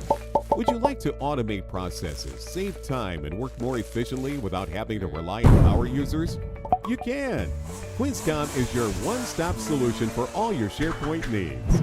With 10,000 plus clients and over 70 SharePoint and Office 365 products, we offer a solution for any SharePoint requirement. Let's take a glance at a few of our products. No-code, smart, and secured forms. User-friendly and highly customizable organization charts. Data aggregation across your SharePoint Online tenant and MS Graph API. SharePoint and Exchange Online calendar aggregation. One-click convert to PDF and print. When using a third-party app, have you ever wondered how secured your data is when it's processed on a vendor's cloud server? All Quizcom apps are SharePoint hosted apps, which means your data never leaves your tenant. Discover how Quizcom can solve your SharePoint frustrations. Go to www.quizcom.com today and try out any Quizcom product for free. Ready to put everything you're learning at Get IT SharePoint Conference into practice? Make sure to sign up for AvePoint's third annual Shift Happens Conference on April 20th through the 22nd, where you'll hear lessons learned and best practices to ensure business continuity and end-user productivity in the new modern workplace from leading SharePoint and Microsoft 365 practitioners at King County, Washington, Deloitte, Australia, Otis, Kohler, and dozens more. Sign up today at shifthappens.to.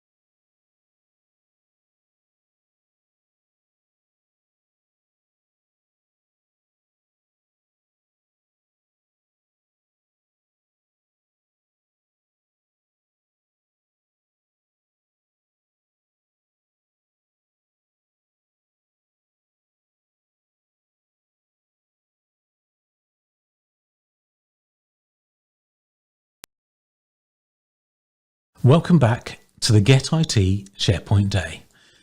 In this session, we're going to talk about how you can migrate your file servers to Microsoft 365 using Migration Manager. We'll talk through some of the planning aspects, why you might need to do it, and we'll walk through the migration process itself. And we'll have a look at other options that you've got other than Migration Manager as well.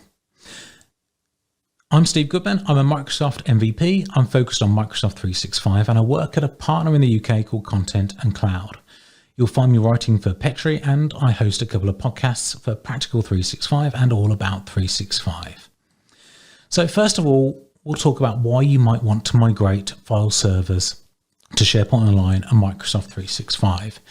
So these are driven by two core reasons. First of all, are technical drivers. Now these are usually reasons such as a data center exit or a desire to move to cloud-only services. And the business-driven goals are most important, and these are usually focused around something like an initiative such as moving to a digital workplace where people are going to use different tools and adopt new ways of working, potentially solving security issues as well in terms of being able to perform better labeling and classification of data, and also making sure that things are more secure as well. So before we start performing any sort of a migration, we need to ask ourselves some key questions. So first of all, how will people use the files that we migrate to Microsoft 365? So when we migrate to Microsoft 365, the way that people will access data is absolutely going to change. We'll cover some of the business change aspects a little bit later today in this session, but they're going to be able to benefit from features like co-authoring, access to that data from anywhere, or access to that data using tools like Microsoft Teams. We also want to understand how much of that data we can move. Not all data will be appropriate to move to Microsoft 365. Some of that might be archive data and some of that might be application data as well. So this will be data that can be moved to the cloud, can be stored in a cloud service like Microsoft 365. And it will also be data that we'll be able to use effectively inside the cloud as well. So we'll benefit from those cloud services. And that might be a sort of 20-80 rule where not all of our data is appropriate to move to Microsoft 365. We also will need to understand who owns that data and manages that data inside the cloud. That is very important because if we don't understand who owns the data, when we perform an assessment, then we won't be able to find and ask the user to resolve issues that we find, or if we decide data might need to be deleted or archived, then we need to understand who needs to be involved in making those decisions. And finally, we need to be able to make sure that we can improve the user experience when we perform the migration. We don't want to perform a migration and it be a worse experience on the other side. So we need to make sure that we consider the right training initiatives and helping people understand the benefits of the move and making sure the technology is set up well in advance so that people have a really good user experience. We've got several options for moving our data into the cloud. So when we're moving from traditional on-premises file shares, then our destination is likely to be tools like Teams on the other side, and we'll leverage tools inside the service or from third parties. We don't want people to drag and drop data if we can do it for them. Migration Manager, what we're talking about in this session today, is a straightforward cloud-based tool that allows us to coordinate the migration from the SharePoint Online Admin Center. The SharePoint migration tool is also provided as part of your Microsoft 365 subscription. It's a free tool, but you run that entirely on premises and you orchestrate and conduct the migrations using that tool. That also works with other services like SharePoint on premises as well. We've also got Microsoft Fast Track, which allows us to use those tools through a guided process from Microsoft, where they'll provide some guidance from us in terms of what we need to set up. They'll tell us in a consultative way what we need to do in terms of prerequisites, but they won't do all the planning for us. However, they will monitor the migration for us, especially if you've got a larger number of licenses. They'll turn that wheel for the migration, so it provides some additional value. Third-party tools are very useful when we're doing larger migrations or more complex migrations because they provide better assessment capabilities, better remediation capabilities, and they're better aligned to resolving issues, for example, with permissions, and orchestrating the migration for us and performing tasks against on-premises file shares that you would otherwise need to perform manually as part of your migration. So always consider whether a third-party tool might be useful when you're doing these migrations. Migration Manager, though, is great for straightforward migrations. There is also another tool that comes with Microsoft 365 called Mover, and that's usually used for cloud-to-cloud migrations if you're moving from a third-party service in a cloud service to Microsoft 365. So we won't talk much about that today. It's not designed for on-premises file shares. So with Migration Manager, we're going to go through a number of different steps. I'll walk you through this in today's session. So we'll install the agent itself. When we've installed the agent, we'll then scan the content to make sure that we know what we're going to migrate, and we'll find those issues that we can go and resolve ourselves. After we've resolved those issues, then we can move on and perform the migration itself. So we'll start by looking at that agent, installing the agent, and then later on in the session, we'll finish that migration. So we'll find the SharePoint Migration Manager tool inside the SharePoint Admin Center. So I'll pop over into that. You'll see this is in the SharePoint Admin Center itself. So if we go into Migration, and you'll see Migration Manager and other solutions listed in here. We'll click on Get Started, and that will launch Migration Manager. This gives us both tasks and agents. And within the agents, we can download the agent setup file by either clicking on Download Agent Setup File on the right there, or clicking Add and downloading that. Once you've downloaded that, then you'll install that on your virtual machine. So this, you'll usually have at least 2 virtual machines. You could go with just one. And then we'll go through the process of signing in with our administrator credentials to the tenant.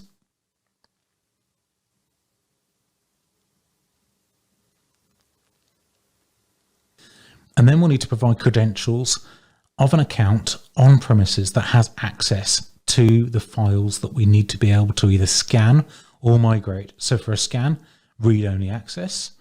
And remember, this agent isn't going to remove the files on the other side. So being able to read the files is usually sufficient.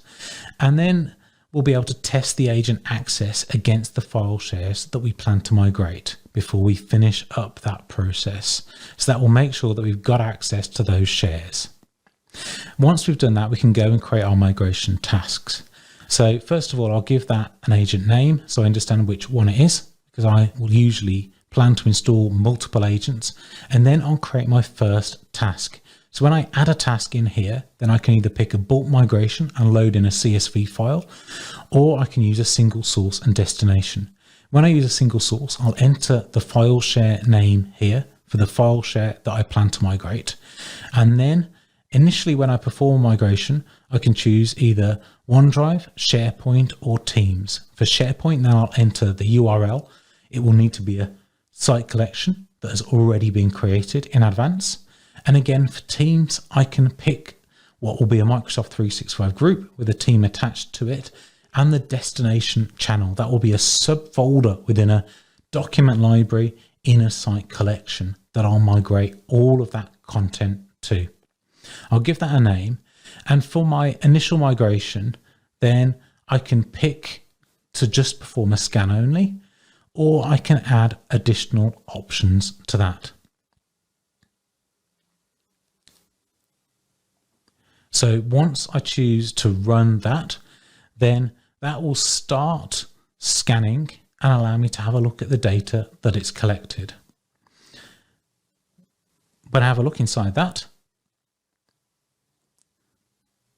I'll be able to download a task report that has a zip file that contains CSV reports on what got scanned so that I can remediate any issues that it's found.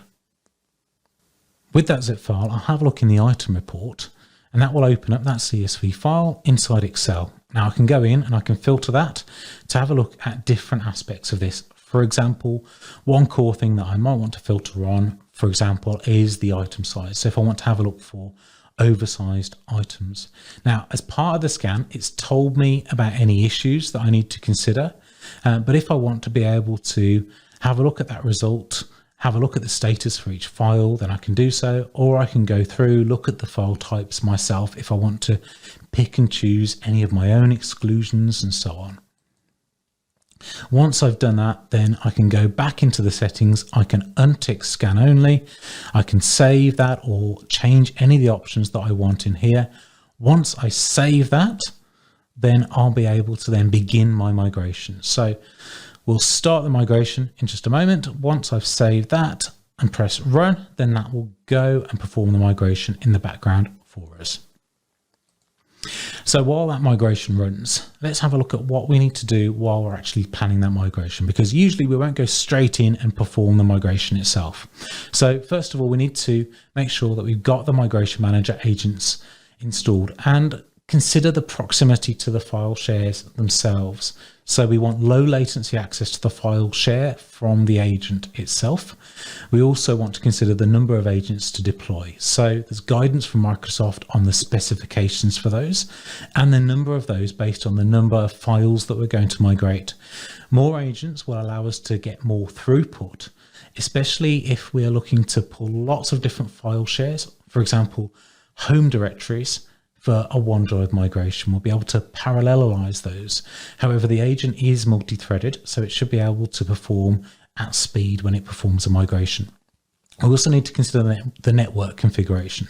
So we need to make sure it's got access to the service IP endpoints, and we need to make sure that we've got good client connectivity as well. So the client connectivity is crucial. We want to make sure that it is low latency from clients. We want to avoid things like people VPNing in to our data center and then reaching out to the Microsoft 365 service. We don't want anything to impede their access, and we need to make sure that we've got sufficient bandwidth.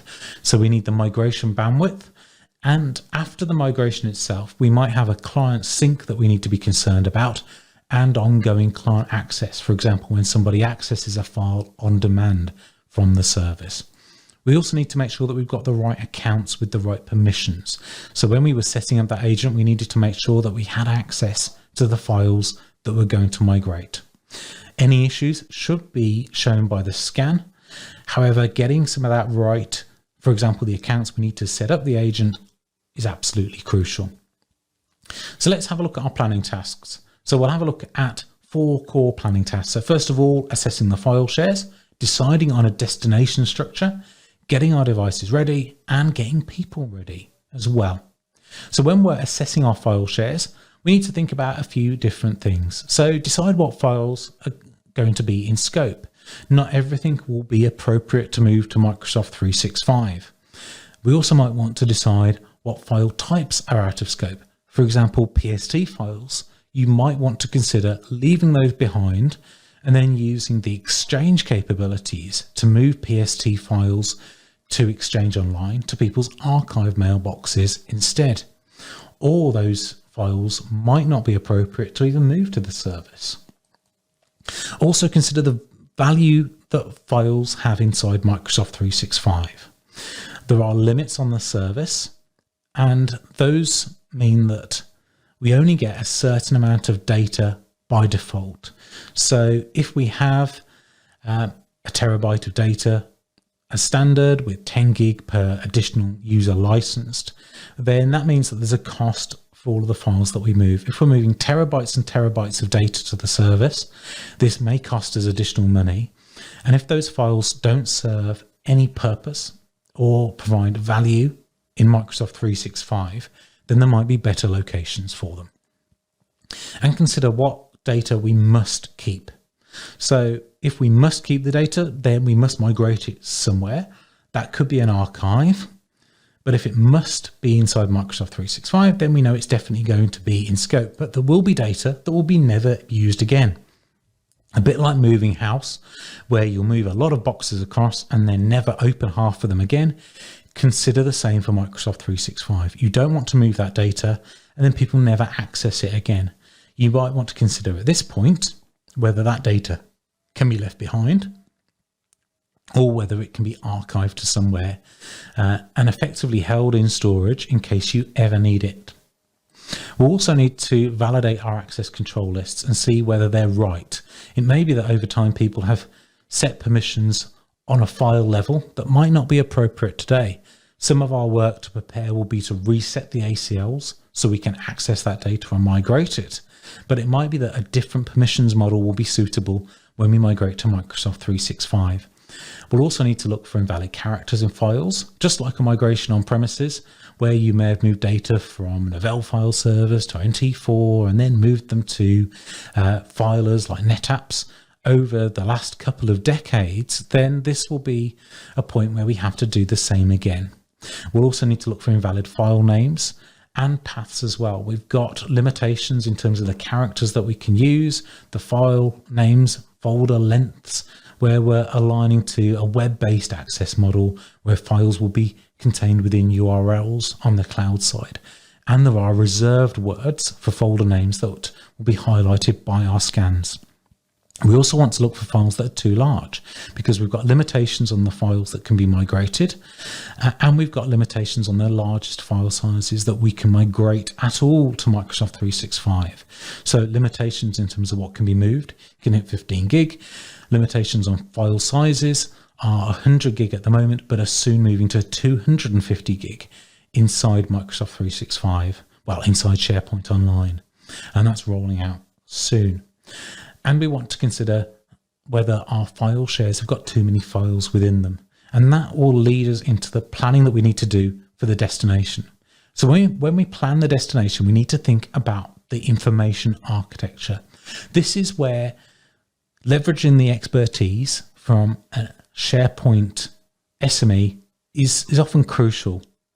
They do need skills in modern SharePoint, but they'll be thinking about the way that people will access that data, search for that data, and organize and tag that data when it's used in the service, because it isn't a file share. And doing a lift and shift from a file share to SharePoint Online will be something that you regret, and mistakes you make here will be difficult to undo.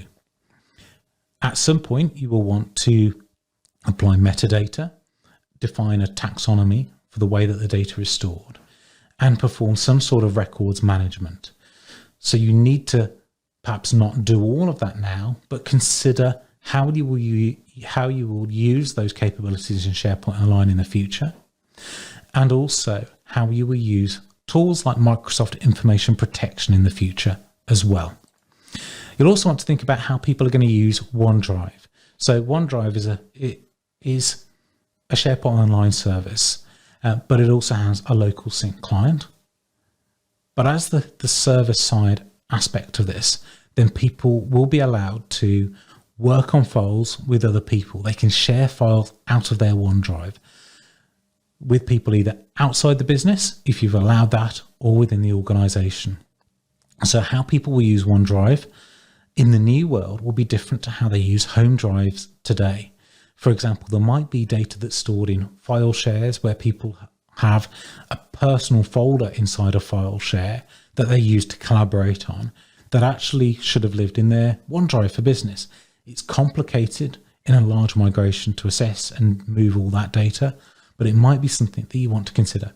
And you also want to think about how people are going to use SharePoint. Are they going to use it in a modern way of working?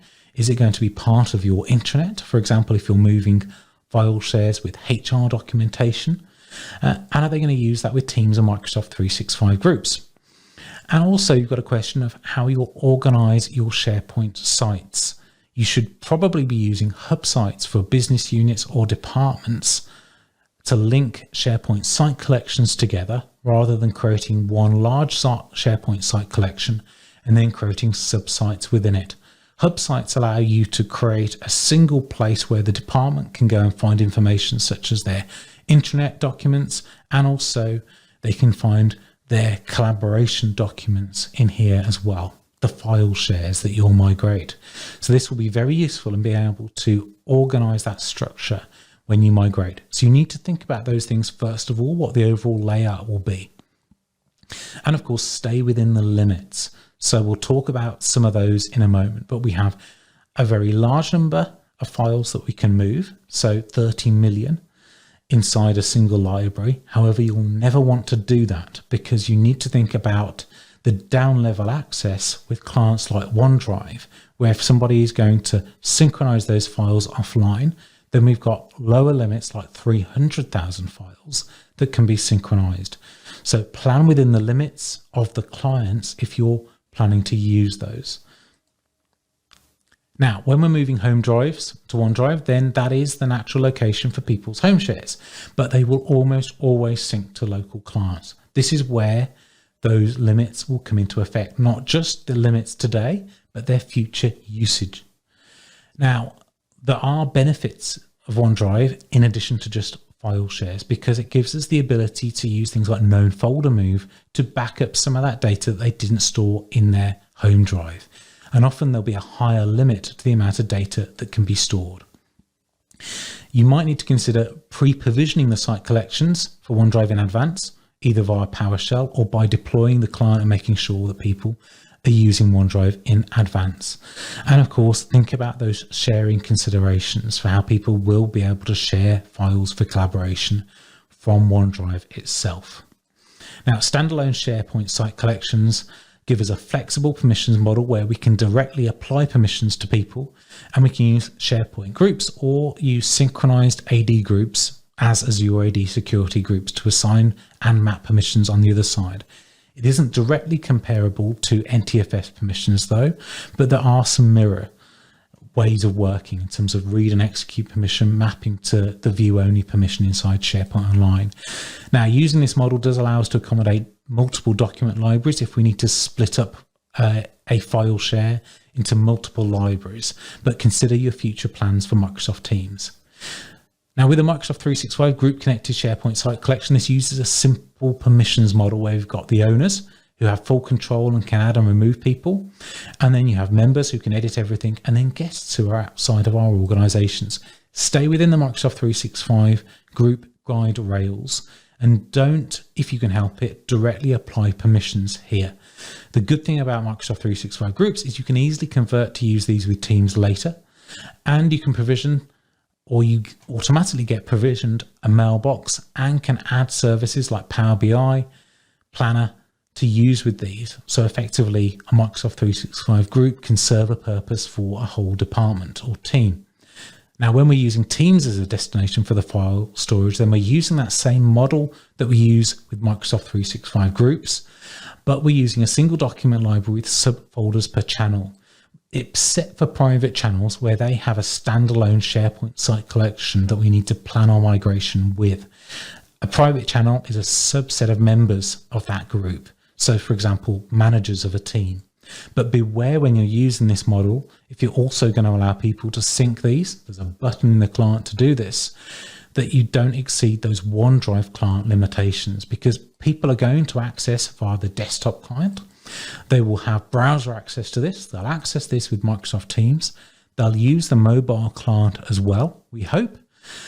So consider how you can pre-provision these either with Intune or set group policies to pre-link or pre-map people's SharePoint site collections for team information, or use functionality to make sure that files are only synced on demand to avoid massive downloads to many, many clients at once. As I say, group policies for AD connected machines, or you can use Intune to pre-provision this or configure admin templates for Windows machines as well. Now, we need to make sure people know what is happening when we do this migration. So we've got Microsoft 365 Learning Pathways as a key tool to use. Now, business change is critical to all Microsoft 365 projects. So it is crucial to prepare people before the migration and train people for these new ways that we're performing common tasks. Things will change. Not everything will be the same. And we want to demonstrate the value of new features because the business is going to get the benefit of these features when they're working these different ways. We need to explain to people what's in it for them if they can use new features like labeling, approvals, share modern attachments, co-author, working documents in Teams.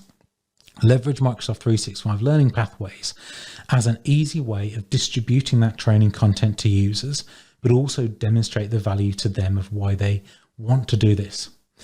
So when we migrate the file shares themselves, remember, you need to tell people in advance this is happening. They can't come into work and find this has all changed beneath them.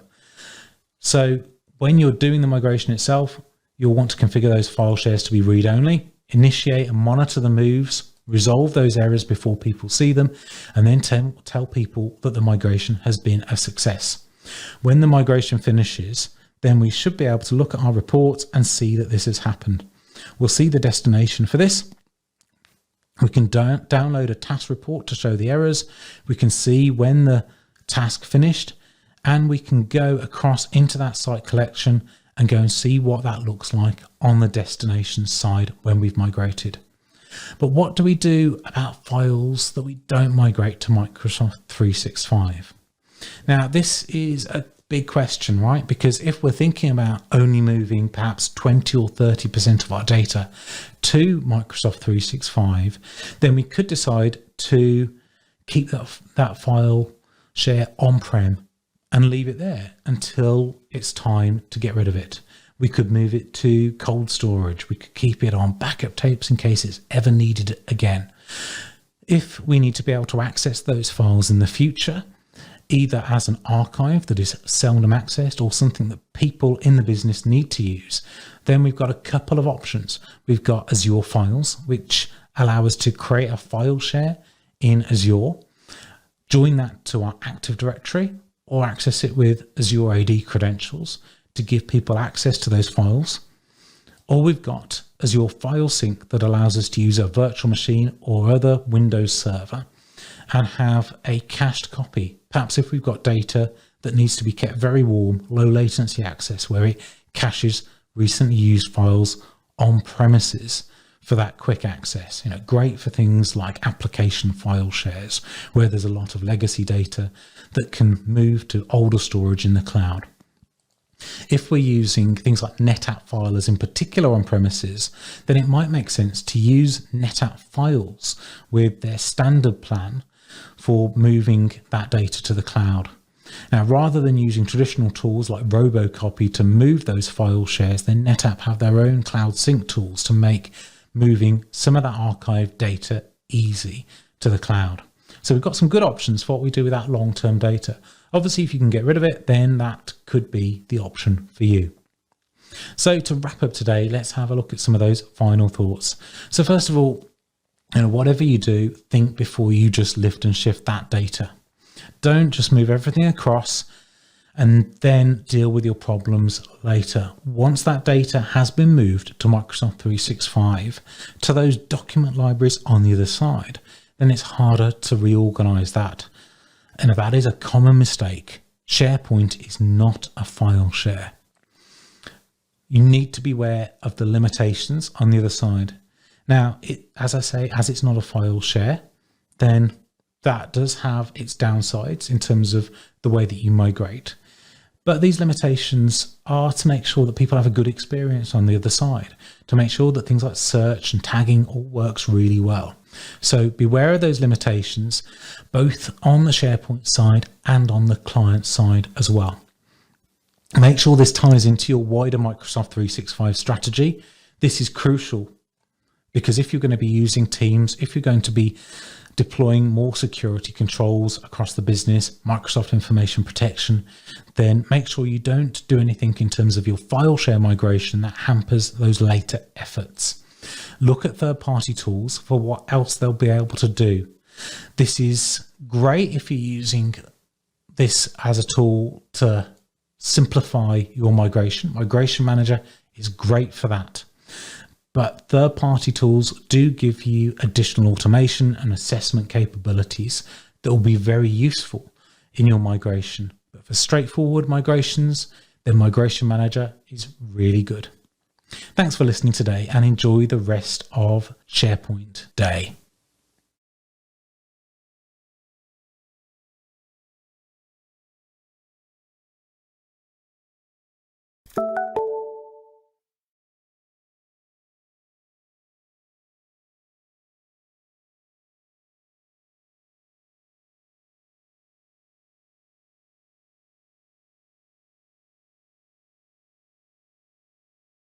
Hello and welcome to this one-day SharePoint event where we get to talk about all things SharePoint. My session today will be focused on managing permissions in SharePoint Online.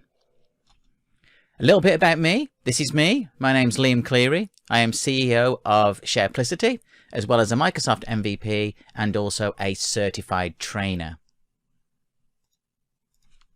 You can see any of my training materials available online, or you can contact me at Hello It's Liam and SharePlicity on Twitter, my email address, as well as visiting my websites. www.helloitsliam.com is my blog site, and then shareplicity.com is my company site. So what are we going to talk about today? Well, we're going to talk about managing permissions in SharePoint Online. So SharePoint Online provides a great platform for sharing content with both internal and external users. Yet a critical thing is knowing which permissions to assign and when to assign those permissions. It's also important to understand how things are inherited or broken inheritance, as well as what do we do with those external users. We clearly want to allow other people to work with us, so how do we do that? So our key takeaways in this session will be understanding SharePoint Online permissions, understanding permission inheritance, including when you would break the inheritance, then how to manage permissions, and then of course how to allow external users access to SharePoint. So to get us started, let's talk about some of the core terminology that we need to understand when we talk about SharePoint Online permissions. So firstly, we're going to talk about securable objects. Now a securable object is the thing that we're trying to get to. So what is Liam trying to access? In the SharePoint space, this would be the site collection, the subsite, the list or the library, the page, the item, the document, whatever it would be. That's the securable object that we're trying to get to. Next is the simple one. It's me and you. It's the users and the groups. Who is supposed to be getting access to that specific thing? So think of the standard one. I need to allow Liam into my site collection to work with me. So my securable object would be the site collection, and my user or object would be Liam. And then of course, what permission are we going to assign to Liam? So what type of access should that user or group have to that object? Am I going to be allowed to just view, or am I going to be allowed to edit? Am I going to be allowed to delete? It's important to choose the right permission for the right individual or group for the right location. Too often I look at environments and I see that this is a little bit mixed up, that they're not quite sure why Sue and Dave have access to something, but at some point they were granted access. It goes back to that old way we used to do it using file shares, where we would have share permissions and NTFS permissions, and then they would be messed up and nobody could figure out why. So let's talk about the three groups of SharePoint Online then. So when I mean the three groups, we're talking about where we would put users to get their permissions. So the first one is clearly going to be SharePoint groups. SharePoint groups have been around for a long time. They are literally created in SharePoint Online or in SharePoint on-premises.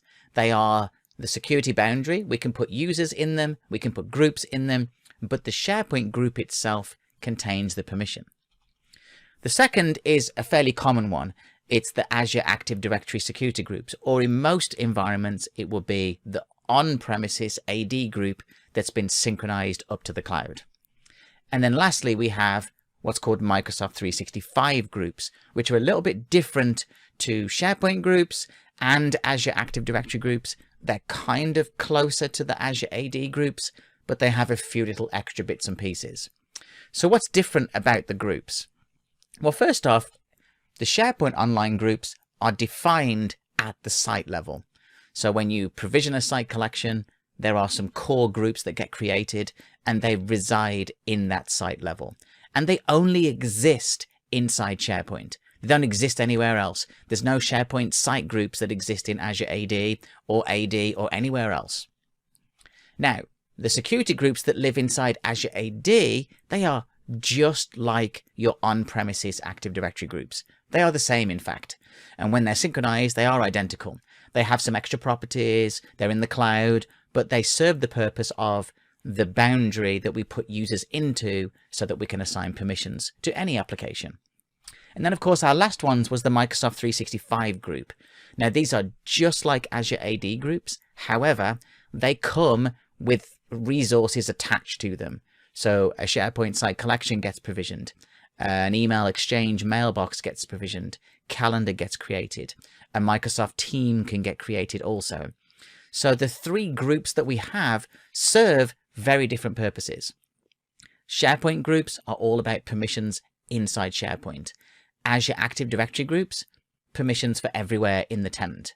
Microsoft 365 groups, very specific use case, really focused on you having a SharePoint site, Microsoft Teams, Office 365 groups, and you want to do that kind of collaboration. So what group should be used, and really when? Because that's the magic question. That question's been around for many, many years. When it was just SharePoint on-premises, the question was, should we use Azure AD groups? Should we use AD groups? Should we use SharePoint groups? Can I just shove loads of users in there? So the question still stands. What group should be used? Well, we use SharePoint groups when we're using classic SharePoint. So the old school way of doing it, you're using classic SharePoint, you just create a SharePoint group, you assign permissions to it, and then you put users or groups into that SharePoint site group. Security groups, on the other hand, in Azure AD are designed for larger scale or maybe hybrid. So if you are trying to assign a permission to multiple SharePoint site collections, maybe OneDrive, maybe Exchange, maybe Microsoft Teams, then maybe a security group in Azure Active Directory will function best. These groups work well when you're in a hybrid environment because you'll create them on premises and then kind of sync them up and they'll become available. Our last one was Microsoft 365 groups. This one is a very specific use case. So project teams, departments, or groups that need to work together where they want to self-service provision, a group, a team, be able to have instant message chats, store documents in SharePoint and OneDrive, but it's more designed for a heavy collaborative experience. So it's important to understand when to use them. Are we going to use all three? Probably. Will we use at least the top two? Definitely with SharePoint Online. For most of what you will do with SharePoint Online, if you're not into the Teams world or the groups world, you'll be using SharePoint groups with Azure AD groups and users inside of those. The ultimate one would be SharePoint groups with Azure AD groups inside of that with users in the Azure AD group. But you can do either combination. Now let's understand permission levels. So now that we understand the three groups, let's understand what the permission levels are. Well, there are some default groups that get created. So the default SharePoint groups are automatically created when you provision a site collection. So you go into SharePoint Admin Center, create a new site collection, it provisions some groups. So when you open it, there's some default permissions. The default groups use the out-of-the-box permission levels that Microsoft have designed. So when you go in there, there'll be edit, contribute, view, restricted read. Those are default permission levels that Microsoft have defined. And then, of course, the default permission levels represent what would be the most common scenario for access. So if your organization has some very specific requirements, then you might not want to use those default permission levels, but they represent what Microsoft deemed as the most common scenarios. I need someone to view. I need someone to contribute. I need someone to own. Now, from a permission levels perspective, they are really just a collection of individual permissions kind of grouped together, such as open a document, view a document, edit a document, or even delete one. They are bundled together into a permission level, but they are actually discrete individual permissions in their own right. So when we create the permission levels, it's all about access control. We're trying to control the access for the sets of users or groups that are coming in. That's the reason that we use a permission level. Otherwise, everybody would just be granted the same access. So this means that we can have an owner, a member, a viewer, or any other combination of permissions that we define. The permission levels that are associated to, for example, an owner is full control. Now, there are other permission levels that we can utilize as well. Then, of course, permission levels, it's about using users and groups. So permission levels support combinations of individual user assignment as well as security group assignment. So you could, in theory, add an Azure Active Directory group to SharePoint Online and assign it a SharePoint permission. You could also add Liam at, thecompany.com in there and also assign that permission. And then lastly, it's all around permission levels that get assigned to those groups. So the boundary of permission becomes that security group and anything inside of that. So one of the biggest complaints and the biggest things that I find when working with environments, when doing an audit, is not knowing the permissions. Because somebody shared the site with Dave and Sue and Jane, and then 6 months later the permissions are still there, no one's cleaned them. Because they're not controlled by groups, they're just added randomly, it becomes really complicated, and the need for executing reports to understand that becomes critical in managing permissions. So let's talk about the default groups and the permission levels that are assigned. So there are a few default SharePoint groups that get created. We have approvers, designers, hierarchy managers, restricted readers, style resource readers, and quick deploy users. Now we also have other ones, but these are the core ones that get created. Now for each of these, there's a default permission. So approvers get approve. Designers get design access and then what's called limited access. Hierarchy managers get the manage hierarchy one. Restricted readers get restricted read access as expected. Then of course, style resource readers get limited access, and then quick deploy users get contribute. So depending on the group that Microsoft have defined that should be there from day one, they have specific permissions associated to them. Now, that also flows into the other groups that get created in the SharePoint site. So when you provision a site, one of the first groups that gets created is called members. And the default permission here is edit access. The next one here would be owners, and the default permission is full control. And then of course we get a visitors, which is the default permission of read. 3 core groups that get created every time a site collection is created. What's interesting here is the name of these will be the name of the site collection, members, name of site collection, owners, name of site collection, visitors. Now there are also a couple of special SharePoint groups in SharePoint Online that really only exist in SharePoint Online. If you're on premises, these don't exist. The first one of these is what's called everyone except external users. So any user that gets added to the organization will automatically become a member of everyone except external users. There's also another one called everyone, which everybody is a member of. But in order to restrict external users from gaining access to things that they shouldn't, they have everyone except external users. There's also another one called company administrator. This one is a role that contains all those users who are assigned the global admin role. So just be aware there are these 2 kind of special groups, and you'll see them as we go into the tenant kind of all over the place, assigning permissions.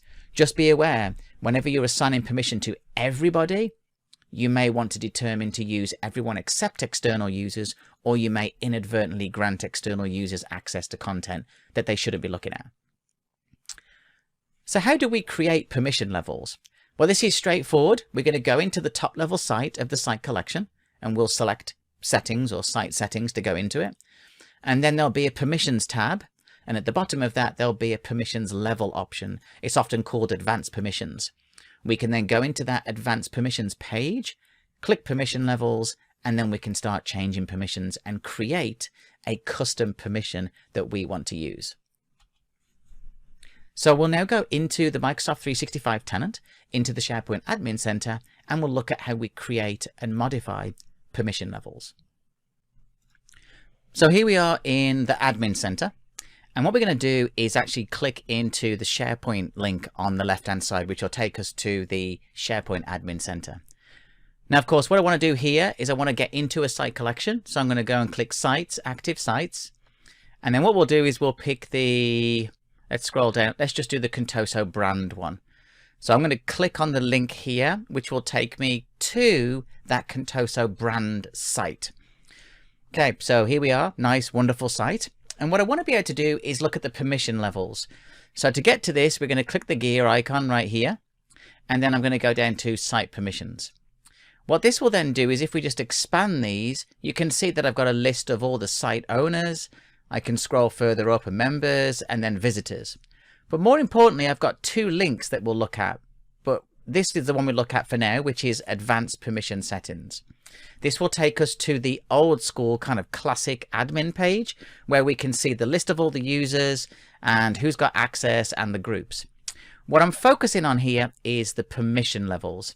So if we click permission level right here, this will then show me the permission levels that are in this site collection. So full control, design, edit, contribute, read. Exactly the options that I would expect. Now what I can do is I can click add a permission level here.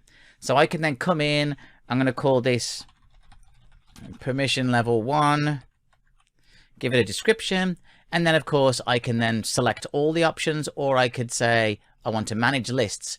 Notice what happens when we manage lists. It also selects view items. If I deselect those and press add, you'll see it selects view. So some of these are dependent on each other.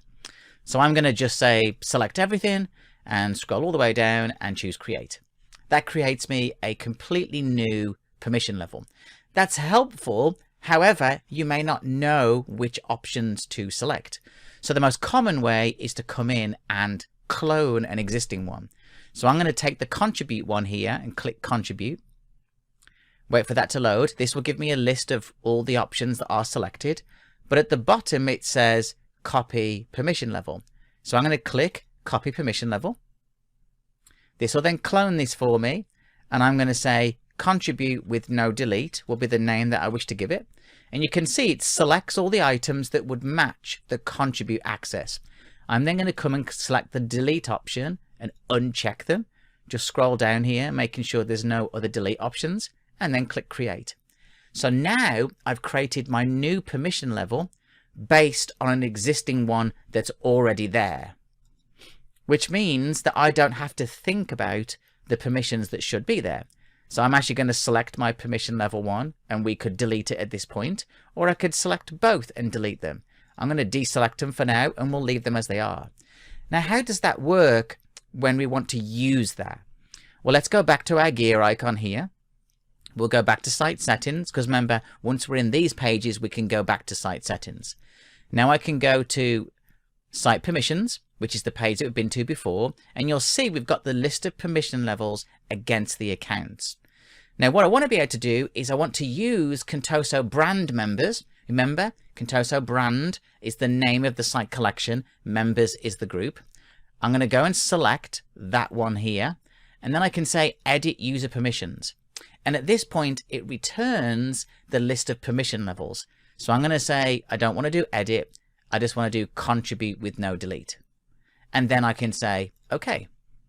That now will change the permissions, and you'll see that my new permission level is being utilized by that group.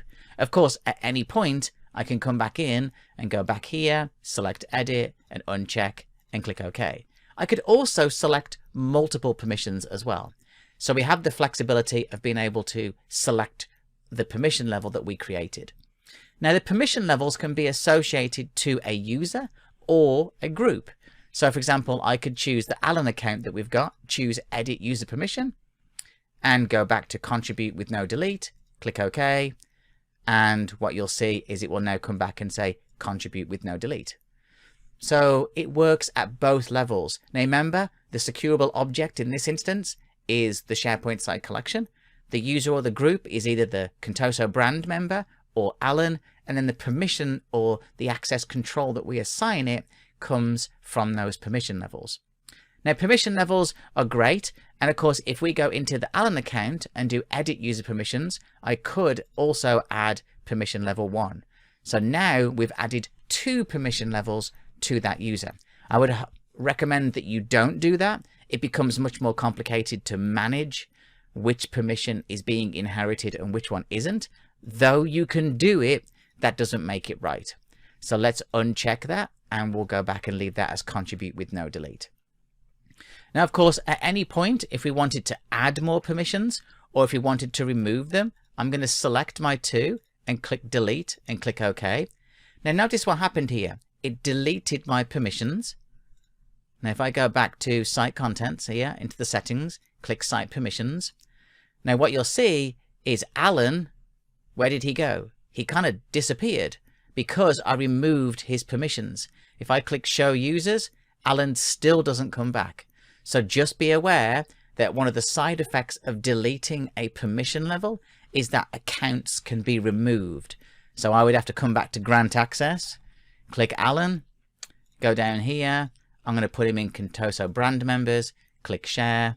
And then of course that gets shared via this group. And he doesn't appear as an individual user. If I do grant and choose Alan and then go here and then choose just contribute and do share, then you'll see that when we refresh, give me a second, you'll see that Alan then shows up, even though Alan is also in the group. So just be aware, permissions can be a bit complicated, especially when you're assigning permission levels to groups and users and add in the user and add in the group, and it can make it very, very confusing. But that's how you add a permission level directly into a SharePoint site. Okay, so as you can see, creating permission levels is really straightforward, and it gives you some great granularity in the types of access and controls that you can apply. So what are some of the permission level best practices? Well, the first one is don't edit the default permissions. You'll notice that I copied an existing one, renamed it, and tweaked the permissions. If you change the default permission levels, it can affect some of the SharePoint, kind of the inbuilt groups that are there. Next, don't delete the default permission levels. Leave them as they are. If you don't want to use them, then don't use them. But if you remove them, it can affect the inbuilt SharePoint groups that rely on those out-of-the-box permission levels. And then lastly, assign permission levels to SharePoint groups. Now, that goes back to what do we use when and why should we use it? Best practice has always been that you assign permissions to a container instead of an individual user. Now, we have to use some logic here. If you've got 5, 10, 20, 30 users or more, then put them in an Azure Active Directory group or an on-prem AD group and sync it up, and then assign that group to a SharePoint group, which will be the permission boundary. If you have 3 people, then you can make the call yourself. You can add individual users, or you can add 3 or put them in a SharePoint group. It's entirely up to you. The most important thing though is to document the changes that you make, or at least have the ability to execute a report so you know that you broke inheritance or you put a user in that place. Okay, so I mentioned the word inheritance quite a few times. So I want to talk about what this permission inheritance actually is. So firstly, permission inheritance means that the permission settings of one element are passed to the children. That's really what that means. So if I assign a permission at this level, anything underneath it is going to adopt that permission. Permission inheritance enables you as the IT admin and me to assign the permission once, and then it just flows all the way down. So in the SharePoint space, this would be SharePoint Site Collection, SharePoint Site, lists, libraries, folders, items, and it would inherit all of the permissions as needed. By default, SharePoint sites inherit permissions from the parent. That's how that works. It will always inherit from the parent. So how does this work? Well, the parent passes down its permission settings to its children. Now remember, we use the phrase securable object in a site collection. So let's start at the highest level, which would be the site collection. The site collection is a parent of all of its subsites. So any permissions defined at the site collection level flow automatically to the subsites that exist inside of it.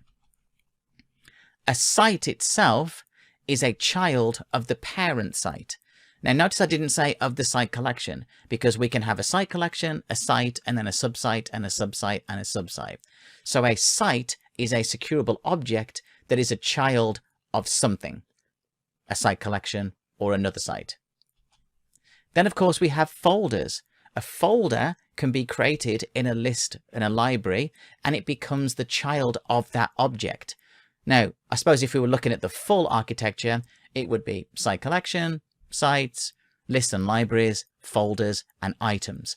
all of those are securable objects that can have the same permission inherited, or it can be broken and they can have unique permissions.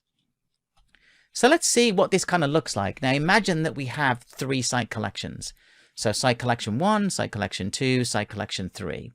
In site collection 1, we have a subsite, and then we have 2 folders or libraries, whatever you want to call them, with some items inside of it.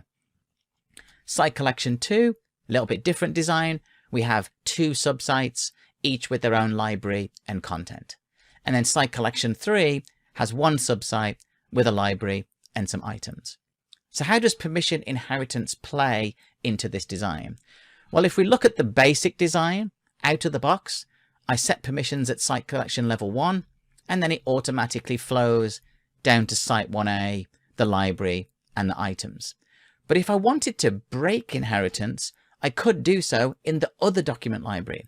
So I could break inheritance, which means that the document underneath would then also have broken inheritance, or it would actually have inherited, but for the broken level above it. If we look at this a little bit differently and look at site collection 2, we could have subsite 1 and the document library be inherited, and the file can have broken permissions. Or we could actually break permissions at the site, the subsite level, and then everything underneath it would be inherited. And then for our last option, we could literally have everything flow from top to bottom, and it would just be automatic. So permission inheritance is really important to understand, because too often people end up breaking permissions in various locations to accommodate various types of sharing and allowing people in, when in reality, there were better ways of doing that. Too often it gets broken at the site level and then inadvertently allows that user access to everything in the site, because you break inheritance at the site, everything underneath instantly adopts that and stops adopting the one above it. So let's go and have a look at how this works. We'll log into the tenant, into SharePoint again, go to a site collection, and we'll look at how inheritance works and how we can break inheritance as well. So we're back in the SharePoint Admin Center, and now we're going to go to the sites here. So we'll go back to active sites, and this time what we'll do is we'll just look for a specific site. So let's have a look. I don't want to, anyone that says group owners is group connected. So we can use our Contoso brand one again. So this is an actual site, not a group. So we go here. Now, if we look inside the site by clicking site contents here, if we just expand, you can see we have a document library, an event, site pages. If I click subsites, then if there's any subsites that exist, they will be listed here. For example, I could click new subsite, which I'm going to here. And from here, I'm going to call it subsite 1. Give it a name. Call it subsite 1. And I'm going to use team site, no Microsoft group. And I'll just click create. So this gives me a new subsite inside my site collection. So nothing spectacular. So what this will do is this will inherit the permissions by default.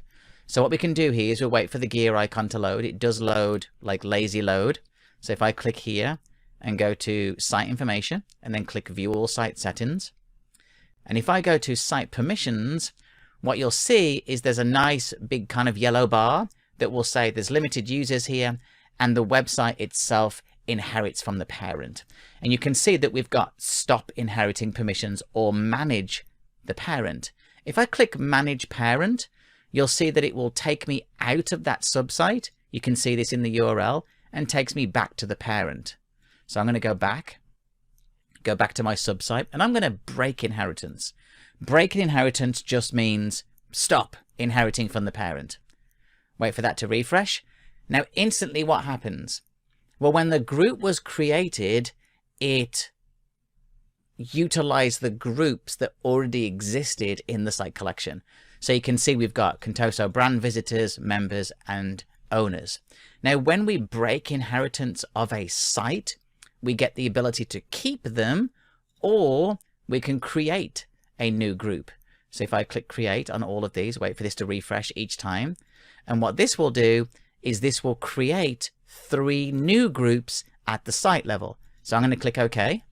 and this will create my visitors, my members, and my owners. Now that means we are completely segmented now from the parent. So let's double check this. Site permissions. You can see that I've got my owners. If I go to advanced permission settings, now notice what happens. I've got all of this other stuff too. Now when you break inheritance, the groups and the users don't get removed. So I'm going to come into here and I'm going to select all of these and say remove user permissions and click OK. This will be just for the subsite. Notice now I have just those 3 groups. So what I've now done is officially disconnected that subsite from its parent site collection by removing the permissions. Now that means I can add unique permissions at this point. I can then go into a specific group like the members group, and I can then start to add users or groups if I wanted to. I could also add individual permissions. I could also then use different permission levels if I wanted to.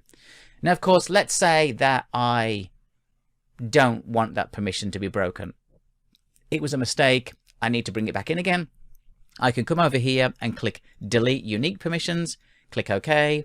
This will then refresh, and then all of a sudden everything is back and those groups that I had have disappeared. If I click show users here and just expand, it just shows a couple of users, but effectively it's now inheriting. What happens if I stop again? Knowing that we already created the groups, it goes back to the create page because it deleted those groups previously. So let's just go back here, and I'm not going to break inheritance, but what I want to do is go down to the document library. So the site collection has a permission, the subsite has a permission, and now we have document libraries. So if I go here and choose library settings, you can see from the permissions for the library, it's inheriting, and you can see the exact match that's there. So I'm going to go back, and the first thing I'll do is I'm going to click new Word document. I'm going to create a standard Word document using the random function to put some information in. It's saving. You can see it here. It's saved. So I can close that now, and now I have a document. So the first thing that I want to do outside of that is create a folder and called secure. So I have a folder, a document, and a document library. So the first thing I'll do is go to library settings for the document library, click permissions for this library, and I'm going to say stop inheriting, click OK. So this means I've now broken inheritance for this. What I want to be able to do here is I'm going to grant permission to myself. So I'm the MOD administrator, and I'm going to say full control. I don't want the invitation. And you can see there's a checkbox that says share everything in this folder, even items. I'm going to click share. What I'm then going to do is refresh, and you should see my MOD account is there. I'm now going to deselect that, but remove all other users from here. Okay, so I'm the only one that has access to the document library, nobody else. Completely broken permissions. Now, if I go down to the document level, and of course we can click details here and view this in the pane and choose manage access, you can see that the only account really is the MOD. Ignore the provisioning ones. They're system accounts used for this tenant. But the MOD administrator is the only one. If I select the folder and do manage access, once again, it's the MOD. Now, of course, let's say I wanted to share that folder internally. So I'm going to say Alan, and I'm going to send that link to Alan. Now, of course, what's now just happened? Well, I shared something with somebody else, but it was within a restricted environment. So now look what happened. I shared the secure folder. When I click manage, it's got obviously these direct access links. And then of course, I've got this link that shows up that says it's shared with Alan. Because I didn't directly give them access, it's controlled via that link. And of course, I can then go back and kind of remove it, change it, whatever it needs to be. You know, I can also go in here, say delete the link, and the link goes away, and then Alan has no access anymore. So if we just come off that, go back here, you can know it's just back to 1. So site collection has 1 permission, site has another, document library has another. Now, if we go back to the document library level, what I'm going to do here is just add a specific user so we can see this. And I'm going to say grant permission, and we'll say Alan, And I'm going to share everything and give him edit access. Okay, so let's just refresh here. So Alan shows up. There he is. We'll go back to documents. We'll just double check here. And if I look at the document itself, you can see Alan's now listed. Now, what about if I wanted to move this document? So I'm going to take this document here and move it to, you know, maybe I want to move it to a different site, or I want to move it to a different location. I could do that too. So I have the flexibility of moving things around. And when I move things around, the permissions go with it too.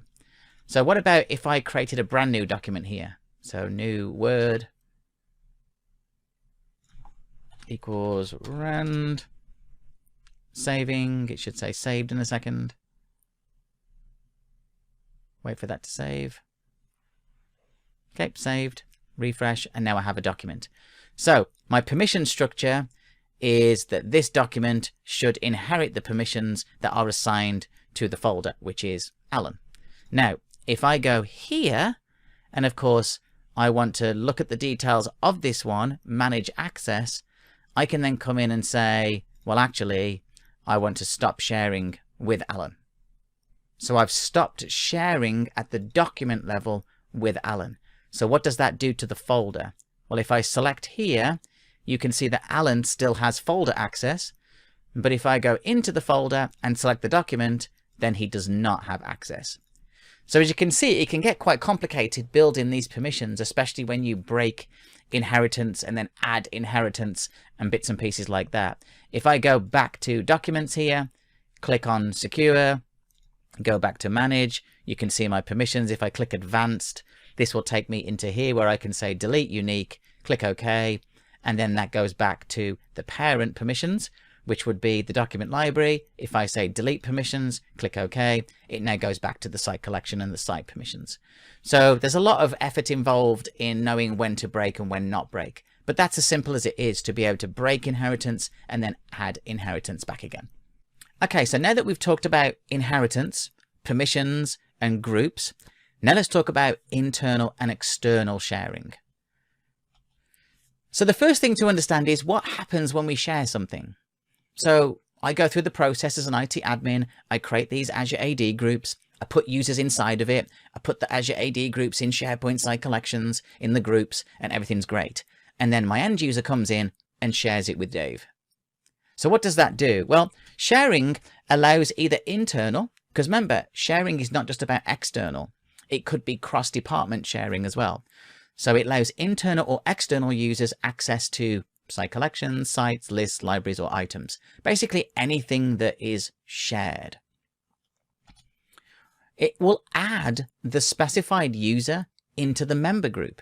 So if I've gone through the process of structuring this really well-defined security permissions, and then Sue comes in and says, I want to share with Dave, she can just go in and say, share with Dave, and Dave gets added as a member to that site. Now, if you remember what permissions a member has edit capabilities. Worse off is that the visitors can also share with others. So they can share the site with whoever. Now, does that mean they can just randomly send that to anybody? Well, no, because there are some restrictions in place that we can kind of put in place to stop randomly sharing with anybody. But it does mean that sharing kind of circumvents SharePoint permissions. So let's talk about external sharing then. So external sharing is on by default. So it's by design. SharePoint in the name, sharing, it's on by default. Now you can switch that off, or you can change the permissions as you need. Now, of course, the second thing here is to understand that it's a hierarchical configuration. So external sharing settings are at the organization level and all the way down at the site level. And in fact, we can go all the way to the tenant level, and there are some configurations as well. So we'll actually look at that in a SharePoint site collection context shortly. So let's talk about the external sharing options then. Like, what can we do? Like, what's the configuration here? Well, the first one is to configure it so I can share with anybody. So the users can share files. That means Sue can come in and just share it with whoever she wants to. And it sends links out to people. There's no need for them to sign in. they can literally just get access. Very much kind of what we used to do in the past before these capabilities existed. When we were using something like Dropbox or Box, they had this idea of send an anonymous link and they can just view it. That same principle. The second option is new and existing guests. Now what this means is that when I send the invitation to, Liam at Yahoo, that I actually have to sign in and pass a verification code. Well, in actual fact, my account needs to either be an Office 365 account or it needs to be in the Live ID infrastructure. So I have to sign in. So now we've moved away from the anonymous option to you have to be known to Microsoft at least.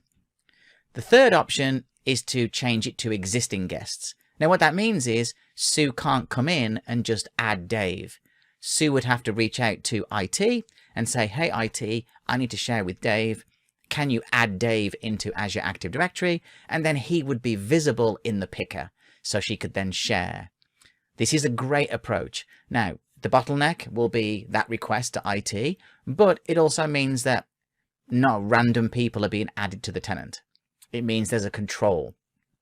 The last option here is all about no external sharing, which is strange because external sharing is still enabled. It just means that you only allow sharing internally, so only people in the organization. So that means those that exist in the Azure Active Directory for your organization.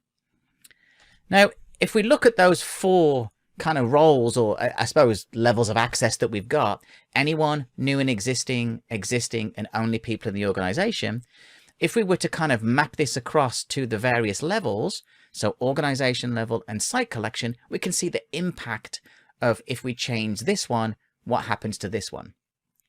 So if we go to the organization level and we select anyone as the option, then that means when I go to a site collection, I can also go to anyone plus the other three underneath there. So there's a one-to-one mapping between the level that the organization is set to and where the site collection can actually go to. So if we change that and change the organizational level to new and existing guests, the SharePoint site collections cannot go higher than what the organization level is set to. So if it's set to new and existing, I cannot go to anyone anymore. I can go to new and existing and match it and go down.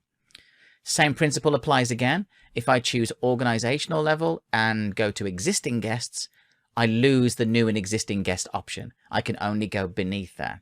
And then of course the same would be right if I went to only people in the organization, then I would lose anyone, new and existing guests, and existing guests. So you can see there's a level of control here where we can determine which level to go to, and then we can restrict at the site collection level.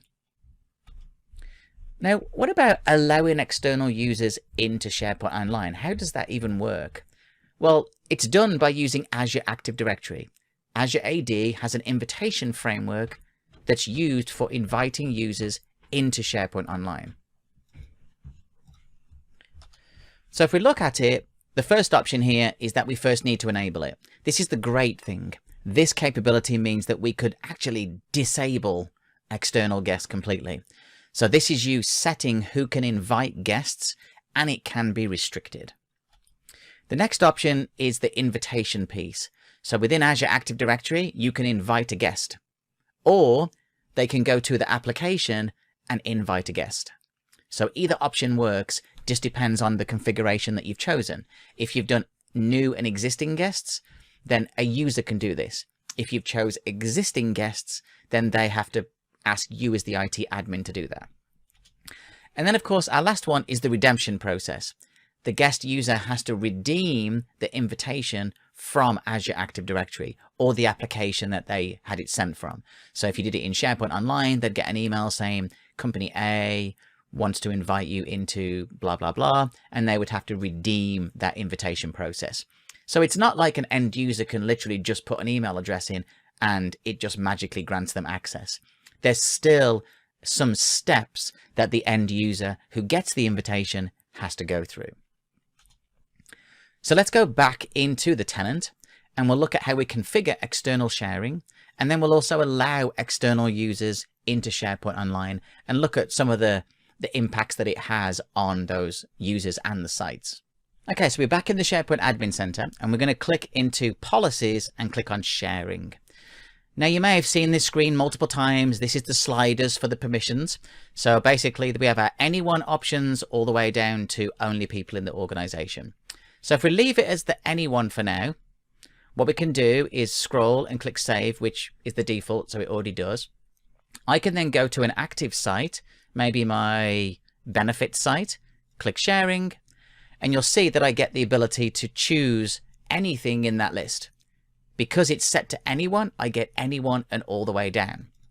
Now, if I go back to Sharing here and go back to New and Existing Guests and click Save, if I go back to Active Sites, I can then go back to my Benefits one, choose Sharing, and now the anyone option is grayed out. So I only get to go up to the level that was configured within the organization, which is SharePoint Admin.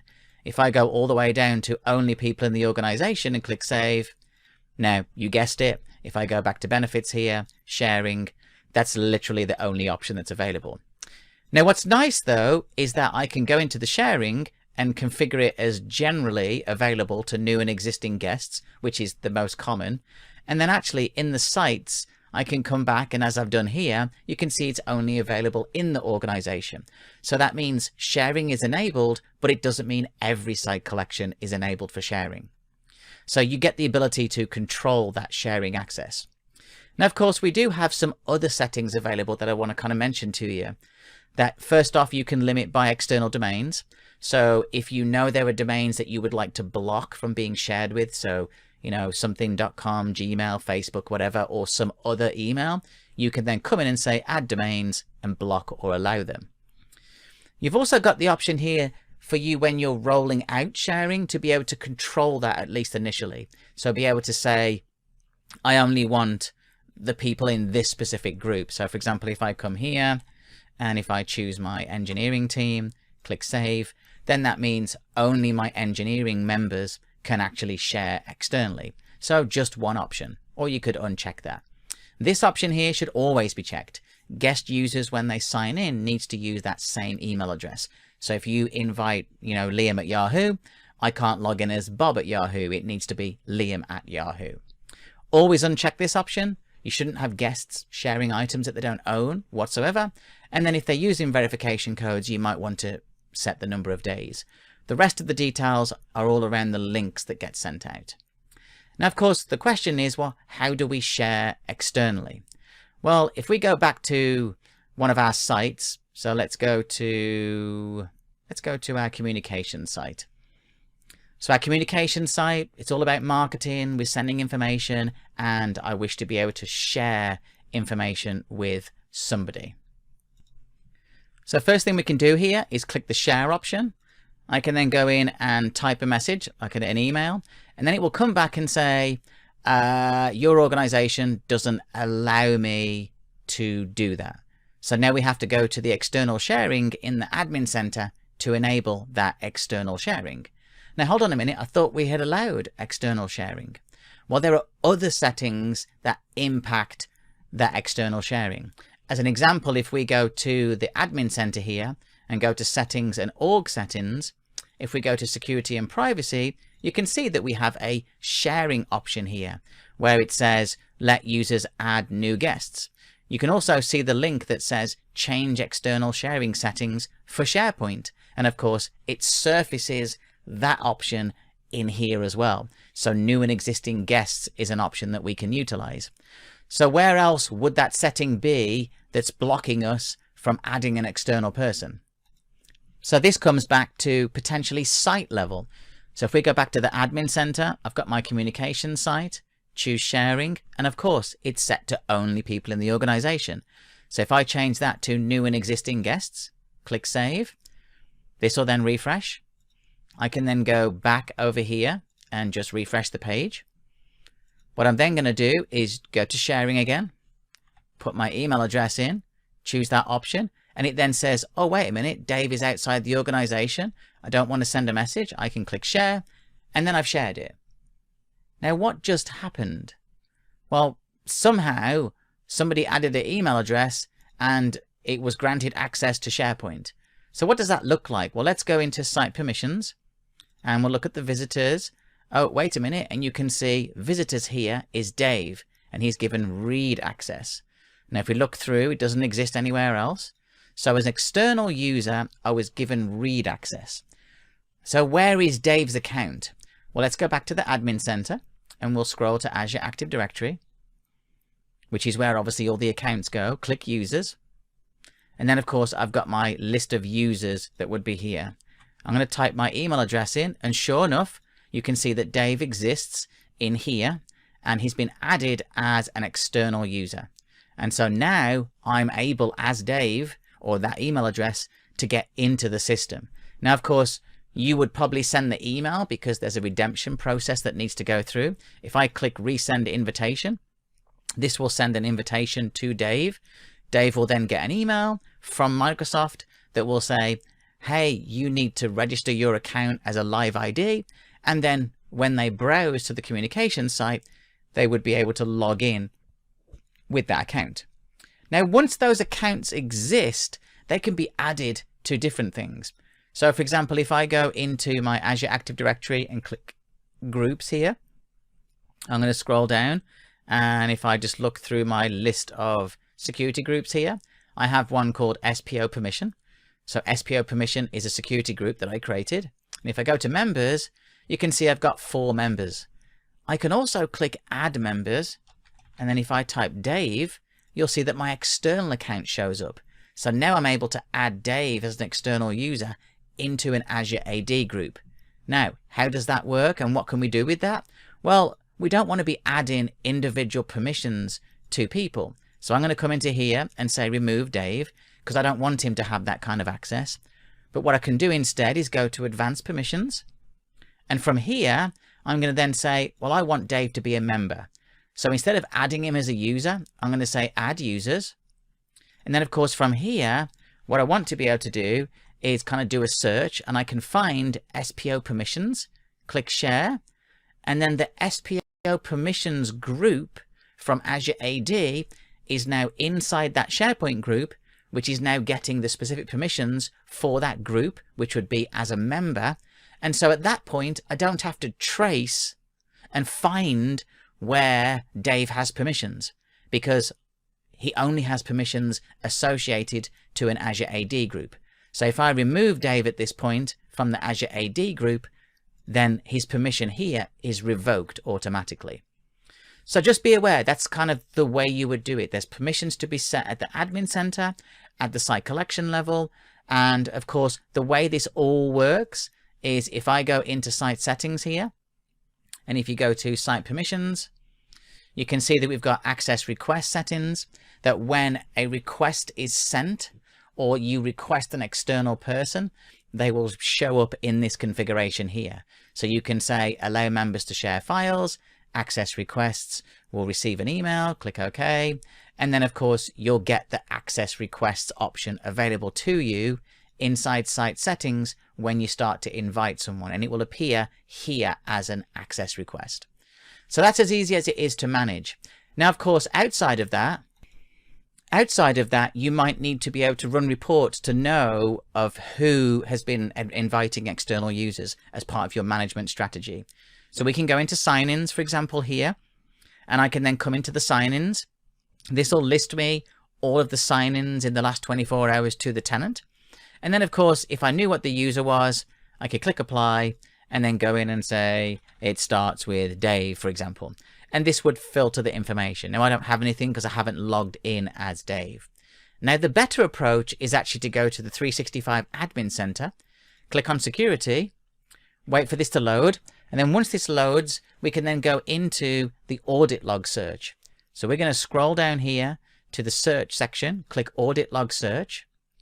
And then from here, I can then choose what I'm looking for. So if I type the word share, what we can see is a user or company shared a file, created a link for sharing, etc. And then I can change my dates.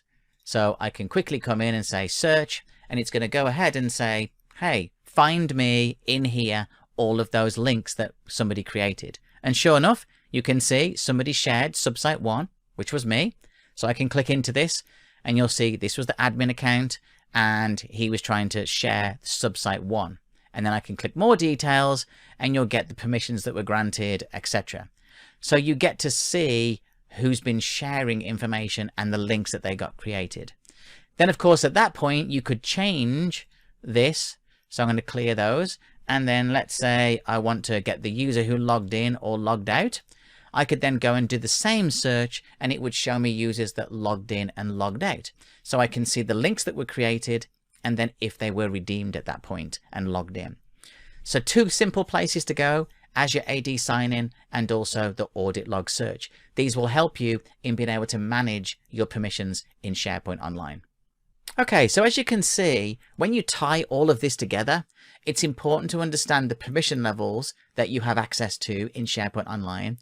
It's important to understand that you can create your own permission levels and then use, SharePoint groups, Azure AD groups, users, and mix and match as needed. And then, of course, configuring the sharing component is critical, as well as those extra options to restrict by domain, to restrict by specific security groups. But more importantly, when we looked at the reports in Azure AD, it's important to know and be able to go back and say, well, when did Liam log in, or when did he delete something, or who created an external sharing request and who did that go to? Now, of course, if we wrap all this together, we need to talk about some of the core permission recommendations. So really there's 3 recommendations here. The first one has always been this: follow the principle of least privilege. Assign the users or the groups the lowest permission levels that they need to perform their task. It's much harder to give someone higher level access and then revoke it, because then there'll be complaints, than it is to start with minimal permissions and then slowly grant back. So worst case, create a new permission level in SharePoint Online, define that permission as like the most restrictive, and then add back in as you need to. Secondly, use the standard default groups that are there. You don't need to create lots of groups unless you have specific requirements. So grant people access by adding them to the standard default groups. And then, of course, third and lastly, segment the content instead. Too often I see messed up permissions, things not quite right, all because the content is mixed. Segment the content. If this is confidential information, don't cross it into that site collection or that site. If it's a specific site that's confidential, break inheritance, control it that way. So create sites and libraries that will contain that content rather than trying to be clever with the permissions. Because too often, especially once you start using sharing, it really makes no difference what permissions you define, because the sharing capability will make that much more complicated for you to manage. But remember, monitor where possible, generate reports, and then you'll be able to manage your SharePoint permissions more effectively.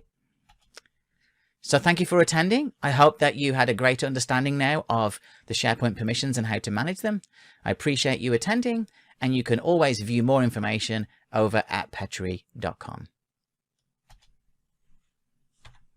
And that is a wrap, folks. That is SharePoint Day wrapped up in a nutshell. Now, there's a lot of content here. It's all available on demand. If you go down in the description, you'll find links and you can actually download all the handouts too. That's really important so that you can take that knowledge with you and reference it at a later date. As always, we want to thank our sponsors for helping make today possible. QuizCom and AvePoint. Without them, this event would not have happened. So big shout out to those friendly folks who are, keeping SharePoint at the top of our knowledge, because there's just so much going on in the world of Microsoft, and it's really hard to stay atop of everything. And that's why we're putting on events like this one, bringing it to you for free. And don't forget, it is available on demand that you can reference at a later time. But that's a wrap, folks. This has been another virtual conference on Petri.com. Thanks for tuning in, and we'll catch all of you right back here next time.